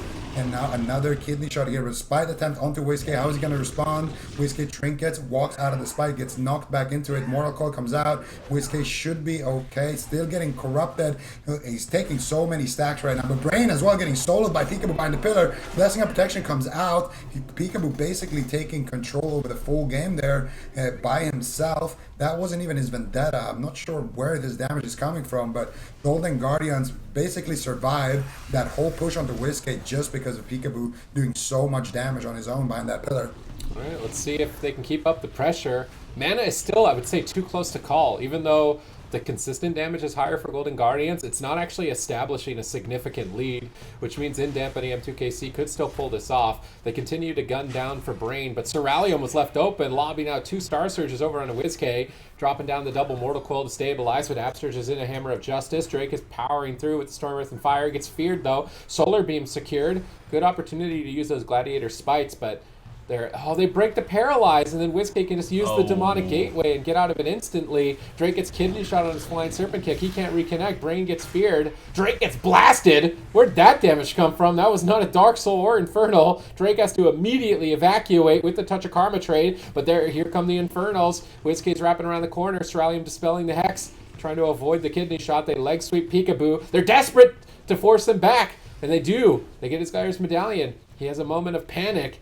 There's a good punish by M2KC as Golden Guardians push on top of them, but Cerealium is out of range. He can't go for Cyclones. Brain gets stunned up on his trinket. He's still being powered down. Absturge with the denial on that wind shear. Tries to purge off the Divine Favor just 1 second away. Drake is getting dropped by WizK. He's barely able to stabilize here. Brain is still rotting down. The entire team is in trouble right now. Golden Guardians in full control. Double stun here. Peekaboo pushing for the kill, powering through with nothing but pure pressure. Absturge right on top of him, lobbing in those flame shocks, getting ready to wind shear in 3 seconds. Brain barely holding on. That Cyclone on Peekaboo clutches it out for Brain. He stabilizes. What? How on earth? Ow! Brain is absolutely a Live Lord when it comes to this Holy Paladin.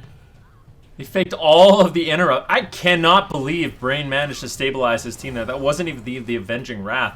Where did that healing come from? Drake, though, in a cheap shot. It is not over yet. Every man for himself into the diffuse magic, and Drake ultimately will survive, but that is another defensive cooldown traded out. Cerealium with his Incarnation, and keep in mind, WizK, he has no gateway. He used it in the previous attempt, and now WizK could be in a ton of trouble. Drake, unfortunately that blind on Drake will immediately break due to the Infernals. A bit of a misstep there for the Golden Guardians, and a missed opportunity, quite frankly, to use that blind onto Brain when they needed it. Big damage on Drake once again, but he's got the Karma. He just needs a second to get it, and he does. Manages to get that Karma traded out, and he will be reversing that damage onto WizK as M2KC are still trying to generate pressure here on this Warlock, but it just seems like Golden Guardians, right now, everything is in their favor.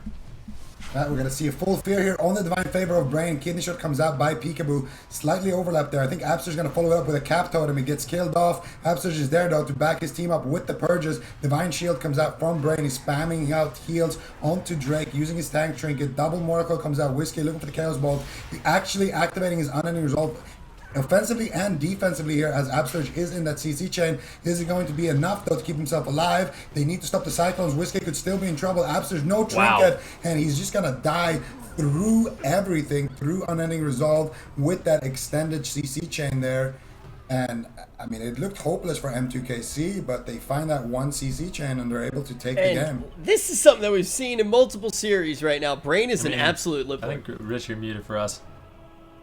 Everybody could hear me. Everybody could hear me out the stream. My mic was echoing a little bit. That's my fault. But yeah, I think that the one thing that we've just seen time and time again is the fact that Brain is a Live Lord, and that puts them in a position where they can truly get to these setups, and they can actually get to the point where they can find win conditions like this on the side of M2KC.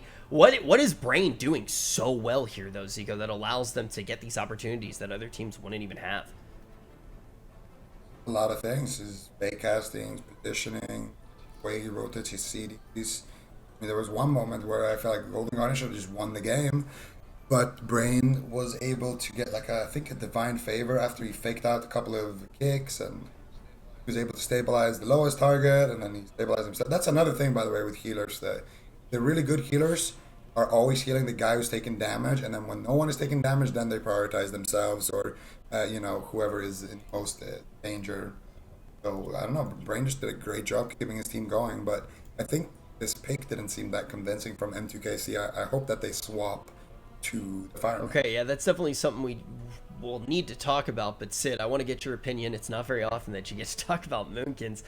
One of the first things that you did actually say about this build that we did see with the Moonkin was the fact that it is like a all-out tank Moonkin. How did you feel about having that locked in the blind pick?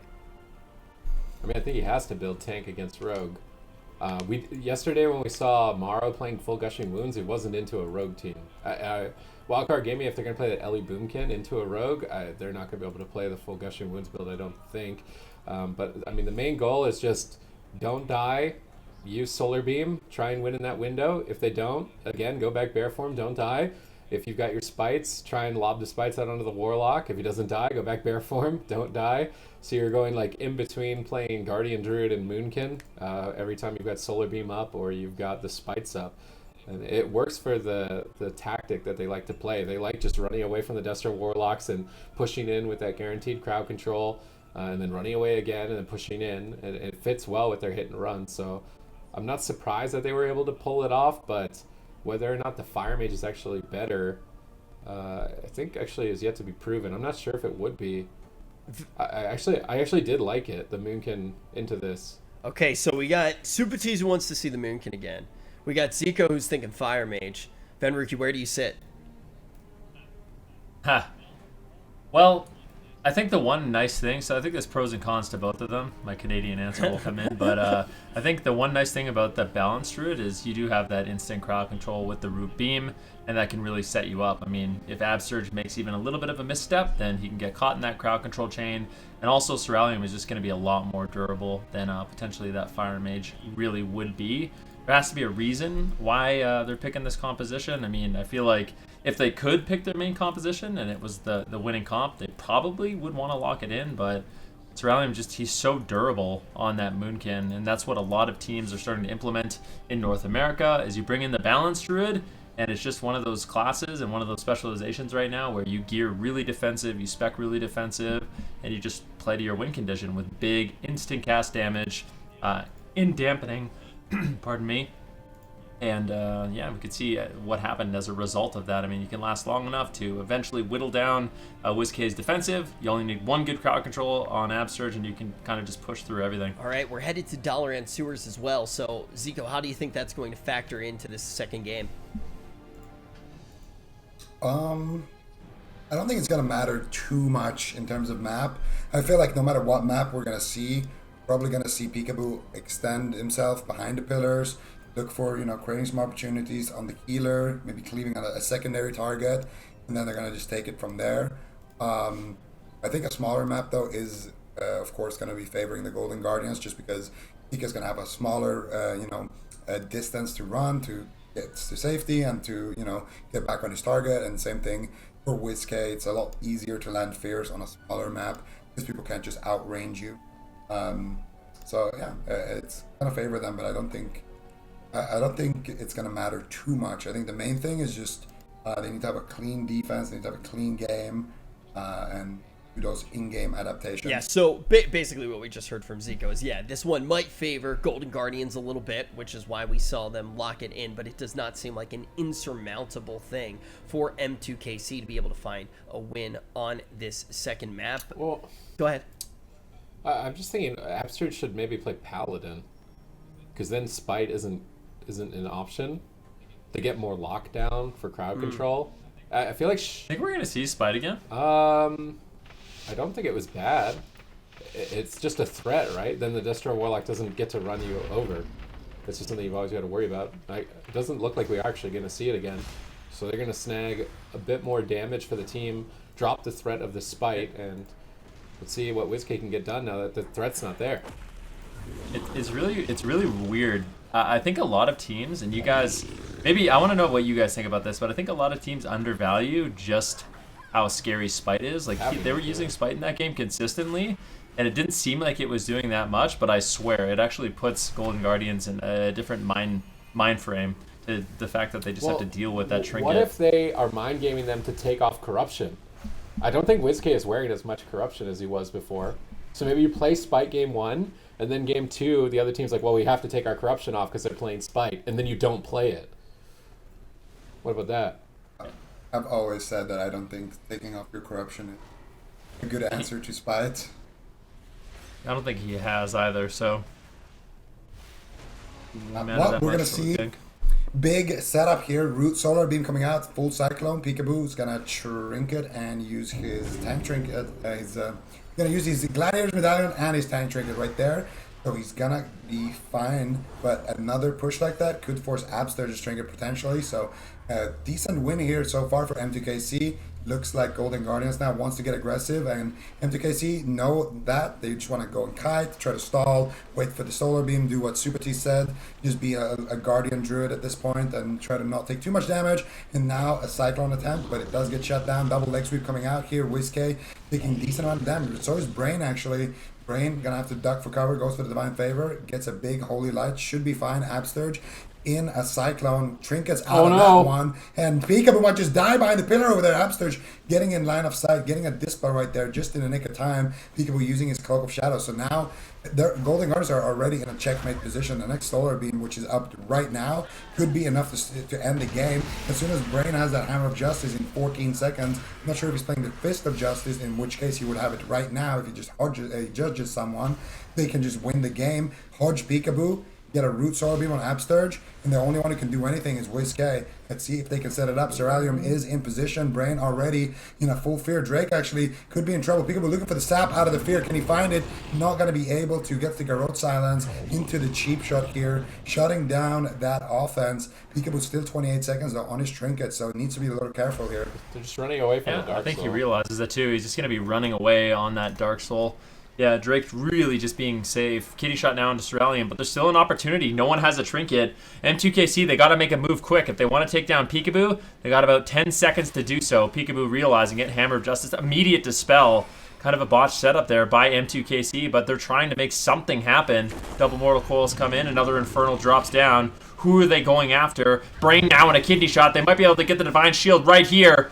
Brain definitely doesn't want to greet it. 2 Chaos Bolts flying in, and he will immune those. But now Drake is on the run, and Golden Guardians are just running over M2KC. They had a big window to just win the game, and they were afraid of Dark Soul. Why not just trade cooldowns and push for the win? I feel like that made more sense. Now they're falling apart as they've spent the last minute and a half running away. Brain gets spell locked, very low on health. Peekaboo moves in for the kill. He smells blood in the water. Ceralium feared on his Cyclone. He's trying to go for it, but Peekaboo is going to close this out, I think. Once again, Brain pulling off a miracle. He purges the Divine Favor. There's no kick available. He uses Blessing of Protection. Where are the purges? They purge off the Blessing of Protection. Caught in a Mortal Coil. How on earth is Brain even still alive at this point? Feared on the Avenging Wrath. Starting to stabilize on such low health. Still, maybe not though. If there's a kidney shot here on this Divine Favor, he clutches it out right before the purge.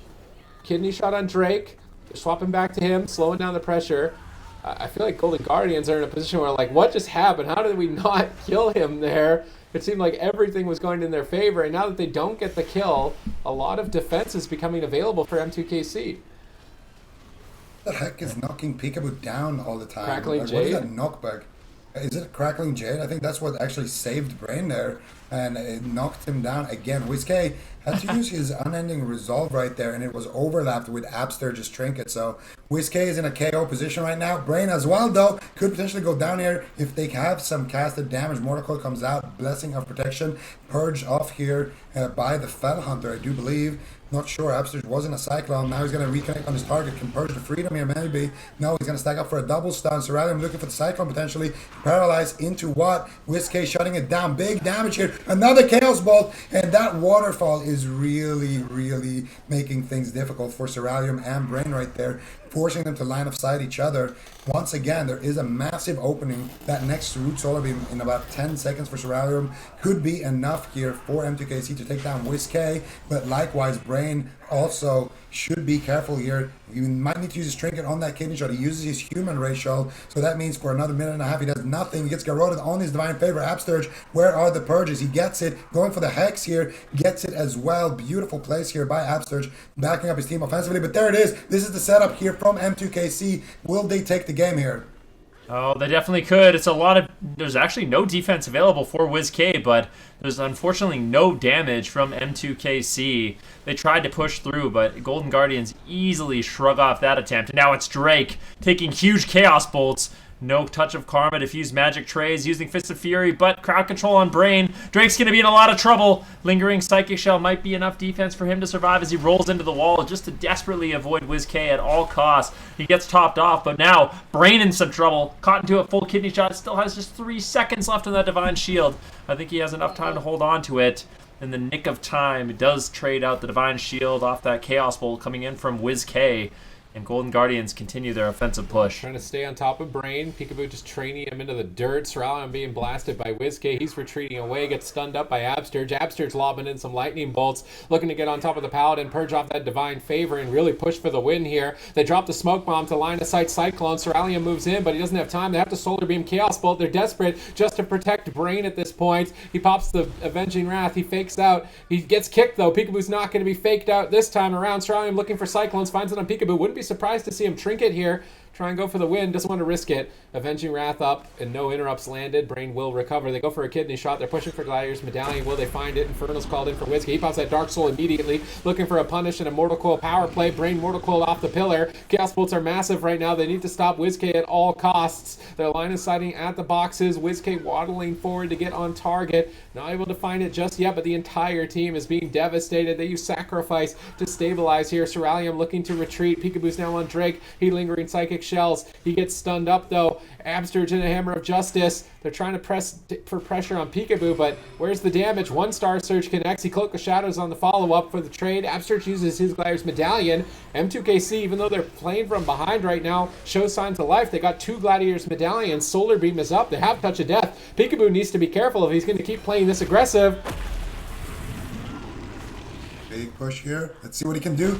Drake rolling out. He has his diffuse magic. Gonna activate it here. Big damage coming out. Absturge has no trinket. He does have a Spirit Link. He needs to try to pre-link maybe the next Solar Beam, which is ready for Ceralium at any point. Absturge needs to try to get something going here. If he doesn't, Peekaboo could just get erased. Vendetta is popped here. Drake in a kidney shot. Ceralium taking a lot of damage here in that bear form. Has the Thorns active. Is going to force Peekaboo to retreat. WizK with a beautiful Chaos Bolt here. Looking to push Drake over. Gets another one there. Taking a lot of damage. Full Fear onto Brain. Full Cyclone onto WizK. Ceralium looking to set up for his team. Brain now feared on the Divine Favor. Absturge looking for the Purges. Actually snaps it out. Gets the Divine Favor here. And the whole team of M2KC is slowly but surely rotting down to the pressure. Absturge now gonna get CC chain, but beautiful fear spam by WizK. He's gonna break up the chain. Absturge now gonna use that Vitality Conduit and pre-Spirit Walker's Grace on the Root Solar Beam right there. And Drake now in a kidney. I have no idea how Drain is gonna keep him alive. There is no way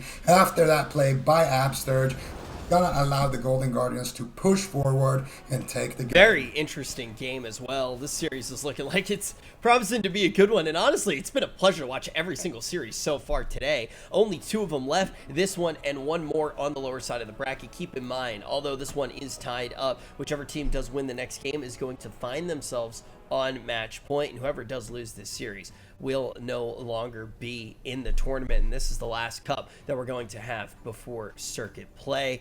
Let's actually talk about how we get in this situation, though, Ben, on the smaller map. How do we get here on Dollar End Sewers with Golden Guardians ultimately coming out on top? Well, I mean, I'm going to be honest, even game 1 looked good for the Golden Guardians.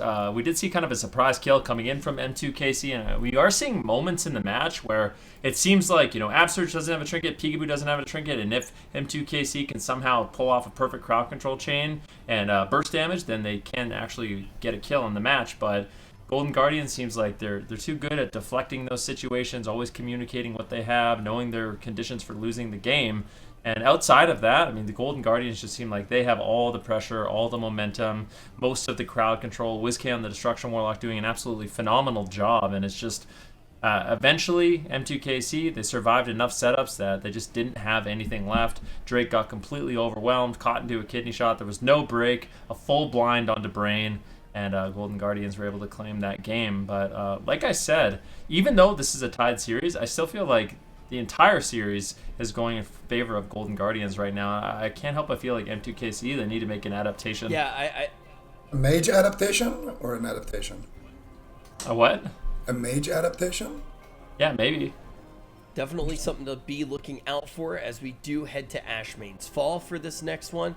I actually want to go back to a moment around halfway, though, in the game, Super Tees. You started talking about, and I think that this is the type of scenarios that we're going to be getting into as we continue moving forward in the series.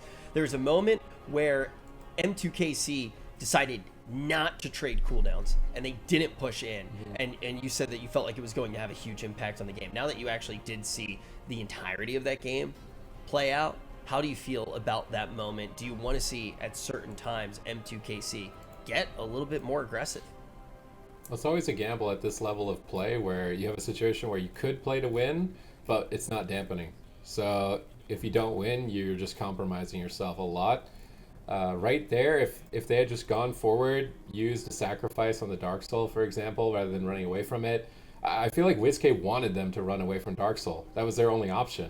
Was WizK pop Dark Soul, hope they get scared and run away, rather than push on top and just close the game, because no Gliders Medallion for Absterge. He's going to sit Solar Beam and Hodge. No Gliders Medallion for Peekaboo. He's going to get leg swept. He's going to get Star Surged 3 times with a Windwalker punching him. I feel like there's no way the Peekaboo would have survived so long as they just landed every crowd control. So I think they should have taken the gamble, but I understand why they don't, and it's just with the way the pacing of the game is at the moment. Making a move like that before dampening is usually more risk than reward. Okay, that's going to be the type of thing that we do need to look for, as we have seen the compositions get locked in. I know, Zico, you wanted to see a few changes. Not going to see them here on Ashmane's Fall, but what are the win conditions that we are really looking for anybody who's just tuning in right now and maybe isn't as familiar with the composition like the one that M2KC is running? Well, what M2KC wants to do is essentially leg sweep Peekaboo behind the pillar and one-shot him, or leg sweep, WizK into a kill. But if they're going to do that on WizK, it's usually at the back end of a CC chain. Usually they get like a Paralyze into a Cyclone, a Root Solar Beam maybe before that or after that as well. And they have that really long, essentially instant crowd control chain with the Paralyze and the Root Solar Beam. Gives you so much time to actually go through those kicks and also land the Cyclone. So if you can get that long CC chain, you can absolutely take somebody down. The Moonkin as well has a lot of instant cast burst damage if you can pull up those Star Surges, and is also a good target to just kind of be tanking damage when you're waiting for those cooldowns to come back up. But in the side of Golden Guardians, it's more about just swapping around. Whoever WizK can get a bolt on, if you guys can land a fear on the healer, whoever is an exposed target basically can die on the side of M2KC. I think that's the problem with their comp right now. So obviously we're not going to see any compositional changes on Ashmane's Fall, but if we were going to see any tweaks, whether it be in gearing or whether it be in essences, what would you expect to see change in Ashmane's? I want to see Spite again, personally. Yeah. I actually like Spite a lot. I want to see Maledict from Golden Guardians. I understand why they played the N'Zoth Tank Trinket, and I kind of get that Pika wants to run Dressed, but with WizK's trinkets, he's running like a Badge and a Haste proc trinket, like the Vita Charge. I think he could easily swap one of them out for a Maledict, and I think Absterge is running MP5 trinket and a healing trinket, so I guess maybe he wants to keep those as well, but for sure I think WizK should at least equip a Maledict. All right, so there... Especially after the conversation I had with him, by the way, when I was gassing up Maledict, and he literally came to my stream and said, "Yo, stop telling everyone about Maledict." And now he's not playing it. I'm not sure what that's all about. Let's just go ahead and tell everyone. What are you thinking about this trinket right now? What do you think its current place is in the meta? Whenever you're playing a comp that usually wins with a CC chain and big burst, and you're playing into a hybrid, play Maledict. As many as you can. Would you agree with that, Femriki? I think, yeah. Zico and I definitely have a case of groupthink, though, but I do think it is incredibly strong. I mean, you get crowd control, you throw Maledict on Cerealium. If you're going after him, all of a sudden his Frenzied Regeneration doesn't do anything, and that negating the healing is going to be even more powerful than the damage you would get from, you know, throwing an Obsidian Claw. So, I mean, that really is the thought process. I think that's why it is so strong. Golden Guardians right now, though, they're looking good. Great start. Interrupt onto Brain. Cerealium just going to be running behind the pillar, and I just love this damage. It is going to be the Spites once again, and I love what they're doing. Root Beam onto Absterge. Why did it break? And he does manage to break out. I have no idea how that root just broke. Maybe an Infernal proc. Super unfortunate. They're not going to be able to capitalize on that, but I like the idea. I mean, the only thing it could have been was like a Sunfire. That's really unlucky. Infernal. I mean, Infernal's on WizK's team. What? Oh, yeah, you're true. Brain That's true stunned that. up. Big damage. He's not responding. Oh, okay. Divine Shield at such low health. Brain holds out there. I mean, they picked this big map to try and protect Brain, but he's already down his Divine Shield a minute in. I love how concerned you get for these players in these moments. You sound so concerned. It's amazing. Actually, I like that a lot too. Brain, I don't know. He is playing this game in slow motion. Like, he never grieves his cooldowns too badly, but if he waited He's in the one more second, Matrix. that second Chaos Bolt would have just killed him. So he's definitely Neo, he's Neo. he's definitely in mortals the can't zone, keep in up. the Matrix right now. He's in a kidney right now as well, into a capstone potentially.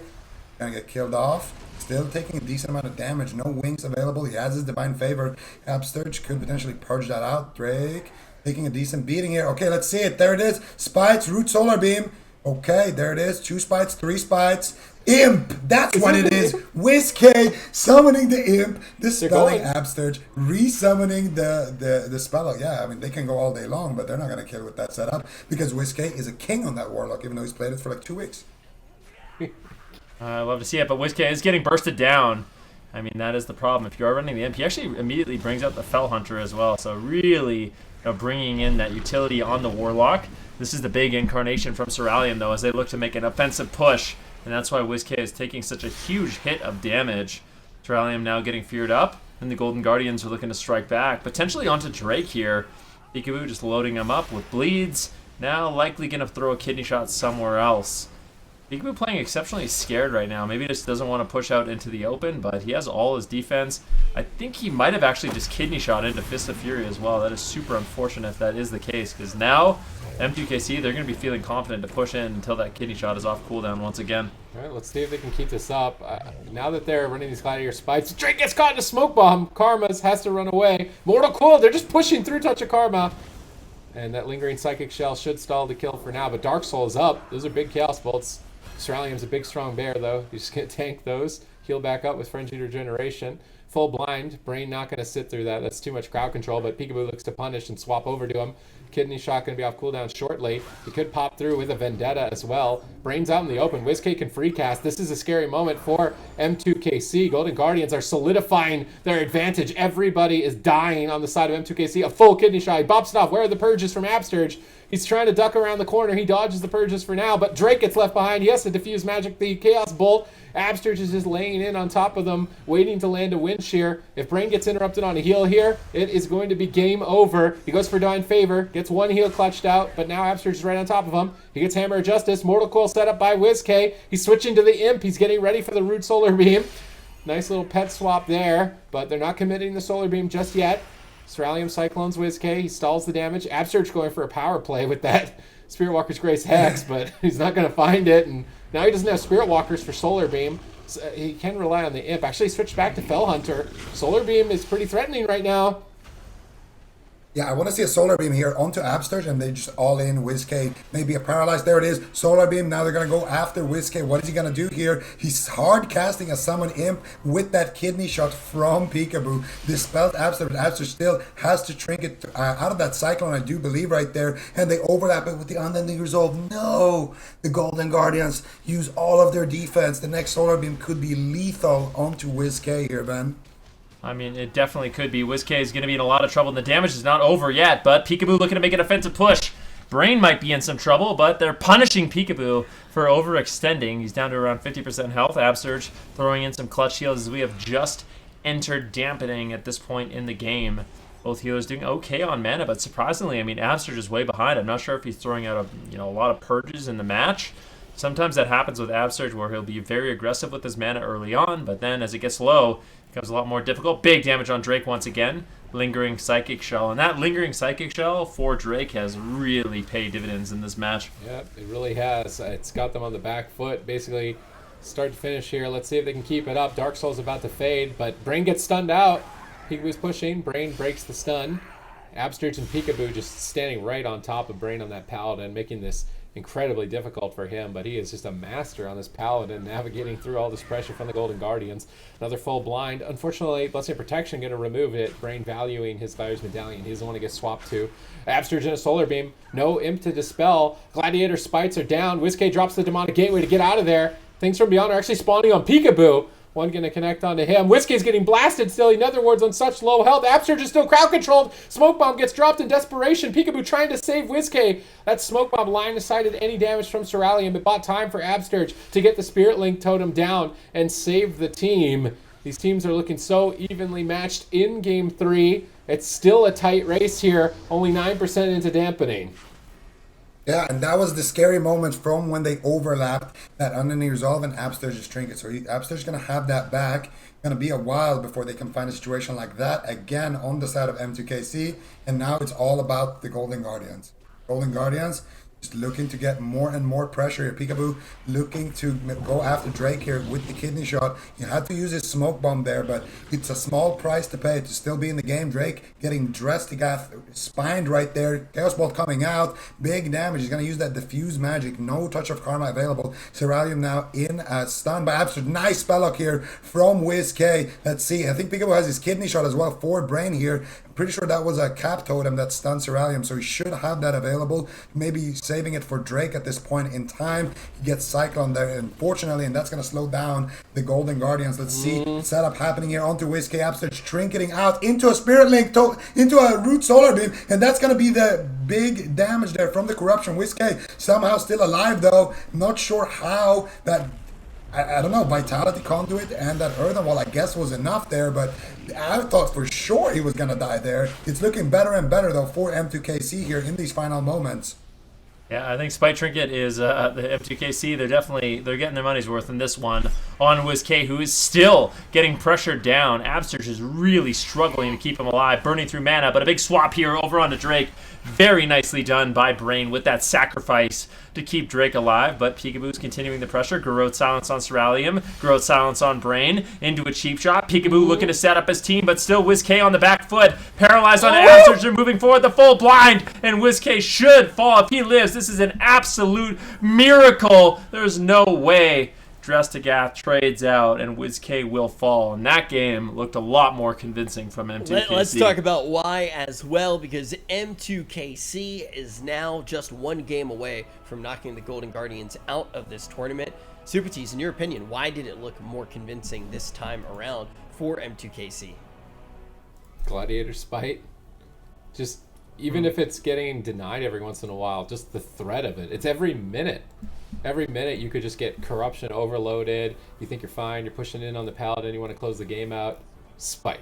And then you're like, oh. And then this is actually a big threat before dampening. If your Corruption gets maxed out, there's lots of ways for this team to also keep them inside of the Spite.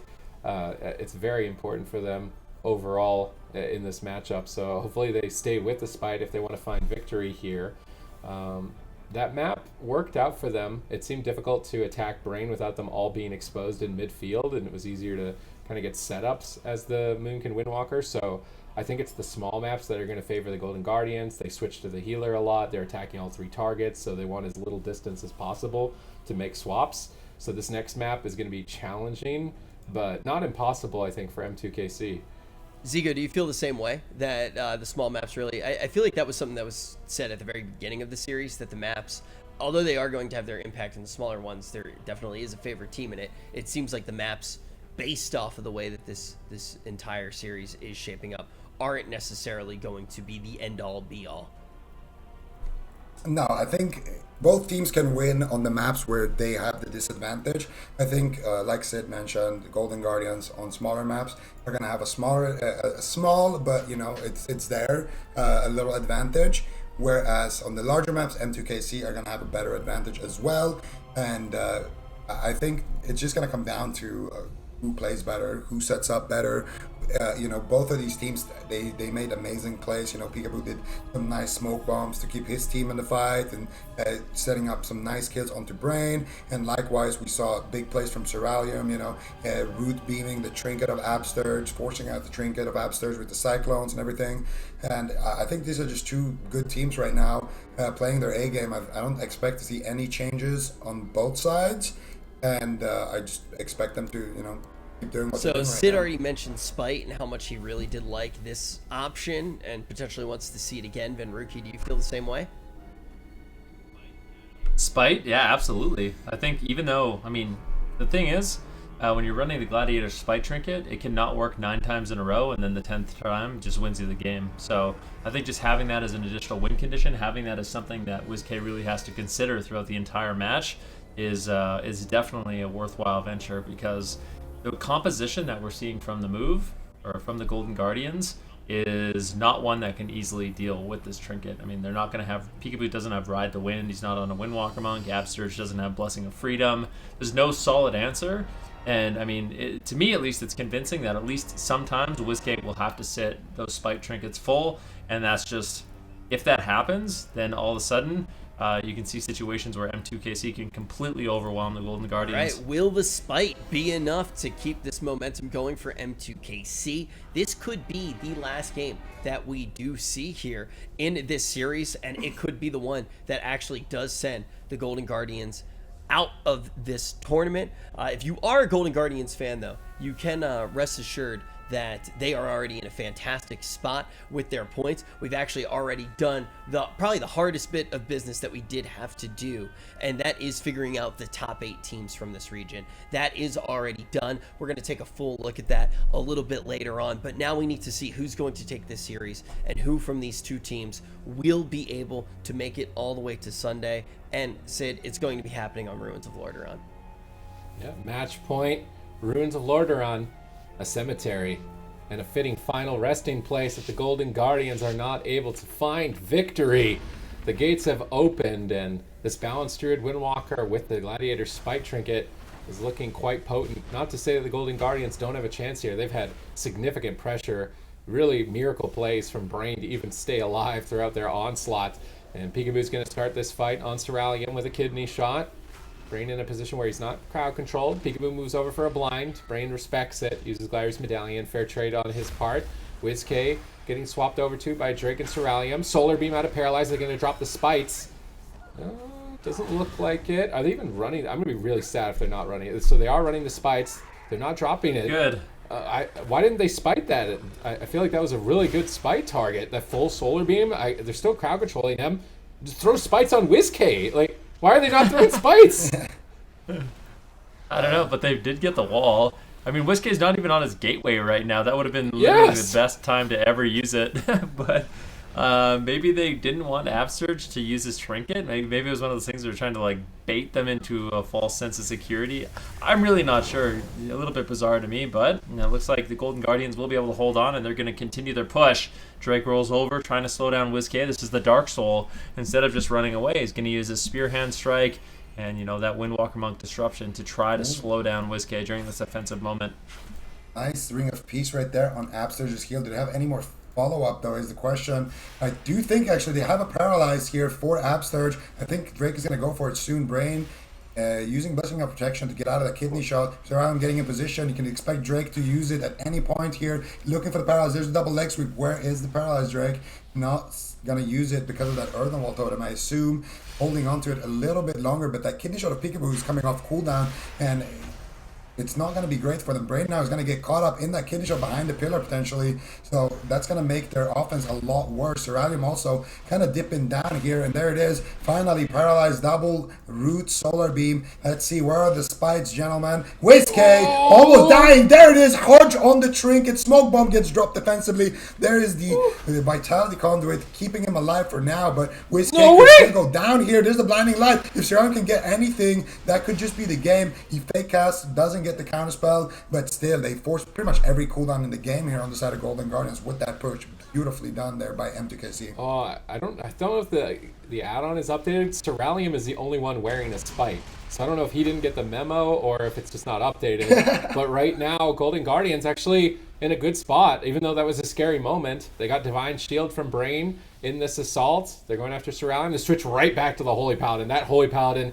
is their main focus. Can Brain pull off a miracle here? Chaos Bolts from downtown. That's a double. Brain down to half. Infernals to follow it up into a Shadow Fury on the Flying Serpent Kick. Beautiful punish there. Drastic got dropped by Peekaboo. Absterge is right on top of Brain, lobbing in those lava bursts, looking for an instant purge on any of his defense. But Cerulean Cyclone comes in clutch, but gets reflected on the second one. Nice punish with that Nether Ward, but the Blessing Protection at the cart protects Brain. Absterge's not in position to remove it. Peekaboo switching targets for now. Brain survives once again another assault.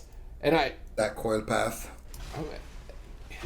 All right, WizK with Dark Soul right now finds one Chaos Bolt onto Cerulean, but he just shrugs it off. Actually takes no damage whatsoever. I'm not sure what that was, but all right. Absterge now on the midfield as well. Going to be looking to position himself in a way where he might even want to go for a drink. Doesn't look like he's going to be able to, though. I don't think there's enough time. But if they give him that moment, he'll probably try to capitalize on that.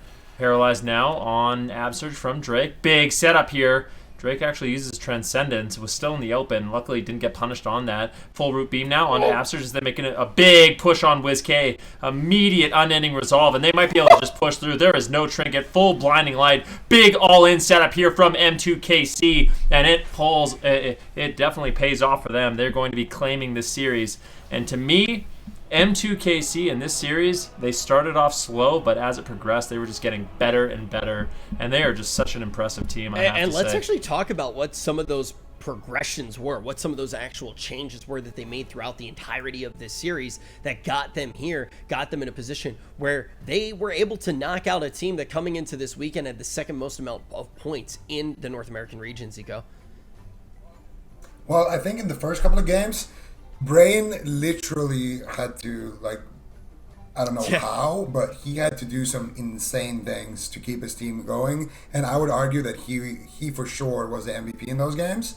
But as the game progressed, we started seeing these setups a lot cleaner. With the Paralyze, into the Root Solar Beam, Brain already on top of Absterge. Because even if you trinket the Root Solar Beam, you're actually trinketing the Root. The silence is still on you. For like, you trinket, you get out of the silence in the root for you get out of the silence for like a 0.1 second, but you get re-silenced as you're trying to move out, and that gives Brain a clean opportunity to get a blinding light or to get a Hammer of Justice onto Absterge where he can't ground it.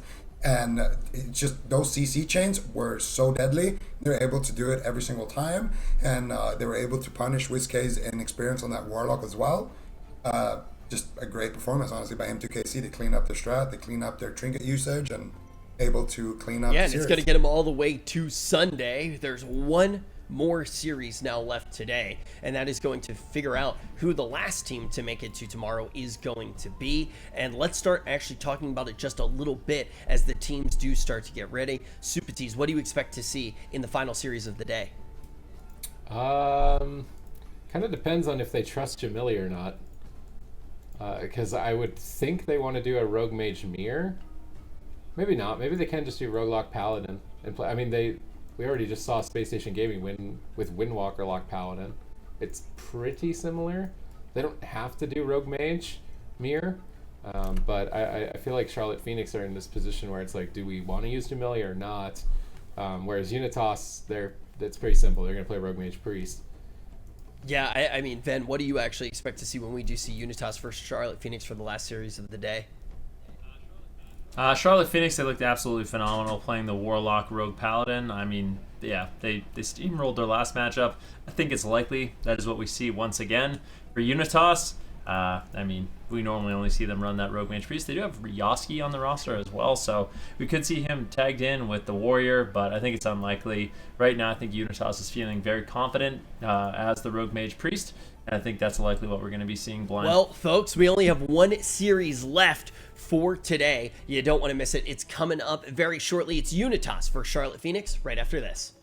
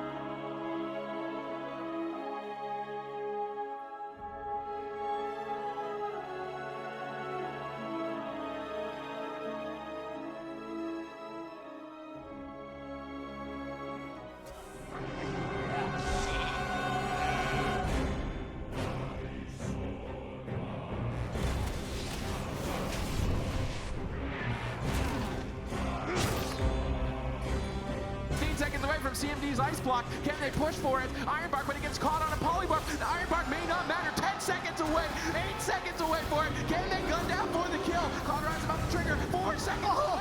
3 seconds away. 2 seconds. 1 second. Oh my goodness! Oh my god! My heart is still racing from that ice block.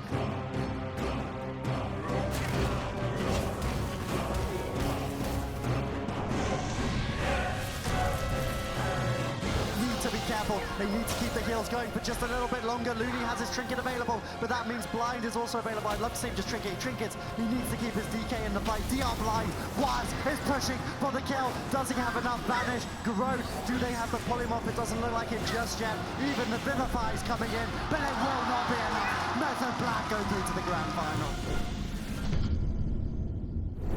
Figured out the top 8 teams based off of their point standing for both of our regions, but we have one more series left today, and that is going to figure out who from Unitas and Charlotte Phoenix will make it to Sunday to actually compete to win the entirety of the 4th Cup for NA. We've already talked quite a bit about what these teams can play, but I'm going to put everybody on the spot right now, and I'm going to ask for a prediction for this last series of the day. It would feel wrong if I didn't ask for a prediction. Zico, who do you think is going to be able to win the entirety of this series, Unitas for Charlotte Phoenix?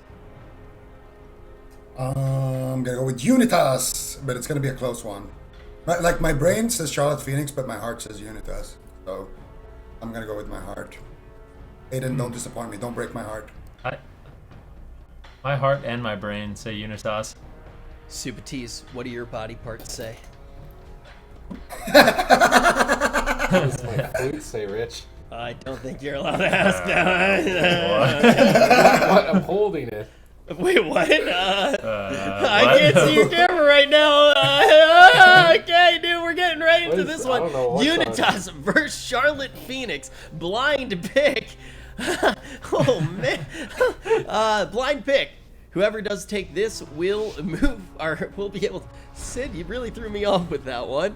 But this is going to be the same format as everything else. Best of 5 as the gates do swing on open. All right. Let's see who decides to open here. Will be Sap onto CMD. Nick looking for an opener, and Rogue Mage Priest versus Rogue Mage Paladin. Who has the advantage in this matchup? I think either one of them can obviously win. Well, let's see what goes down. Cheap shot on Corlick. What's the opener going to be? Good full polymorph here onto Corlick, but Jamili out of line of sight. Finally getting caught there by Aiden, looking for big damage. Curious to see if Jamili has opted to go for versatility if you're still going for that gushing wounds. Same everything as before. Well, all right. Well, let's see what they can do here. Oxygen in a full blind here. He's going to trinket out. He's going to use the pain suppression here onto CMD. He's line of sighting the polymorphs from Jamili. Aiden gets polyed. Oxygen moves back in to get him out of that CC chain. CMD still taking decent amount of damage here. Vitality Conduit is going to be enough. Oxygen now looking for the fear here. Can he find it? No. Full blind instead here onto Corlick. No trinket. Instead, he's going to Blessing of Protection himself and then sack his mage. But that means he could die here. Garrote Silence. Maybe they're going to go for it. Aiden is thinking about it, and he will maybe go for the... Yeah, if he gets a kidney shot, that could just be big, but instead, it's going to be CMD here having to use his ice block. Oxygen still in crowd control. That was the cauterize as well. I think Aiden actually made an error right there, abandoning the mage push, gave too much control on the side of Charlotte Phoenix, and now they have a massive lead. Yeah, up the cauterize, up the block, up the Gladiator's medallion. They're in a confident position right now to close it out. They can just push for Vendetta. CMD is desperate. He's just polymorphing Nick over and over. Hammer Justice, Ring of Frost gets interrupted by Aiden. They're desperate. They fear it as well, though. Oxygen is really worried. Now kidney shot on Jamili, stalling the game for Oxygen to get a moment to breathe. Jamili on the back foot here, blinking back to Corlick's side. Avenging Rat, Divine Favor, no spell steal. Counterspell there. CMD being blasted, but Vitality Conduit is rolling, so he is likely to stabilize here. Both teams looking stable. Jamili in position to blink for a Dragon's Breath. I feel like he can get away with moves like that. They're so far ahead on cooldowns, but at the moment, just taking a pause, stunned up, out in the open. As soon as Jamili comes out of this kidney shot, I want to see him go for polymorphs along with Corlick. Avenging Wrath about to fade. They actually go for a double defensive Dragon's Breath. Polymorph Aiden dispelled. Corlick is charging in. They've got full control. Hammer of Justice down. There's nothing left here. Oxygen options, every man for himself. That was literally the last thing, the only option. Silenced up, though. Is the polymorph going to land from Jamili? He premonitions it. They kick the follow-up, but even with the disruption, the damage is too high. Charlotte Phoenix take game 1. All right, so we heard a few different things when we were coming into this first game. And Zico, you said that you were a little bit split. You did ultimately say you thought it was going to be a close series and Unitas would come out on top, but you were definitely a little bit split. After seeing this, did anything surprise you and change your mind in any way? Well, I would say I would put it like this. I think Charlotte Phoenix individually have a little bit better players.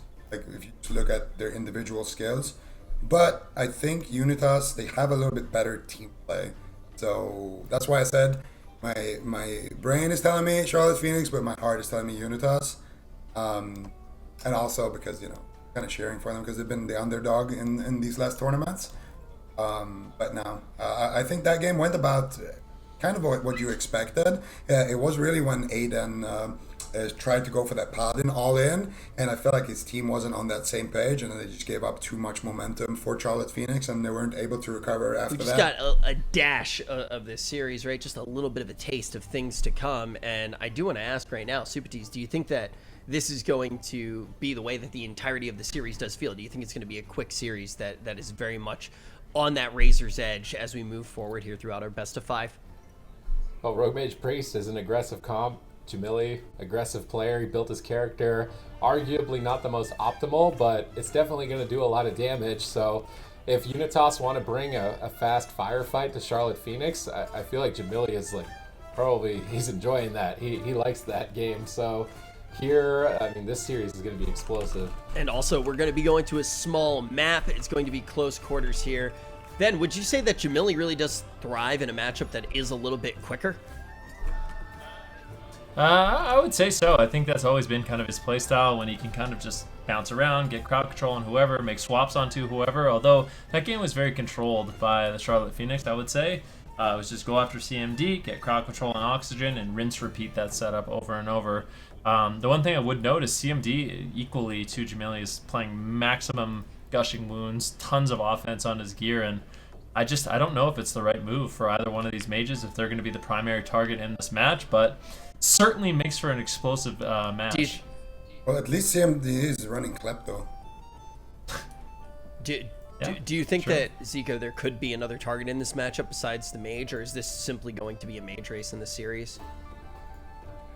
Yeah, I think the best way to approach it is probably a mage race. I feel like if you're going to swap to the rogue, you have to invest so much, and he needs to have nothing. And even then, if one thing goes wrong, you invested so much in something that, you know, didn't ultimately lead to anything, so you're going to have to keep going on the rogue at that point. I think mage race all the way, never let go of the gas pedal, and if you can, maybe you can swap to the Paladin if you're Unitas, but that's about it. Okay, is there anything that you do want to see change on the side of Unitas after that first game? Obviously, it's a very small sample size, but is there anything that you would want to see change, Zico?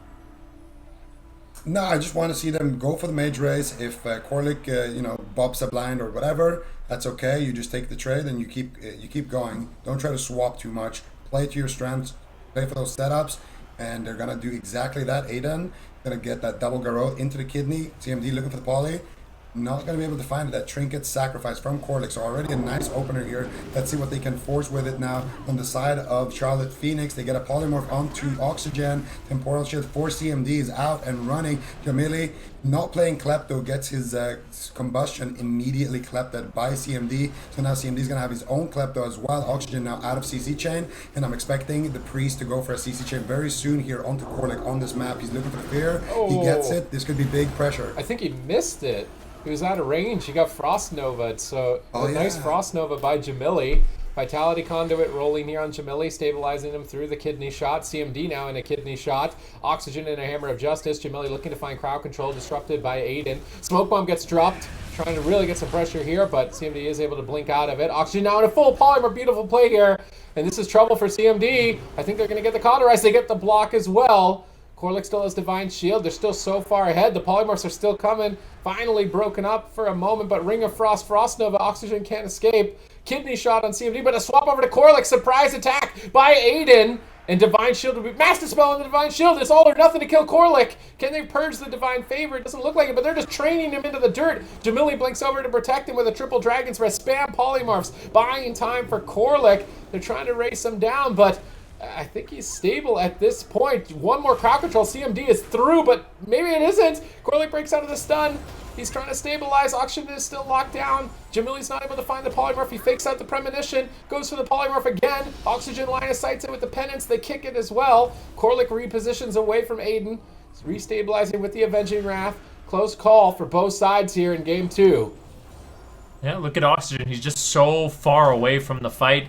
Really needing to keep CMD alive. Frost Nova on Nick with a full kidney shot onto Corlick. CMD looking to get aggressive as they put out a ton of damage at the same time. Jamili pops his combustion, trying to take down CMD, but Oxygen with a beautiful power word barrier shuts down that attempt. And Unitas buys themselves a little bit more time to continue this push onto Corlick. But Corlick with his trinket, with the Blessing of Protection, he's going to be feeling relatively healthy. And now, I can't help but feel like if they just go after Aiden, get crowd control on Oxygen, go after Aiden, he is so vulnerable in this match. But they're switching it up. Full blind now onto Corlick. Jamili uses his ice blocked. Unitas definitely keeping the Charlotte Phoenix guessing here.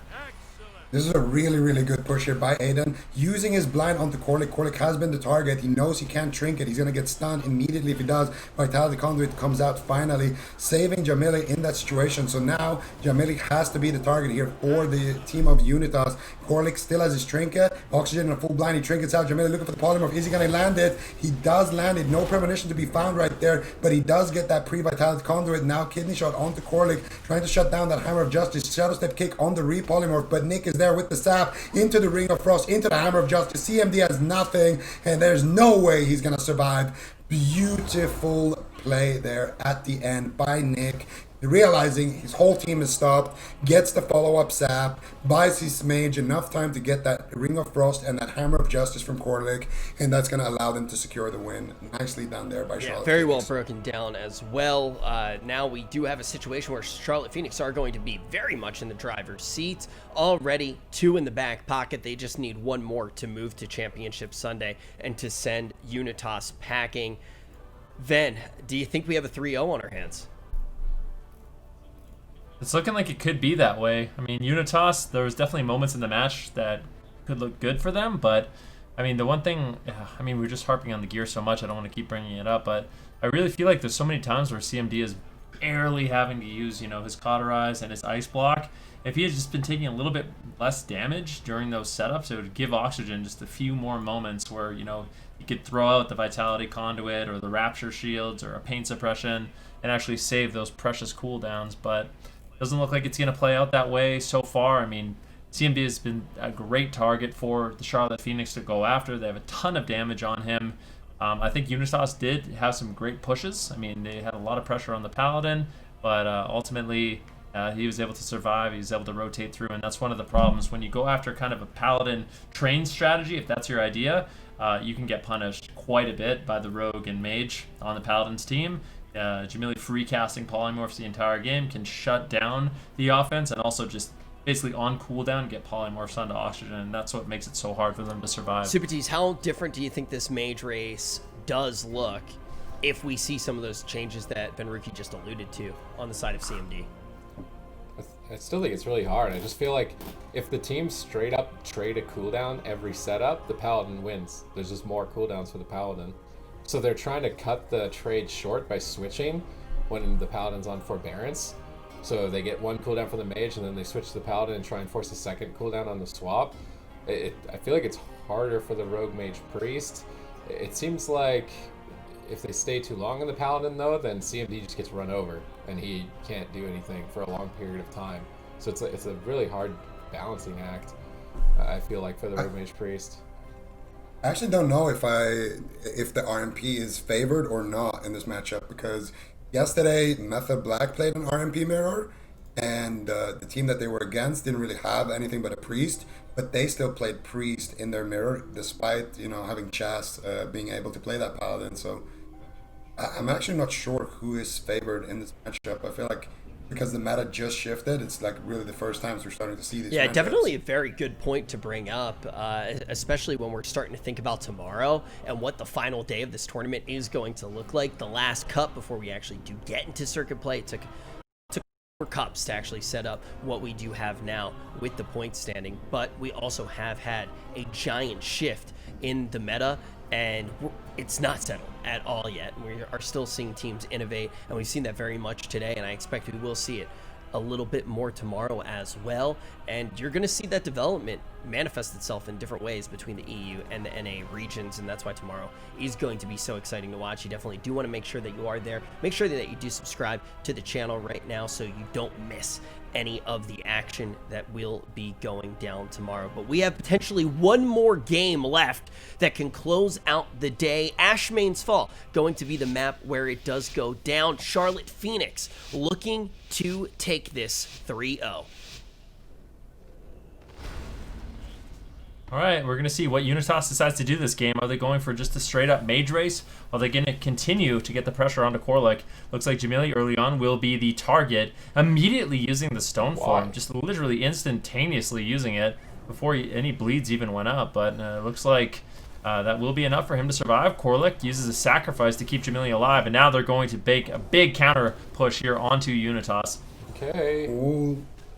Full blind security here onto Oxygen. Let's see what they can do here. He's going to trigger it out of it. He's looking for the fear, but look at that. Nick is there immediately spamming out that throw knife, using the map to their advantage. But Jamili in a smoke bomb right now could just have to potentially use Ice Block here. If they can get any CC onto Korlik, doesn't look like that's going to be the case. Instead, actually, Jamili is the one sneaking in a polymorph here onto Oxygen, and this is huge trouble. Korlik is there for the Hammer of Justice as well. He gets it on the follow-up. Let's see what else can they do. Nick is in a root. He gets freedom out of it. Jamili going for the Ring of Frost DR, gets it as well, but I don't think this setup is going to amount to too much here unless Nick has follow-up. He does have the Garrote Silence. Where's the smoke bomb? There it is. CMD now in a kidney. Double Fear comes out. Oh my goodness, they do get the Cauterize, but no Ice Block there. That was a close one though for sure. Almost Oxygen with the MVP Fear there, able to save that Cauterize, but they are going to get that win there on the side of Charlotte Phoenix. So once again, they're going to be ahead. Match point, playing from behind. Unitas need to pull off a miracle here. Hammer of Justice on Oxygen, Kidney Shot on CMD, Paint Suppression immediately activates to stabilize CMD.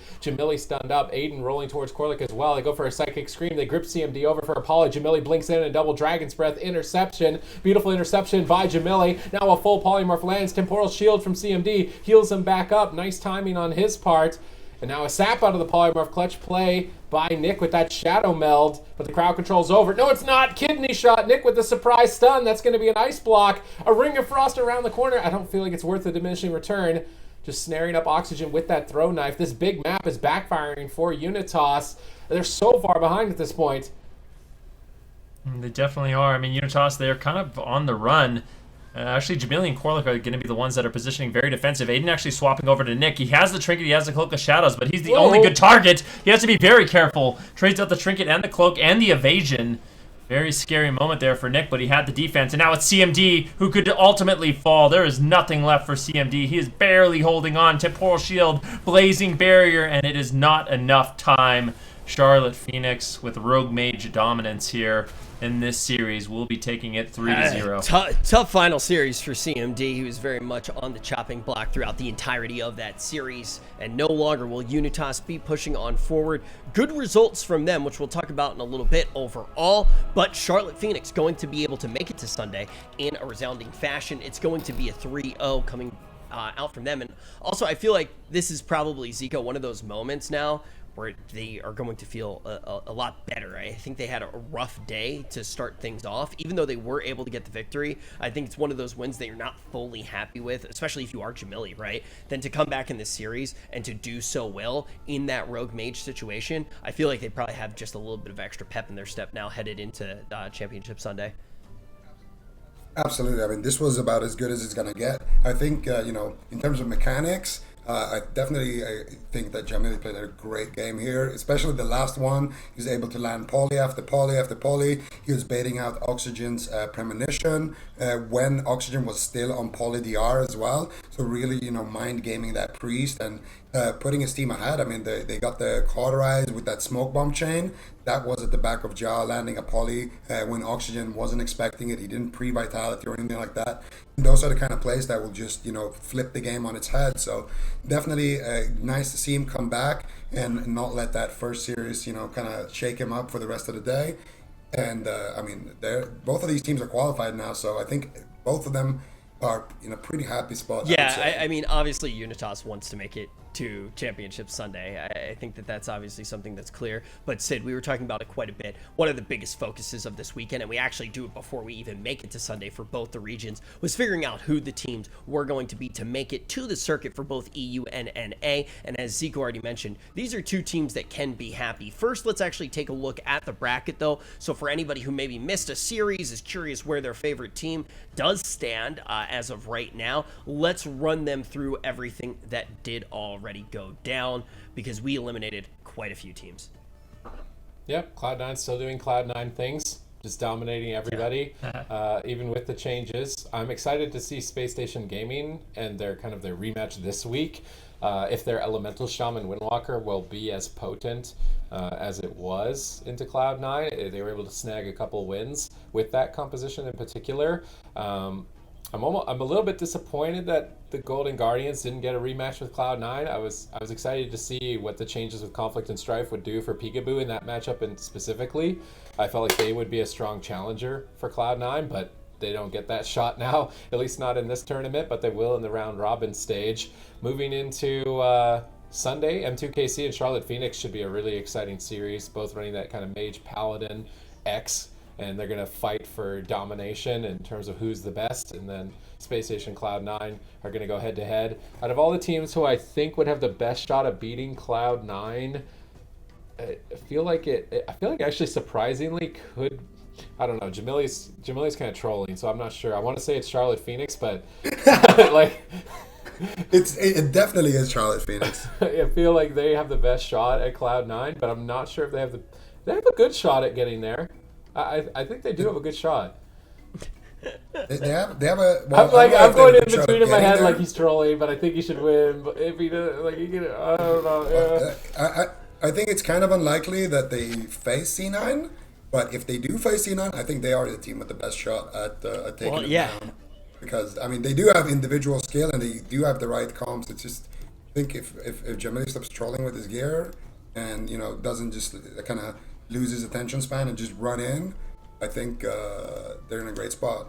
If they do that strat that we saw, a lot of the other teams do, like Golden Guardians, where they just kind of sit back and go for one big all-in, they could easily win that match. Or not easily, but they could. Yeah, it's funny. I mean, like, Golden Guardians was one of the teams that you guys said right off the rip you thought potentially had the best chance to be able to take down Cloud9. Taking down Cloud9 is just one of those things where the question is anybody going to be able to do it? Who would be the team to do it? But the bigger question was, who is going to make it to the NA circuit? And we can take a look at those qualified teams. And Ricky, I already asked this question to Zico, but I do want to hear it from you as well.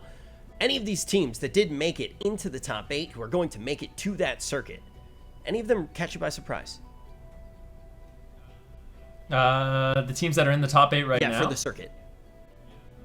Yeah, I mean, Turtle kind of snuck in there out of nowhere. I'm happy Unitas also made it in as well. For Unitas, I said this a little bit earlier, but I really feel like Oxygen, we've seen him multi-class in the past, but if he's going to multi-class anything, I think he really needs to pick up that Paladin. I think that is, without a doubt, the best healer for playing with a Rogue Mage right now. I think that would give their team a lot more flexibility. So before the circuit starts, that's something I really want to see from Unitas. Turtle, of course, playing that jungle. Jungle, we talked about, has kind of fallen off a little bit, but I would definitely not count this team out. They're exceptional. And then we have, a lot of these teams that are just, they've been consistent for so long. Cloud9, Golden Guardians, Method Orange, Space Station Gaming, all of them, you would really expect them to be basically in the circuit. Method Orange, unfortunately for them, struggled a little bit this week, but they need to go back to the drawing board, focus up, and really get it together for this circuit phase, because Sidu tweeted out he feels like his team is kind of a pushover team at this point, and that's not the Method Orange you would normally expect to see. You definitely don't want to see that getting tweeted out, right? I mean, that's a pretty tough thing to swallow, but the question is whether or not they will be able to bounce back, and if they can, how. But tomorrow, the stage is now set to figure out who's going to take this final cup before the circuit play does start. Please do make sure that you do make it there. You don't want to miss any of the action. You can hit that subscribe button right below the stream. And also, Zico, I'm going to ask you right now. I'm going to put you on the spot. Who do you think is going to be able to take it if it's not Cloud9 from NA? The cup? Space Station Gaming? A reasonable prediction. And we will actually see that matchup, that potential grand final matchup as well, kind of around midday tomorrow in the NA upper finals, Cloud9 versus Space Station Gaming. But Super Tees, we're going to be starting everything off with EU. It's going to be ABC versus Method Black to kick off the day. And out of the 4 squads that do remain in the EU, who do you think is going to come out on top? I think Diabolus actually has a really good shot. I'm wondering what Wildcard is going to bring, because like I said, when they get a melee cleave matchup, they own them with that Moonkanelli, but what's their answer for Rogue Mage now? Can they still use Warrior Mage now that Stormbolt's going to be reduced damage and stuns by 50% basically, or at least 50% of your versatility? I think Diabolus have a really good shot this week, the best of any of the weeks so far for them. Ben, do you agree that this might be the week for Diabolus? I mean, they definitely have a shot. I mean, their team looks super solid. They have really good compositions. I just think they're firing on all cylinders. You know, their strategies, the compositions they're picking, the way they're gearing, and just their individual plays are really shining. So I feel like for Diabolus, if there was ever a week where we could see them, you know, make it to the grand finals and even win the entire tournament, I feel like this could be that week. Well, very exciting stuff, and it's interesting to see how the changes are already starting to play out in this final cup. As we already mentioned, we know which teams are going to make it to the circuit. We have our top 8 teams from each region, but tomorrow we need to figure out who is going to win cup number 4. We're starting things off with EU. We'll crown our champion there, and then we'll move on forward to NA to find the champion of that region as well. I cannot wait for it all to get started. We will see you guys tomorrow, same time, same place, to crown our champions.